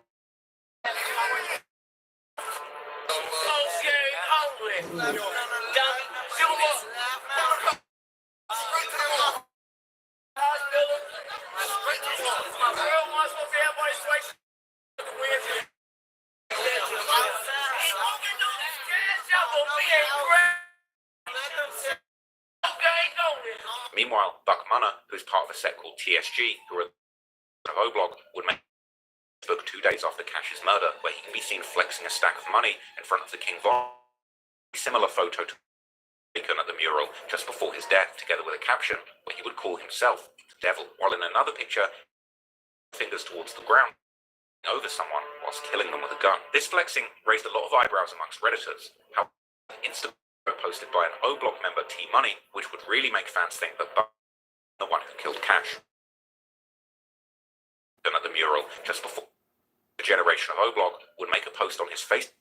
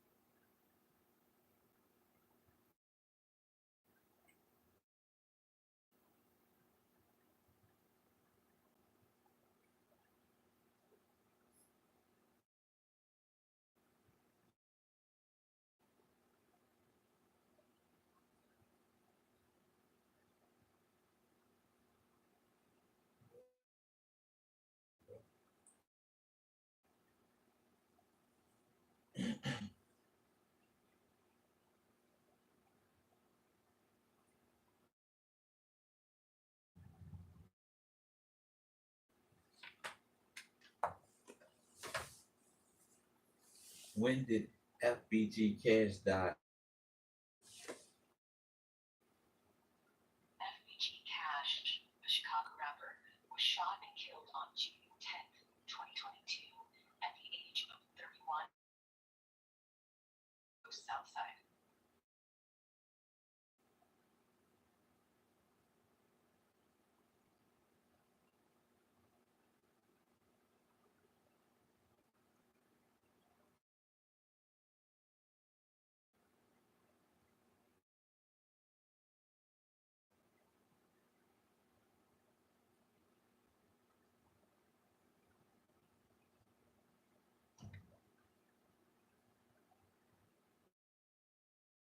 Anything else, just let me know.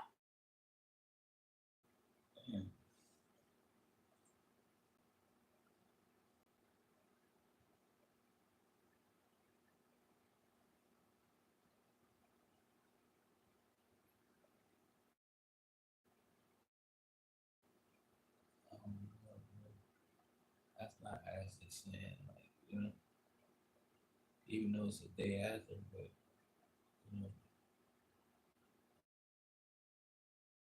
Be seen flexing a stack on mural in a very similar photo to the one Cash had taken at the mural just before his death, together with a caption where he would call himself the devil.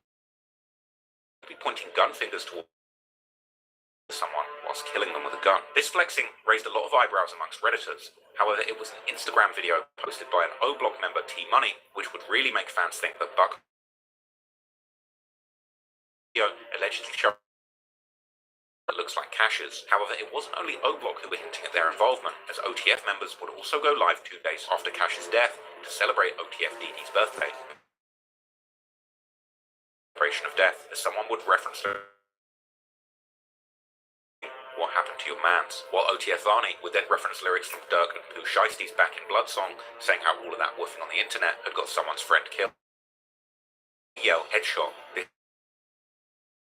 A song where Durk would seemingly warn Cash about taking photos in front of the Von mural. I took no fishing with my brother. They like, damn, what happened to Bert? I'm like, damn, what happened to you? All that woofing on. Headshot. But us crew equals what? Like a trailer to that. Headshot. Live, the group could be where Durk had also seemingly dissed Cash, before Vonni immediately shouts "Long live V-Roy" and recites Durk's lyrics from his Aha song, saying how people can believe whatever they want. Oh, folks, stand alone.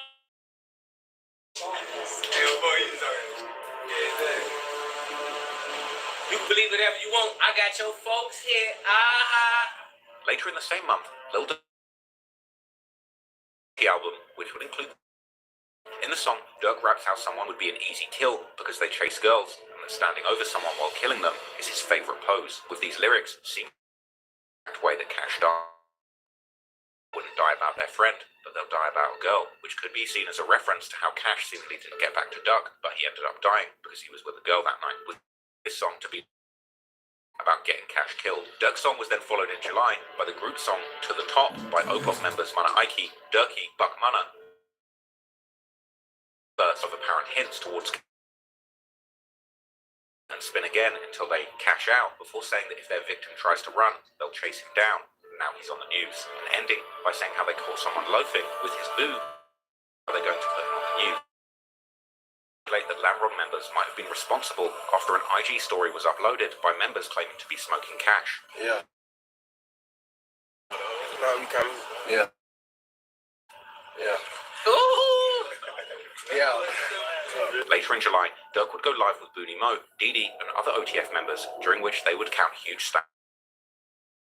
Durk and other members would gleefully, which is from Boonie Mo's at the time unreleased song, We Did It, that was later put on the incredibly incriminating album Loyal Bros 2. They know that we did it.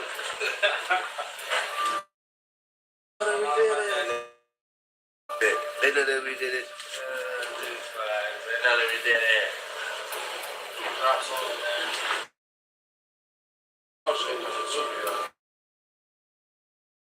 Verse from the also at the time unreleased song Threats to Everybody, where he raps that if you play with him, you're going to end up by that tree, which many have seen to be a direct reference to Cash, whose body was indeed found laying. For some reason, the other members would Mo, who would really crack them up once again, repeating the line, they know that we did it. You ain't have your film, you better have your movie. Better have you gonna see. You gonna end up by that tree. Know that we did it. Wasn't lost on the fans about this live, how OTF were clearly trolling Cash. Meanwhile, Buck Munna would also go live, seemingly where he would rap BG Cash, like saying that now that he's dead, he can't take another pic, a clear reference to Cash's picture in front of the Von mural, as well as the body bag and how the switch is made. Anymore, he smoked Cash. He dead and gone, that's what he did, but he can't take another pic. He got hit, he took it. What's the name? When they don't pay, I'm out bail, take his face. And I ain't missed because I know they pissed. I heard man up in the bag. I spoke Cash. I'm just glad we just saw it. Shit. Buck Munna would further raise eyebrows, seeming to Cash did when he tried to run away after getting shot.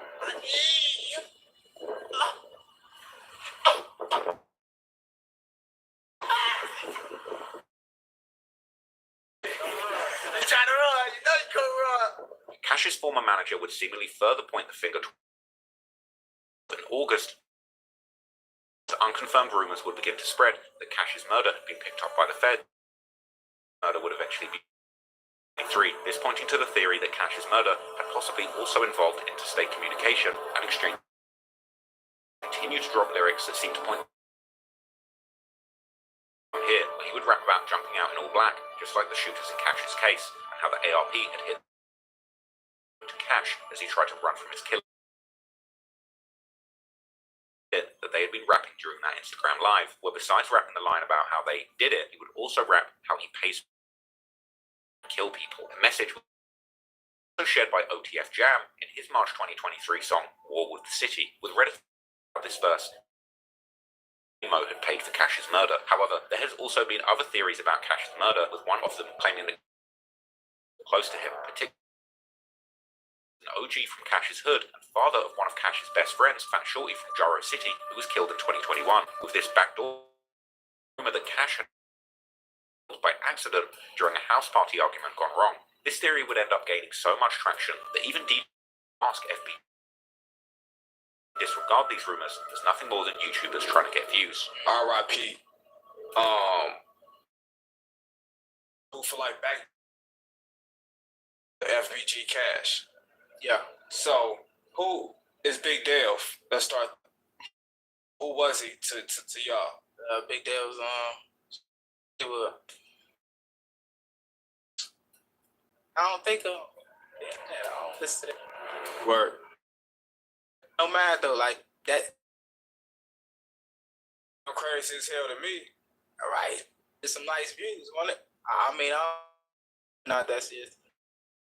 Since the murder, there's been endless speculation on Reddit as to exactly who might have, with polls to vote on which gang they felt were most likely responsible. One Reddit post circulated names of 5 potential suspects, and O-Block6 of Black had made a post to IG days after the murder saying that if you want respect in the streets, you have to get your bodies up, and boasting how CEO chain when he got out. With Black responding, it's OTF forever, and he's got this, with people on Reddit commenting that this was some of the most insane self-snitching that they'd ever seen. However, deny this. He's on him in a block-to-block interview alongside iTrap Rob and Terra.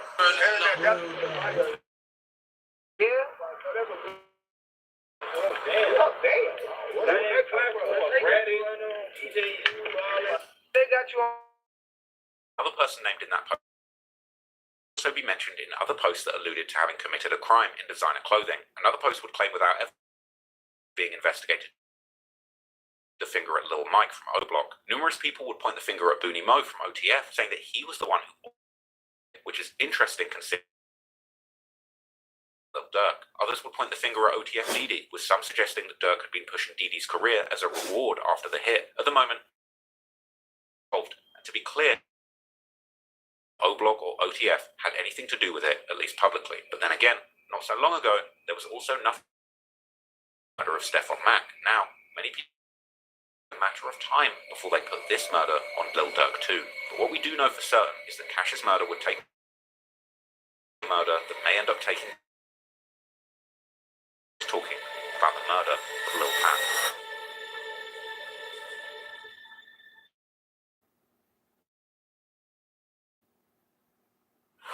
Let's go, honey.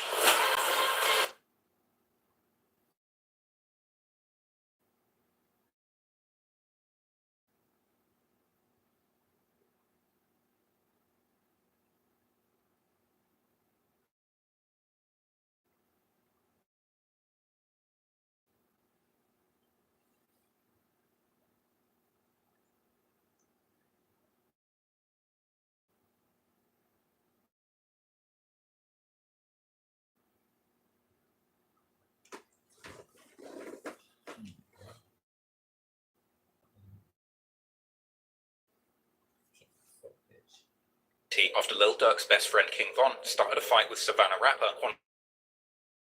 his best friend Lil Tim marked for death amid rumors of $1 million bounty being placed on his head, which even Quando himself aggravated. This $1 million story that dissed Von, where he taunted Lil Durk and told him he should increase the bounty to 8. Quando's crew and Lil Durk boiling point. And going forward, Quando needed to move cautiously and look over his shoulder everywhere he went, and it didn't take long from the Von for Quando seemingly at the hands of his new enemies in Chicago. On November the 10th, 2020, reports surfaced of an upcoming show. The tickets, leaving the venue empty, a move reminiscent of 50 Cent's infamous tactic during his beef with Ja Rule. Now, this may well have been a publicity stunt and not the potential threats against scheduled performances over the next several months, but his absence from the stage would only last until May the 1st, 2020, across Georgia. However, perhaps saying something about how his career was going at this point, or fans were aware of the danger surrounding him. I ain't gonna lie. Grab my shoe. Got a lot of shit going on. You feel me? But I still appreciate everybody who came out. Because after leaving the venue, Quando and his entourage would be targeted in an apparent Circle K gas station. Though luckily, Quando would escape unscathed. Notably, this incident took place at a gas station, something that was apparently becoming a for Lil Durk's on Smoke, where Lil Durk rapped about people dying pumping gas. It's highly possible that this might have been a reference to Quando and the attempt to be killed in revenge for Defang. NBA, the label that Quando was signed to under his mentor Youngboy, would once again escalate in January 2022 when NBA Young a direct diss OTF and O-Block. The track included inflammatory lines like Youngboy rapping how he's rolling an O-Block pack, clear, also directly referring to disrespectful tone would leave the fans anticipating Durk's response, which would ultimately come in the form of the track Aha, released on February 22nd. This song in the context of Lil mentioning his brother Defang. The song would also be a veiled diss towards Quando Rondo 2, behind his recent shooting on his life. Durk would rap the now prophetic bar that his ops are dropping locations, and he's getting the job done.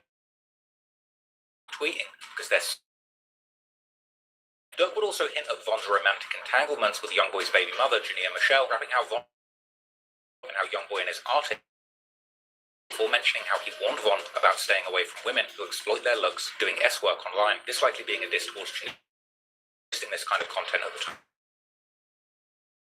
May have already slid for someone, though without finding his intended target, as he would criticize his ops for hiding behind social media, reinforcing this sentiment by describing how he had targeted and become nowhere to be found. After the song's release, the rap world would brace for Youngboy's response, which came only hours later in the form of the track. Youngboy would mock King Young and Let That Chopper Blow, referencing how Lil Tim shot Von. He would also target Durk's fiancée, India Royale. That description.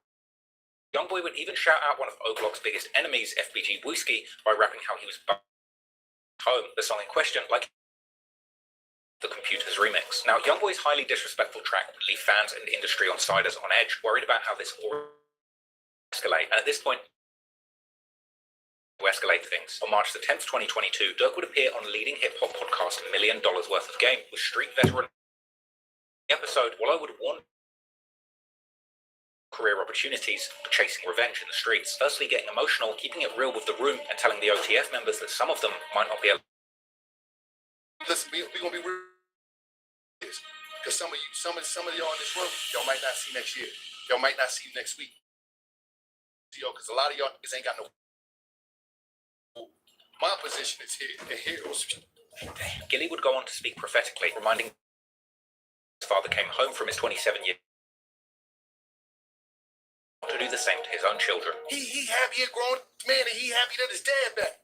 Grown, he like, damn, because he missed that game. They gave y'all a game that was big. Y'all, and it put you on the position in life. Because we gotta get it right. Right, just like your dad. Your daddy homies is not in position, they're just out here living off of memories. Because they own drugs, or they just like your daddy. And the sad thing is, you just like your daddy. You ain't never get a chance to get enough. Real world is waiting for y'all. These babies and these women, they depending on y'all. Wallow would have warned Durk and his friends to make the most of the opportunity. On tour, go somewhere, take advantage of what you're seeing, man. That exposure will change your mind. Wallow would then see and other people close to has over 30 friends that he's lost to the streets, including his brother, but he didn't throw his life away so that he could be around to support them. My homies is dead. I'm gonna say something like this is documented. My brother died in my grandma's arms. had to let that shit go. Now I started to grow. And I started to glow. Out of the mother, man. Yeah. Because I forgave my brother Killer, but That's you the know, I same shit. understand. I understand what y'all going through. That's the same. I mean, that's Right, Wallow's emotional speech, and after, he seemed like he didn't quite know what to do, just calling the easy. So really dropping tears. That was on the last pose. It would then be Gilly's Big threat. Threat. I know what the fuck going on everyday turkey season around. You know what, TTE? Man, band gang, who they get? the OTF dede, who Dirk gleefully introduced as well as TTE. Oh, you know, OTF dede and this, man, I'm coming out soon for sure. Threat. Big threat. Threat. Everyday turkey season. You know what, TTE Fofo, man, all Tay-Town, man, band gang, who they get? TTE.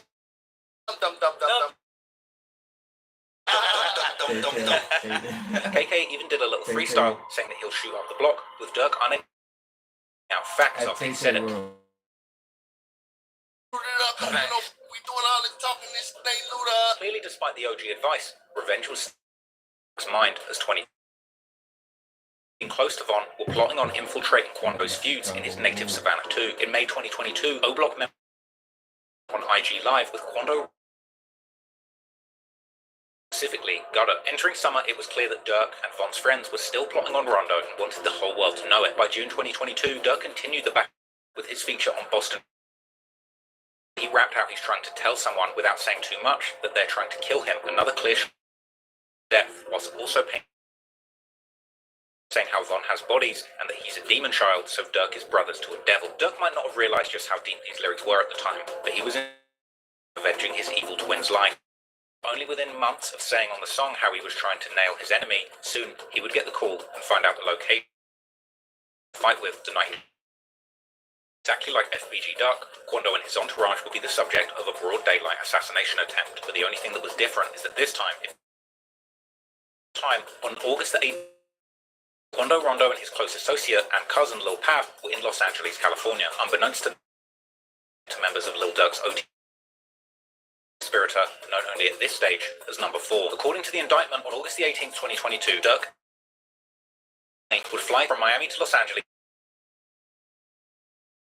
but would instruct OTF Boogie to travel to Southern California, whilst OTF dede recruited and Brown Eyes to join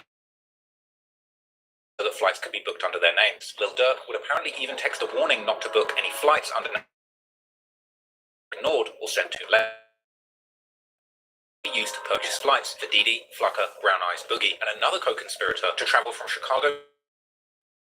OTF Boogie and plans through text messages, including one message from OTF dede to someone on Instagram stating, "On my way to LA." The group traveled by OTF Vonni in Los Angeles. Vonni would then purchase 4 black ski masks in cash and use another OTF credit card to rent a hotel room. At this meeting, the team with firearms, including fully automatic weapons, and secured 2 cars for their use, a white BMW sedan license plate. The vehicles were then used throughout Los Angeles, including to a hotel in downtown Los Angeles where he was staying, and the next day, on August the 19th, 2020, escalade to several locations. Flower Street and a clothing store on Melrose Avenue. They would track the Escalade to a gas station on where OTF booked to an alley behind the station and parked up. Lil Pav and Quando were sitting in the back of a parked tinted Escalade getting some gas. Boulevard. As the car was filling up with fuel, just mere seconds later, a flurry of shots would ring out, targeting any and everyone around that enforcement recovery scene. It all started at this mobile gas station at 5:30 Friday evening. This has heard multiple gunshots. 3 people and 1 car shot at this black Cadillac Escalade. It's unclear if those inside shot. Deputies found it peppered with bullet holes and a shattered window. 1 man inside, a member of Ron, shot, was taken to the hospital where he died. The shooting itself took place just before 5:30 p.m. at Los Angeles tourist destination. Got out of a white car in dark clothing, with a later indictment identifying Flucker, Brown Eyes, and an unnamed shooter opening fire on Quando's car including fully automatic weapons. He hit Lil Pab, who was standing next to Quando's car pumping gas at this point. The attack was described as a professional patient, and after the shoot by Boogie. After being shot at, Quando's entourage jumped back in the car and attempted to flee, driving a short distance before pulling over to seek medical for Lil Pab. Unfortunately, he succumbed to his injuries and passed away, but to make matters worse, the dramatic scene was captured by bystanders of Quando and screaming no as Pab was taken from the vehicle, with this tragic scene being broadcast on ultimately went viral. While Quando was screaming over Pab's dead body, the shooters were celebrating and negotiating since they did Quando, the intended target. Later that day, the group, including Vonni, Dede, Flucker, Brown Eyes, Boogie, In-N-Out restaurant, and the payments for the shooters. Once again, using an OTF credit card, flights were booked for the group to return to Chicago, and after this, other OTF members would post on social media indicating the group's responsibility for the murder, including one post revealing that Pab died of a headshot seemingly before the news. Vonni tagging Quando, and following the murder of Lil Pab, Quando Rondo announced that he was dropping his affiliation with the Rolling 60s Crips, signaling his intention to step away from gang life. He declared on social media that he was laying a Crip flag his family and loved ones rather than gangbanging. However, the move was met with backlash from other Crip members, some of whom criticized his departure. Quando emphasizing that he no longer wanted to be involved in the gang conflicts that had claimed the life of his close friend Lil Pab. But while Quando was attempting to lie low and remove himself from the gangs and conflicts that had claimed the life of his friend back on Durk's side, having death, even with the murder of who was just there with Quando, it would seem that Durk and his OTF shooters at this point felt completely untouchable. And after enduring years of slide for Von comments, this apparent get back would be too much for Durk not to mock or comment on, despite reckless hit with a paper trail. From here, over the next 2 years, Lil Durk and his OTF affiliates would go on what I can only describe as self-snitching, releasing song after song and full-blown projects, seemingly claiming responsibility for this murder and both exactly what had gone. Murders, Lil Pab's murder would be the subject of many disses, with an OTF group mixtape titled Loyal Bros 2 being released on the 16th of December 2022. But beyond the title, the project incriminating lyrics that not only hint towards Durk's involvement, but track by track paints a vivid picture of exactly how the events unfolded, with Durk and his collaborators making count the crime and openly claiming responsibility for the whole thing. On the opening track titled Set It Off, Durk makes an intro. He recruits killers, recounts conversations with members telling him they don't want to kill people, so Durk instead sets them up with different roles running real estate. Durk makes ambiguous references to his ops getting caught slipping. In the hook, he raps about giving his friends guns and asking them to shoot for him. In verse 2, he drops a bar DM because he was killed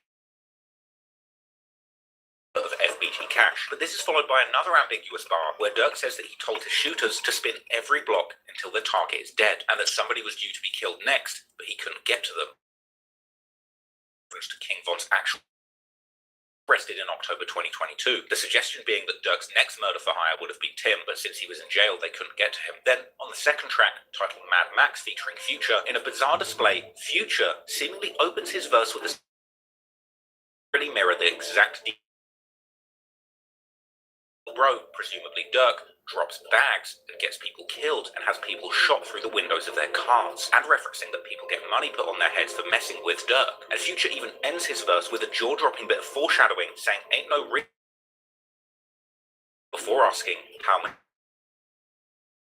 Durk and Future likening their shooters running up on people and killing them to be similar to the movie Mad Max. And then in Durk's verse, he would go on an absolute ramp that he told Young Thug, hinting that he could have been part of that RICO case that Thug caught if the feds were recording what he said. Durk then seemingly references the murder of Quando's cousin Lil Pab, despite him involved in the death of Von. Names being killed, but they still try and kill everyone around their targets. Durk then references the rumours that he was involved in the Pab murder, saying that he doesn't admit to crimes, but the blogs seem to accuse him as soon as people die, and saying that he would never admit to murder, which I think refers to an alternate, suggesting that Lil Pab was actually killed by drug dealers that he ran off on. Of course, when the indictment dropped, it seemed pretty clear that that was cap. Durk would then go on to directly deny blackball, casting doubt on his criminal past. He is the person who chooses if people live or get killed. He later appears to reference 2 details from the murder of Lil Pab, saying the switch is bound to kill their ops, free McAdoo, a 600 member who committed numerous murders, and then saying the chilling, incriminating line, get you. Now, perhaps this could be interpreted as saying that he would fly to collect Mac from jail if he's ever released, but to me, I think it's a different bar, where Durk is just mentioning one of his killers and incriminating himself, admitting just like he did to Lil Pab. This is followed by another donk line where Durk says, "You ain't know we were gonna get you, did you?" On the next track, Hanging with Walls, Durk would make some interesting references to his life in the a rumor that he was wanted for murder, pretty much.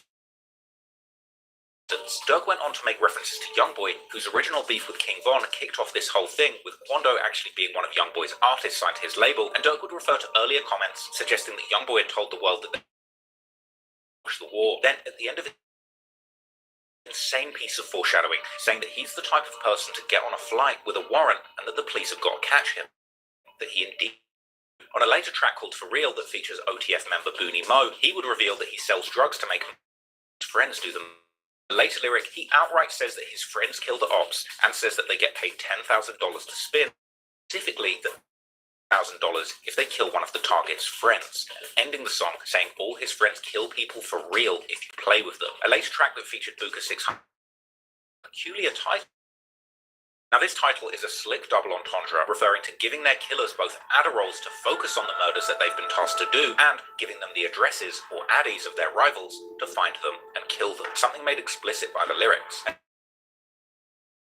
the wall for King Von, then in $50 million liquid and going on to rap an eyebrow-raising bar saying that he smashed somebody's nose and that in his hood he's Pablo, likely a reference to Pablo Escobar. It wouldn't surprise me whose nickname was also Pablo. He then goes on to drop a series of roles to focus on the murders that they've been tasked to do and giving them the addresses or addies of their rivals, something made explicit by the lyrics.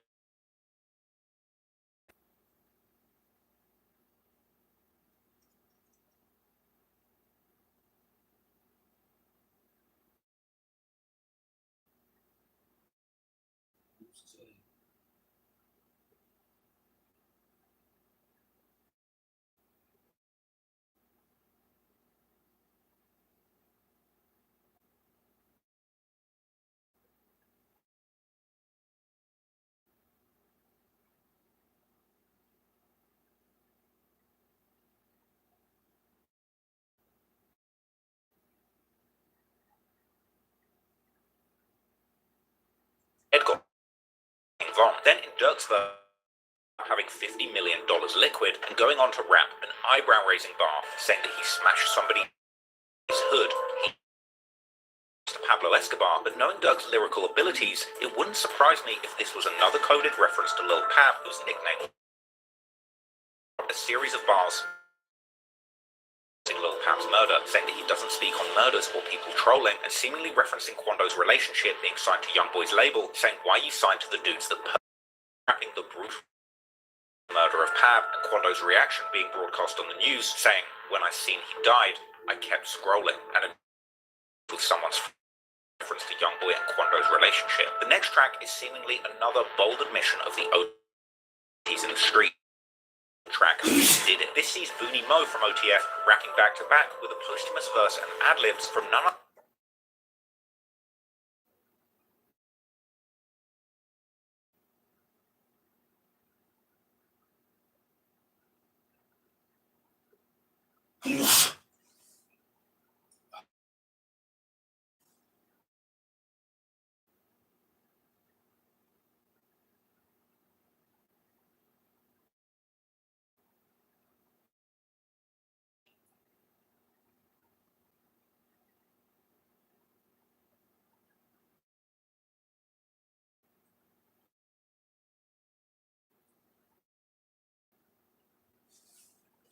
Crime Spree. The song featured a brazen chorus which saw Booney Mo rapping repeatedly, "They know that we did it. What did you guys do, Booney?"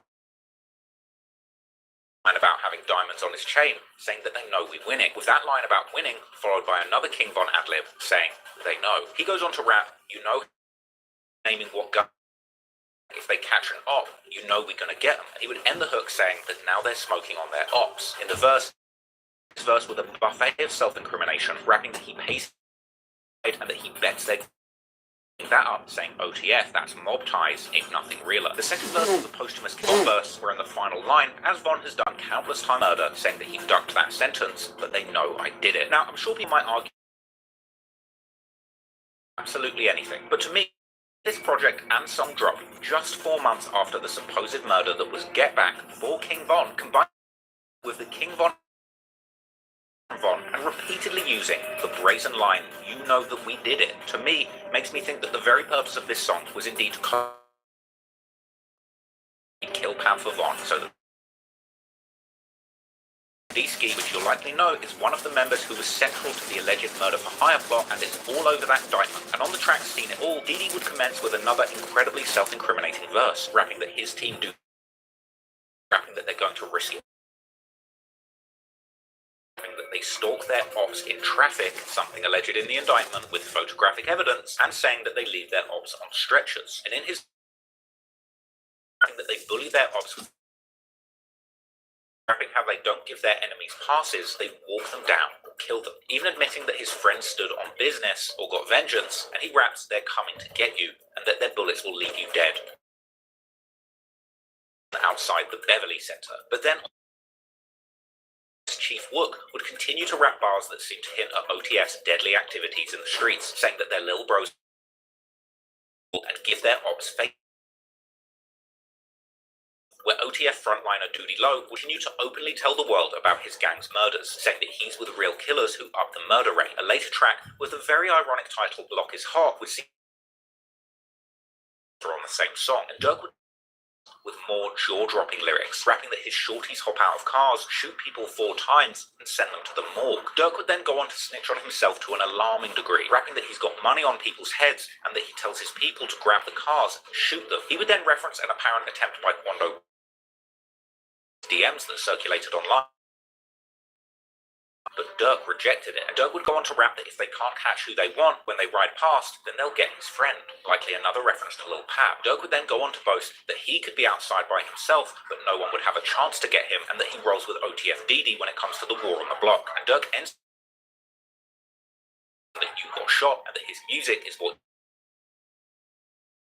jump on the mic and raps lyrics which, quite frankly, are a prosecutor's wet dream, rapping that he's a threat, warning his ops not to get caught lacking, or that he will leave you like the last person he caught. Then going on to rap how did his ops die, and answering that the bullets ate his face and left him dead on arrival. And that his ops can beat the man on him, rapping that his friends face murders and meet the state charges. Unfortunately, with songs like this out, it's incredibly hard to imagine Dede beating the state on these charges. Be titled Thug Life, Wook and Dede lyrics, with a line in the second verse that said, your cousin with you, you claim that he innocent, he's still getting shot, which sounds to me like it could be a direct reference to Lil cousin, although at the time of the Quando's friend. The next track takes the irony to a level, a song titled Federal Freestyle, featuring none other than OTF Jam, OTF's suspected resident informant. Now there's nothing super incriminating in this song, but these lyrics and OTF Jam's backstory is something I'll be breaking down. On the project, Durk drops perhaps the single most incriminating song on the entire project, a track titled Threats to Everybody. Durk opens the song saying that by spending money, he can have new killers who you have never seen before, and that he has his killers shoot so much. OTF Jam and OTF Dede saying that he bought them both the same gun. Then, in another absolutely incredible display of detailed self-snitching, Durk references shootings at gas stations, suggesting that his ops want to avoid stopping to refuel, and later saying that if he finds out his ops are outside, he wants his shooters to would reference King Von, saying that he has killers that will murder in exchange for a recorded rap verse, which could refer to Dede or Durk himself, which ironically matches up with the accusation in the indictment that OTF members were actually encouraged to kill in exchange for say that they killed someone and put them in the indeed get you killed. Now a lot of people will argue that these lyrics don't prove anything, that these could all be generic references to the street life, but I do not buy it. People often argue that rap lyrics shouldn't be used as evidence in court, often citing Bob got murdered on camera and the sheriff's This project was a bold declaration by Lil Durk and the wider OTF to take credit for these heinous and public crimes. This was the first project released since the murder of Lil Pav, the apparent revenge attack for Von's murder. How many times had Durk been baited in comments with people? Well, he used this whole album, the songs and lyrics, to tell the world we did it. To me, Loyal Bros 2 might well go down as one of the most incriminating rap projects in music history, and it really just goes to show you just how inexplicable some of these gangster rappers can music. I'm genuinely baffled as to why the people involved in this alleged crime, specifically Lil Durk and OTF Dede, would be so reckless as to release a project with such specific details about these crimes that they allege it. Lines about paying for hit, flying shooters out, scrolling past the news about your murdered enemies being on the news, and quite literally saying we did it is mind-boggling. But this wasn't the end. In fact, it was only the beginning. As time went on, Durk and the OTF crew would continue to self-incriminate and openly rap chilling details. As I said at the start, this is the insane depths of the self-incrimination that Durk and his OTF crew did. After Loyal Bros 2, perhaps the single most self-incriminating lyric would come in the form of a feature that Durk dropped on the song Wonderful Wayne and Jackie Boy off of Babyface Ray's album M.O.B. that dropped on December 2nd, 2022. And in his feature, got location, go, go. Go look on the news and see your son screaming no, no. Screaming no is obviously a direct and incredibly incriminating diss towards Quando Rondo, as it directly refers to that famous clip of him out with his cousin that had just been was capped off with one final lyric referencing the fact that an innocent Pab was the one killed, with Durk saying, and all them people hanging with him, if you know, you know. This was a bold message and didn't go unnoticed by prosecutors who would eventually include these specific lyrics in the indictment against Durk. It's been recorded already in January 2020. But at least for the moment, this evidence seems pretty questionable at best, based on just a screenshot of a random file. In my personal opinion, I think this could well be a complete lie, using metadata from before the crime to make it seem as if these lyrics were a coincidence. The fact is, these lyrics were released after circumstances of it, with chilling. The day that the song's file was created doesn't cancel the fact that Durk chose to release this song quite literally months after the murder, describing it perfectly. Durk's apparent role as the orchestrator, open secret rapper, podcaster, and friend of Durk's, Brick Baby, would confirm that Durk had slid for Von during a no-jumper interview. Now it's like, oh, slide. Oh yeah, slide for Von. Nobody. Yeah. They say you can't say that no more. Why? Oh yeah, because of. You can't say that no more. Little Bob. Oh, what's that? But I'm just saying, they just say you can't say that no more.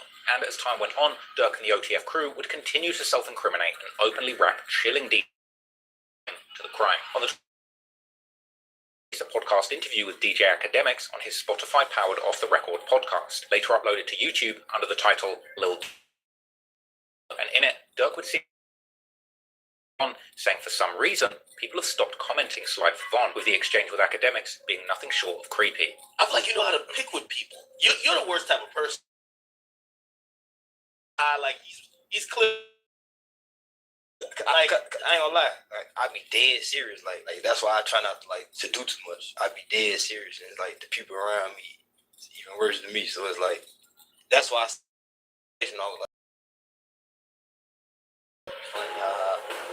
if I want that type of guy, it would have been like, it would have went to, like, you know what I'm saying? All right, it's like I don't. The man. Huh? Pull up on. Oh yeah, you get triggered by the beat slide. the out this little man. You get triggered by the Slide for Von comment. So they be like, Von, I think they trolling me. Yeah, that song's fire. I ain't gonna lie. For some reason, I just don't see the comments on for some odd reason. I don't know. Might be the war. They kind of chill. I wonder why. We different in Iraq. I feel like speaking of parables, I'm trying to like the code. Y'all didn't do nothing. I'm saying that's like me just claiming something I want to. I feel like you troll right there. You gotta beat up too bad. You gotta do that to it. So you're not condoning more violence continuing. For what? Everybody don't matter. I feel like I can't can't tell if you have a good poker face. All right, man. Elsewhere in Rondo and all the real gangsters were hurt by the fact that, in his words, King Von was killed by a nerd. Von put the Floyd Mayweather. Never happened. When a real gangster, you know what I mean? When a real gangster get took out by like a nerd type. This anticipation of Durk's 8th Almost Healed released on the 26th of May 2023. Debuting at number 3 on the Billboard charts, this project eye-catching blood with a bandage covering his face, this seemingly being a reference to his mindset at the time, declaring that he had almost healed from the many traumas he'd suffered. For a darker interpretation,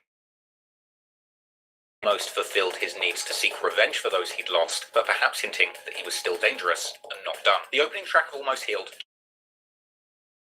for the album, it featured a skit with the lead of Lil Durk, which immediately emphasized the themes of vulnerability and self-reflection that ran throughout the project. Alicia Keys addressed directly mentioning the and his brother D-Thang in June 2021. Keys would ask how Durk feels about the rap beef, being a warrior, a leader in the rap industry, and a voice in the community.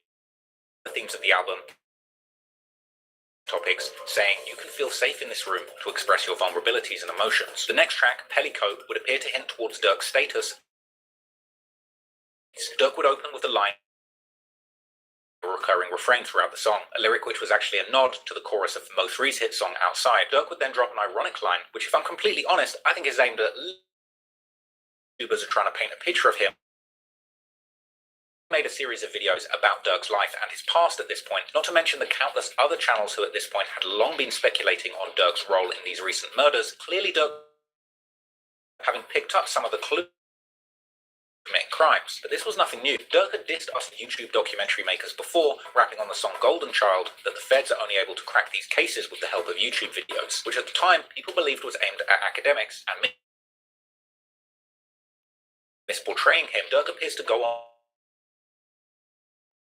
is no longer here, simultaneously saying he doesn't tell on himself, but then alluding to having gotten rid of people. Later in the track, he would also touch on snitching's prevalence in the streets, mentioning that even killers with numerous bodies to their names can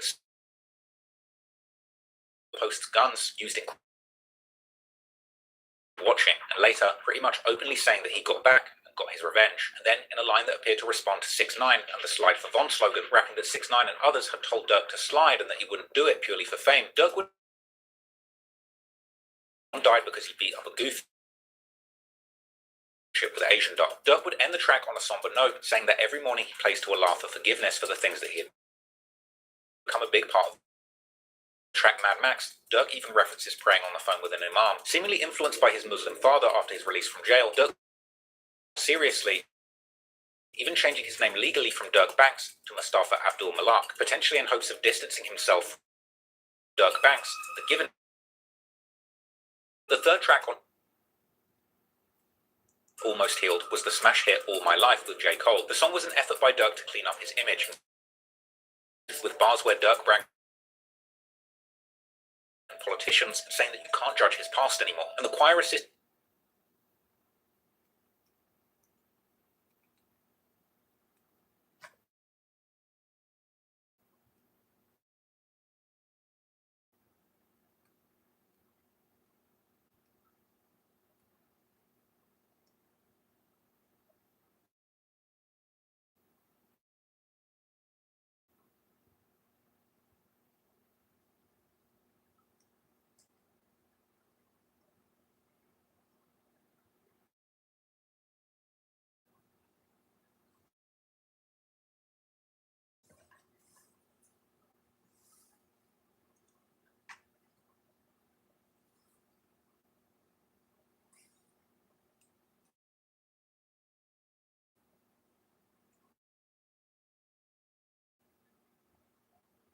cook Durk. Like, they're trying to give him a situation where, at best, a life in prison sentence. They're kind of showing him, because you're probably going to have to beat us on multiple situations. Now, let me give you really the background about this. I've spoken to many journalists. No, this is why y'all come to me, right? Durk and Keith because of what they started with the drill movement, you have to realize, just they realize what spurs. I know people like to think the police don't have internet, but they're not. They wanted to get both guys early. 15. If anybody, we've seen a lot of people go down D Road. We've seen Rondo number 9.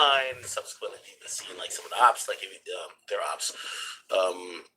Lil J and there's a lot of people who've gotten incarcerated. Always wanted to get Durk. Problem is, Durk and Keith never pulled the trigger in the cases they're investigating. Not saying they never pulled a trigger in their life, because I do think their real last names. But I don't know what happened with Keith. Keith, that this was just not a good situation. Obviously, his own gang turned on him, so he went to California.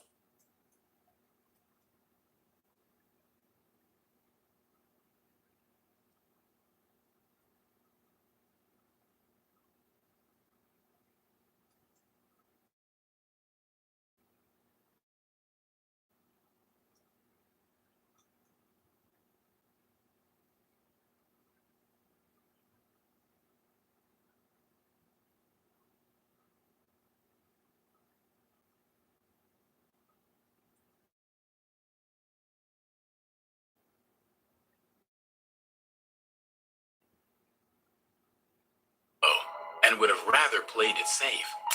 But D-Thang didn't seem to care. In the weeks and months... So,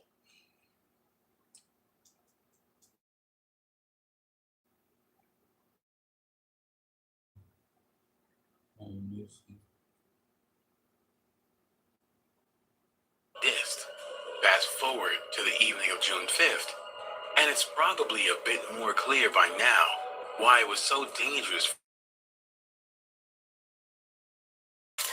Around midnight that evening, Muhammad, with the Harvey City Police Department, noticed that one of the patrons at Club O had a gun, and after confronting him, Chicago. If I'm in Chicago, I'm not going to kid at school without a gun.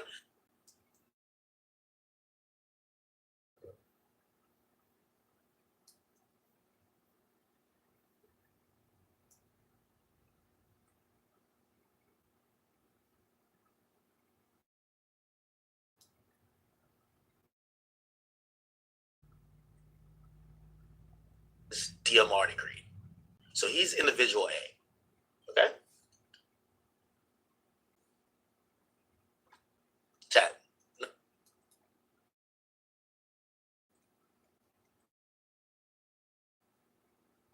AR 556. Let's look how that looks. Ruger AR 5. No need to have coverage when you're going to yell out the person's name. That's also wearing the same shit. Let's wear a face mask, but just talk to each other. Yo, Mike! Right now! Yo, Mike! We got a mask on! What you talking about? We sliding! According to the records and information provided by a CP Baron, whatever was recovered. Gun. Okay. Cooked. They found a gun. They got you there. They see you get out there. They know the shell casings of that gun and the caliber in the autopsy. Like, you're pretty much cooked. You want...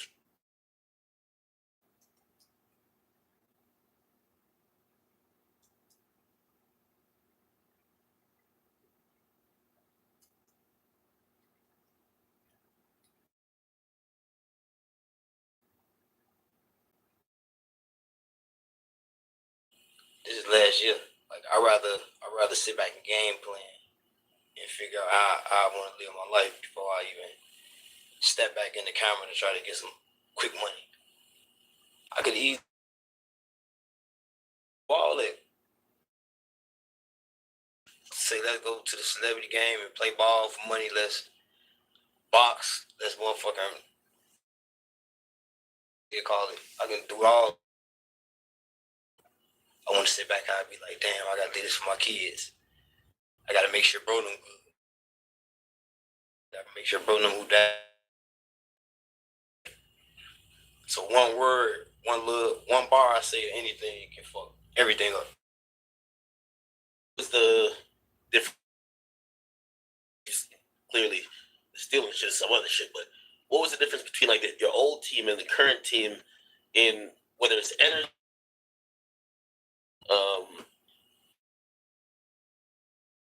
did for you in terms of allowing you to make better decisions?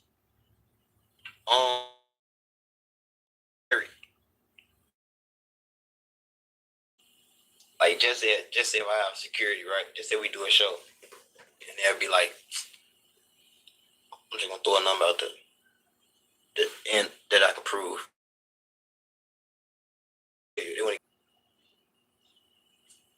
I'm asking for real, I'm a pocket watcher. I got real proof. Like everything I see in the interview, I say is like shit. Proof can show you after, can show you when you actually live, whatever. But so in my mind though, at the time, I'm thinking like, okay, bet take 500 home. Damn, I gotta pay the security. I gotta pay drivers. I gotta pay all my kids' mamas. I gotta pay this. I gotta do this a month. When I'm walking away, they just handed me the cash, put it in my bag and shit. Yeah, you go to the back end. I bet. So the whole time, if you getting 500 show and a motherfucker take 1,000, you're not gonna $500. Yeah. I paid security. I paid him. I paid her. I paid this. I paid that. You good? All right, your room key. All right. Like, through this whole time, I was just like blind. So you probably had a big team too, right? I told you you were gonna pull up here with like 50. What? That you would move heavy, especially like man.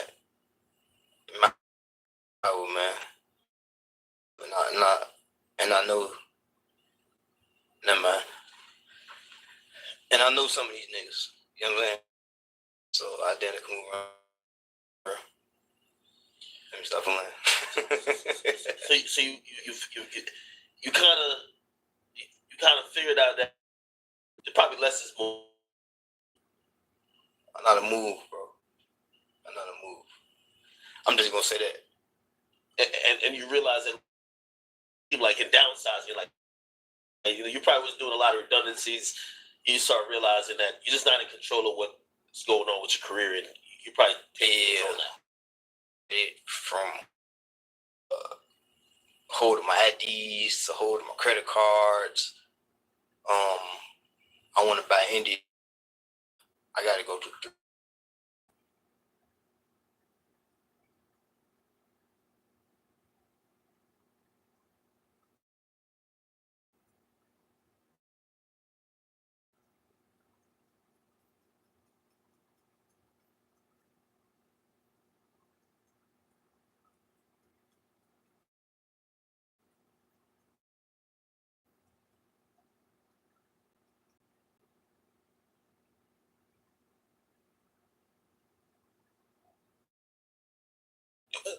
What mention his name on the song with Drake? Was that deliberate? And did you say I never said his name? Well, I know, but when you had that, because that ball infamous, would never talk about it again. I'm talking about RS. I never implicate myself to nobody. This guy, yo, Durk think he play mind games. I play mind games too. No, I'm saying I never said no name. All right. So if I make a rap and say you play that little boy in the club because we don't listen to rats. If you all right, let me play the mind games with you too. So if we're in the club right now and the DJ Somebody play Gunner. Would you let him play Gunner? They ain't got nothing to do with me. That's DJ. That's the DJ in the club. Yeah. No. Why'd you don't follow him? Y'all had a hit song. Y'all had a hit song of fire. You're following back right now? Follow him back.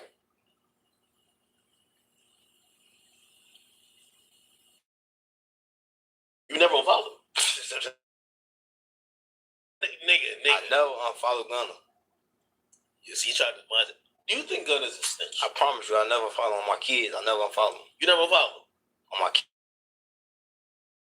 Okay. I don't know if it was. You got a whole song dissing him. You say, "What I happened to never Virgil?" You probably unfollowed gonna him tell. either. Who? That I can, you know. Gunner. Who? And you sitting up here and telling me. Do you consider? I'm asking you. This was a courtroom. Yeah, I can't tell you who you're talking about. So now, so that's assumptions. Okay. Okay, cool. So let me ask you directly. So now you putting your story together. Do you believe that Gunner told that? Man, I don't sit up and play games, man. That man told. You should have went in there and kept your mouth closed. Oh, okay, then. I reverse it. I'm like, hell no. Here's you. I'm like, yo, how did? Huh? I'm like, I don't know if Gunner like. Hell no. I never like unfollow. I don't know. I never like. Why I didn't? I don't know. I just don't take that shit, Instagram, and all that shit, type of shit serious. But if you a rat, and if you rewind this clip a little bit, I told you, if you're a rat, I fucking hate you. Cause I love Thug. Did you ever think though? I mean, there's politics to it a little bit though, right? Like you have a hit song with him. Like I ain't gonna lie, if I have a hit song with a guy, if I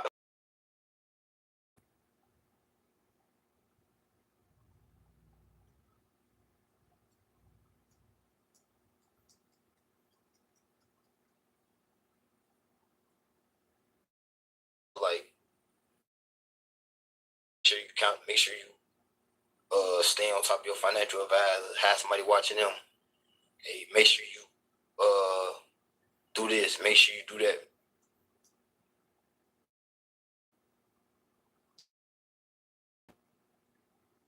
I mean, what about if the mayor says, "Hey, listen," and I think usually when it comes to politicians and it comes to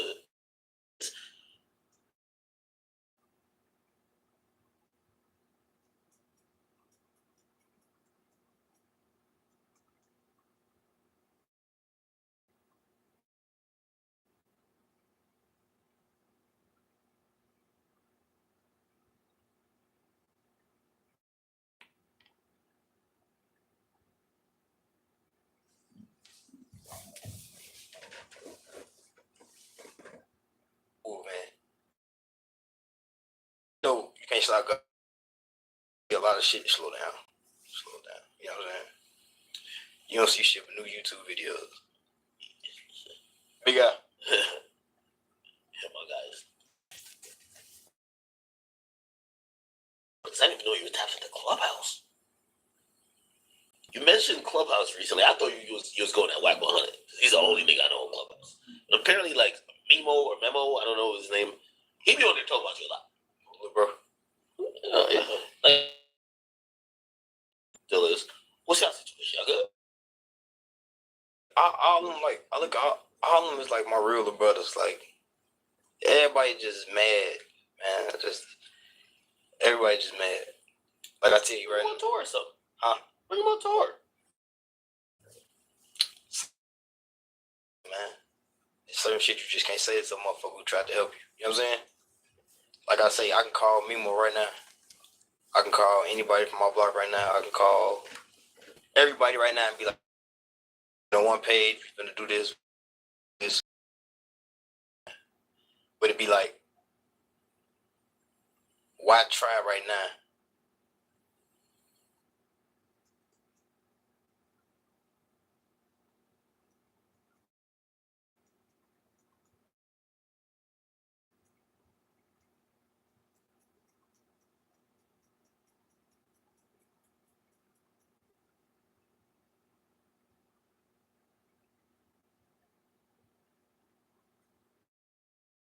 shit. Chief.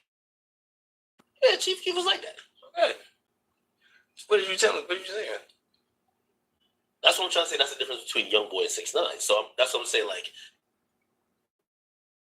when he came, he came in the game off charges of doing a drive-by. He was a kid who, no matter what, he was out there doing. Chief Keef shot the dumb shit. Chief Keef shot the police. Yeah, Chief Keef was like that. Okay. What did you tell him? What did you say? I'm out. I'm finna be outside every day this summer.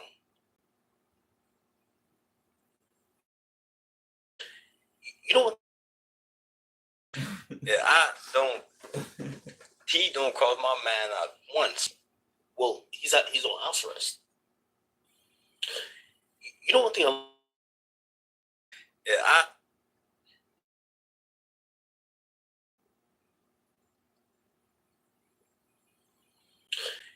You know one thing I learned in this whole I don't.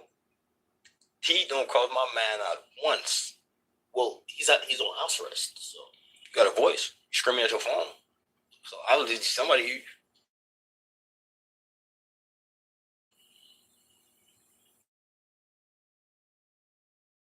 Why did George go to New Orleans? You're not trolling him, right? You just always money. I feel like you about the money, but I feel like you're a troll too, man. Like you're a gangster troll. No, I'm you know what I mean? I feel like you know like 6ix9ine. He's like like he's. I ain't gonna lie. Like I be dead serious. Like I be dead serious. Like that's why I try not to like to do too much. Like I be dead serious to me. So it's like I'll be the one to be like, man, I'm gonna take a picture so the boy it'd be funny. If I want that type of guy, it would have been like, then they would have whooped his ass. Like, you know what I'm saying? All right, it's like I don't take that man serious. The man did not do nothing wrong.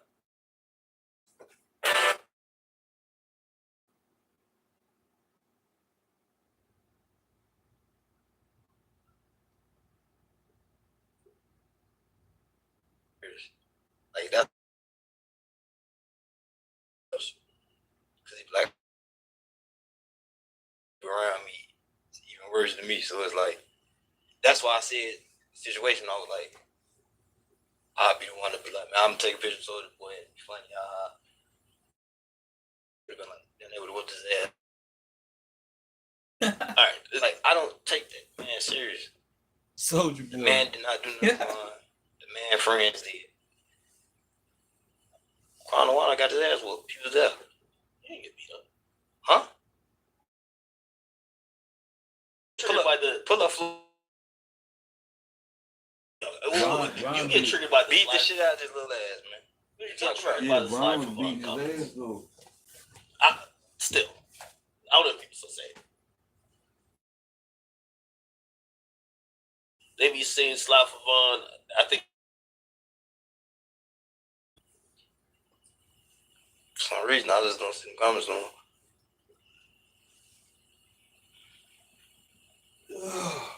For some odd reason. I don't know. Might be the water.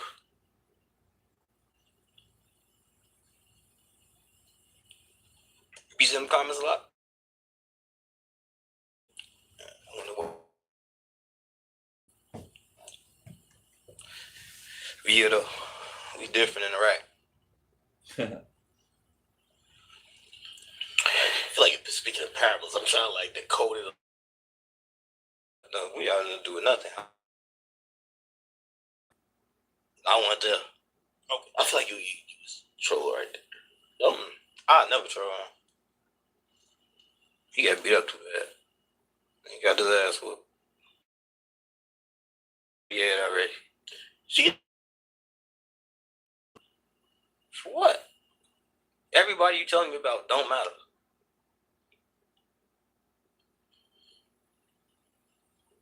Yeah, like I feel like I can't tell if you have a good poker face. All right, man.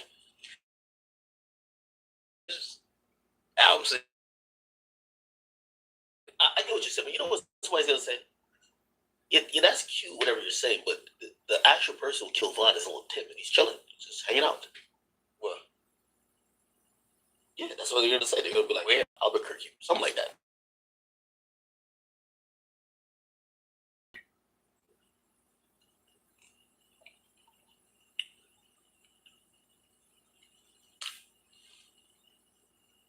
I ain't even say nothing.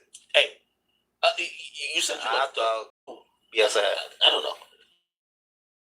Hey, city. Yes. All right. Outside is outside like this. Like, damn, pull up.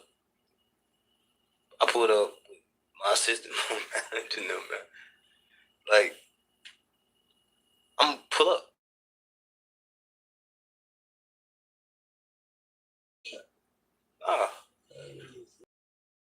Outside.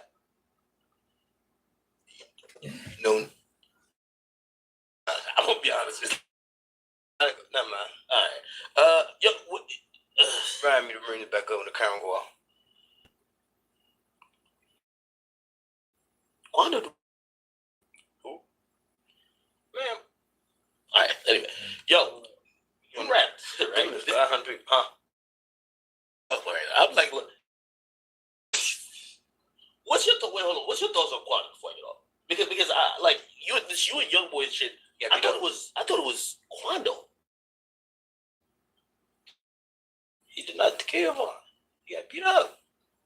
Do you hold that animosity against him that Vaughn died? Oh, and I said something about him since he bad. Yeah. But you name everybody who who have nothing to do. All right. But what are your thoughts about the little Tim fella? About the Tim? Yeah. Is that motherfucking that homeless person who's in that camp? That shit went viral. It did. Hey, yo, you rapped on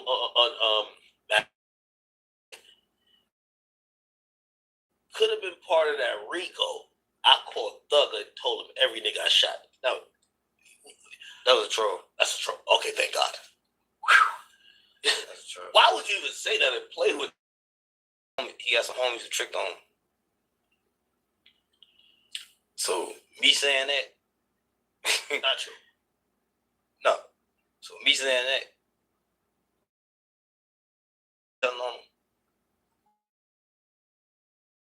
No, I'm not looking at you. No, the only reason. Not you. No, I'm talking period.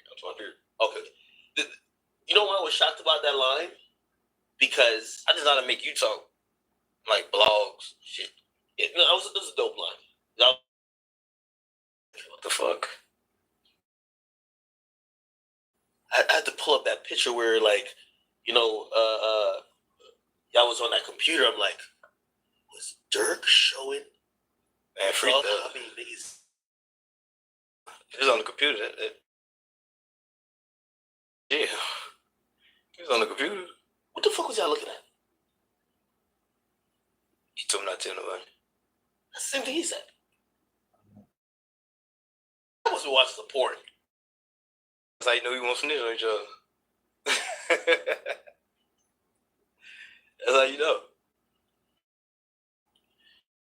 Said he had a snitch detector. I just think it's just like that. Like you can tell you. That's what I told you back in the beginning of the video. I mean, beginning of the interview when I said I could talk to you 3 minutes until. No, just probably think you I did say something. Then I said it. No, you said it. You said it, but like, you know, huh? That applies to people you know. Hey, everybody, yeah. It's certain shit I won't do in front of people. Well, it's certain shit that people. But we've seen like snitch. Huh? We've seen actual killer snitches. Like, don't do nothing in front of me. I tell everybody.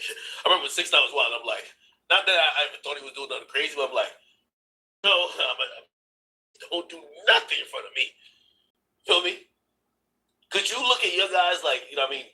Was it be like, alright. What you mean? Like just whoever it is. Like, trying to buy the property up in the neighborhood, man. We ain't.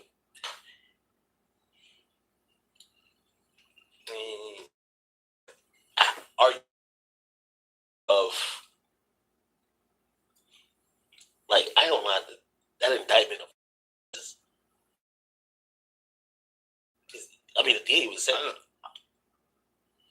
I don't want to talk about cocky like my nigga, like I don't fear nothing. Jail, death. Like, you know what I'm saying?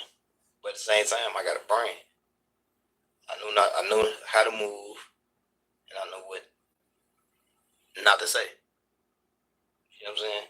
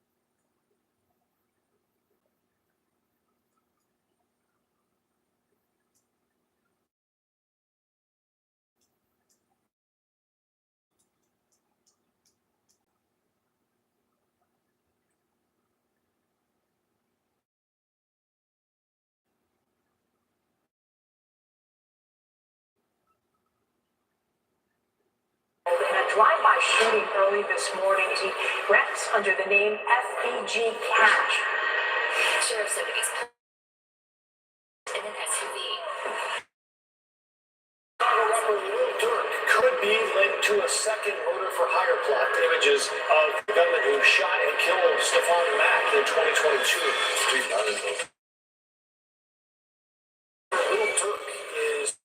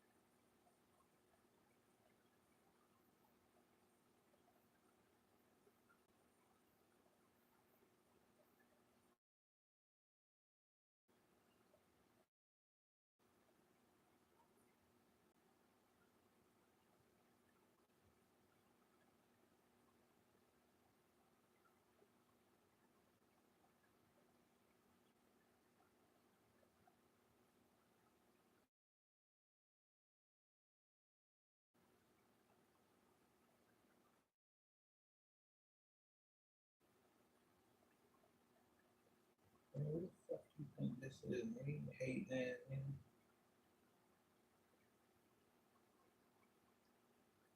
Hey, bitch ass nigga.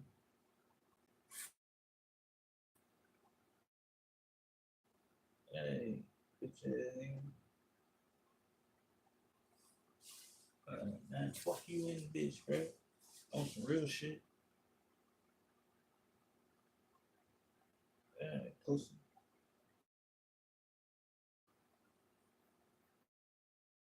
Nigga. Call me not like her, bitch.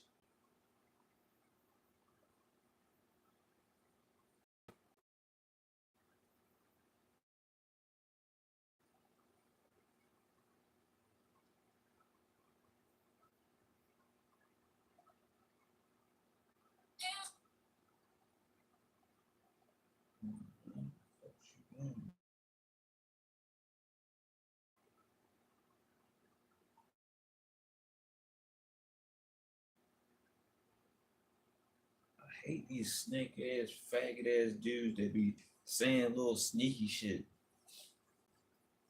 You know what I'm saying? See, bro. Yeah, I hate when they, you know what I'm saying, do little sneaky diss. Like, you know what I'm saying? Just to get some, you know what I'm saying, get on the side of a female trying to say this shit.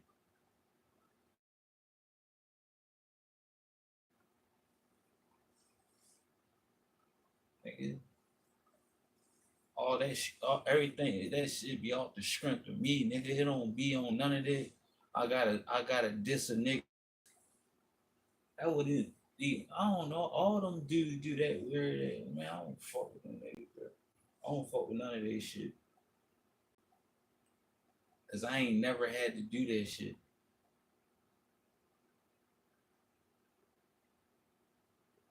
Period. I ain't a nigga to get some motherfucker. You know what I'm saying? I ain't never try to sneak diss a nigga or say little slick shit just to get, you know, people know who it's about, all they shit. You know what I mean? Yeah. Ain't gonna be no sneak ass shit.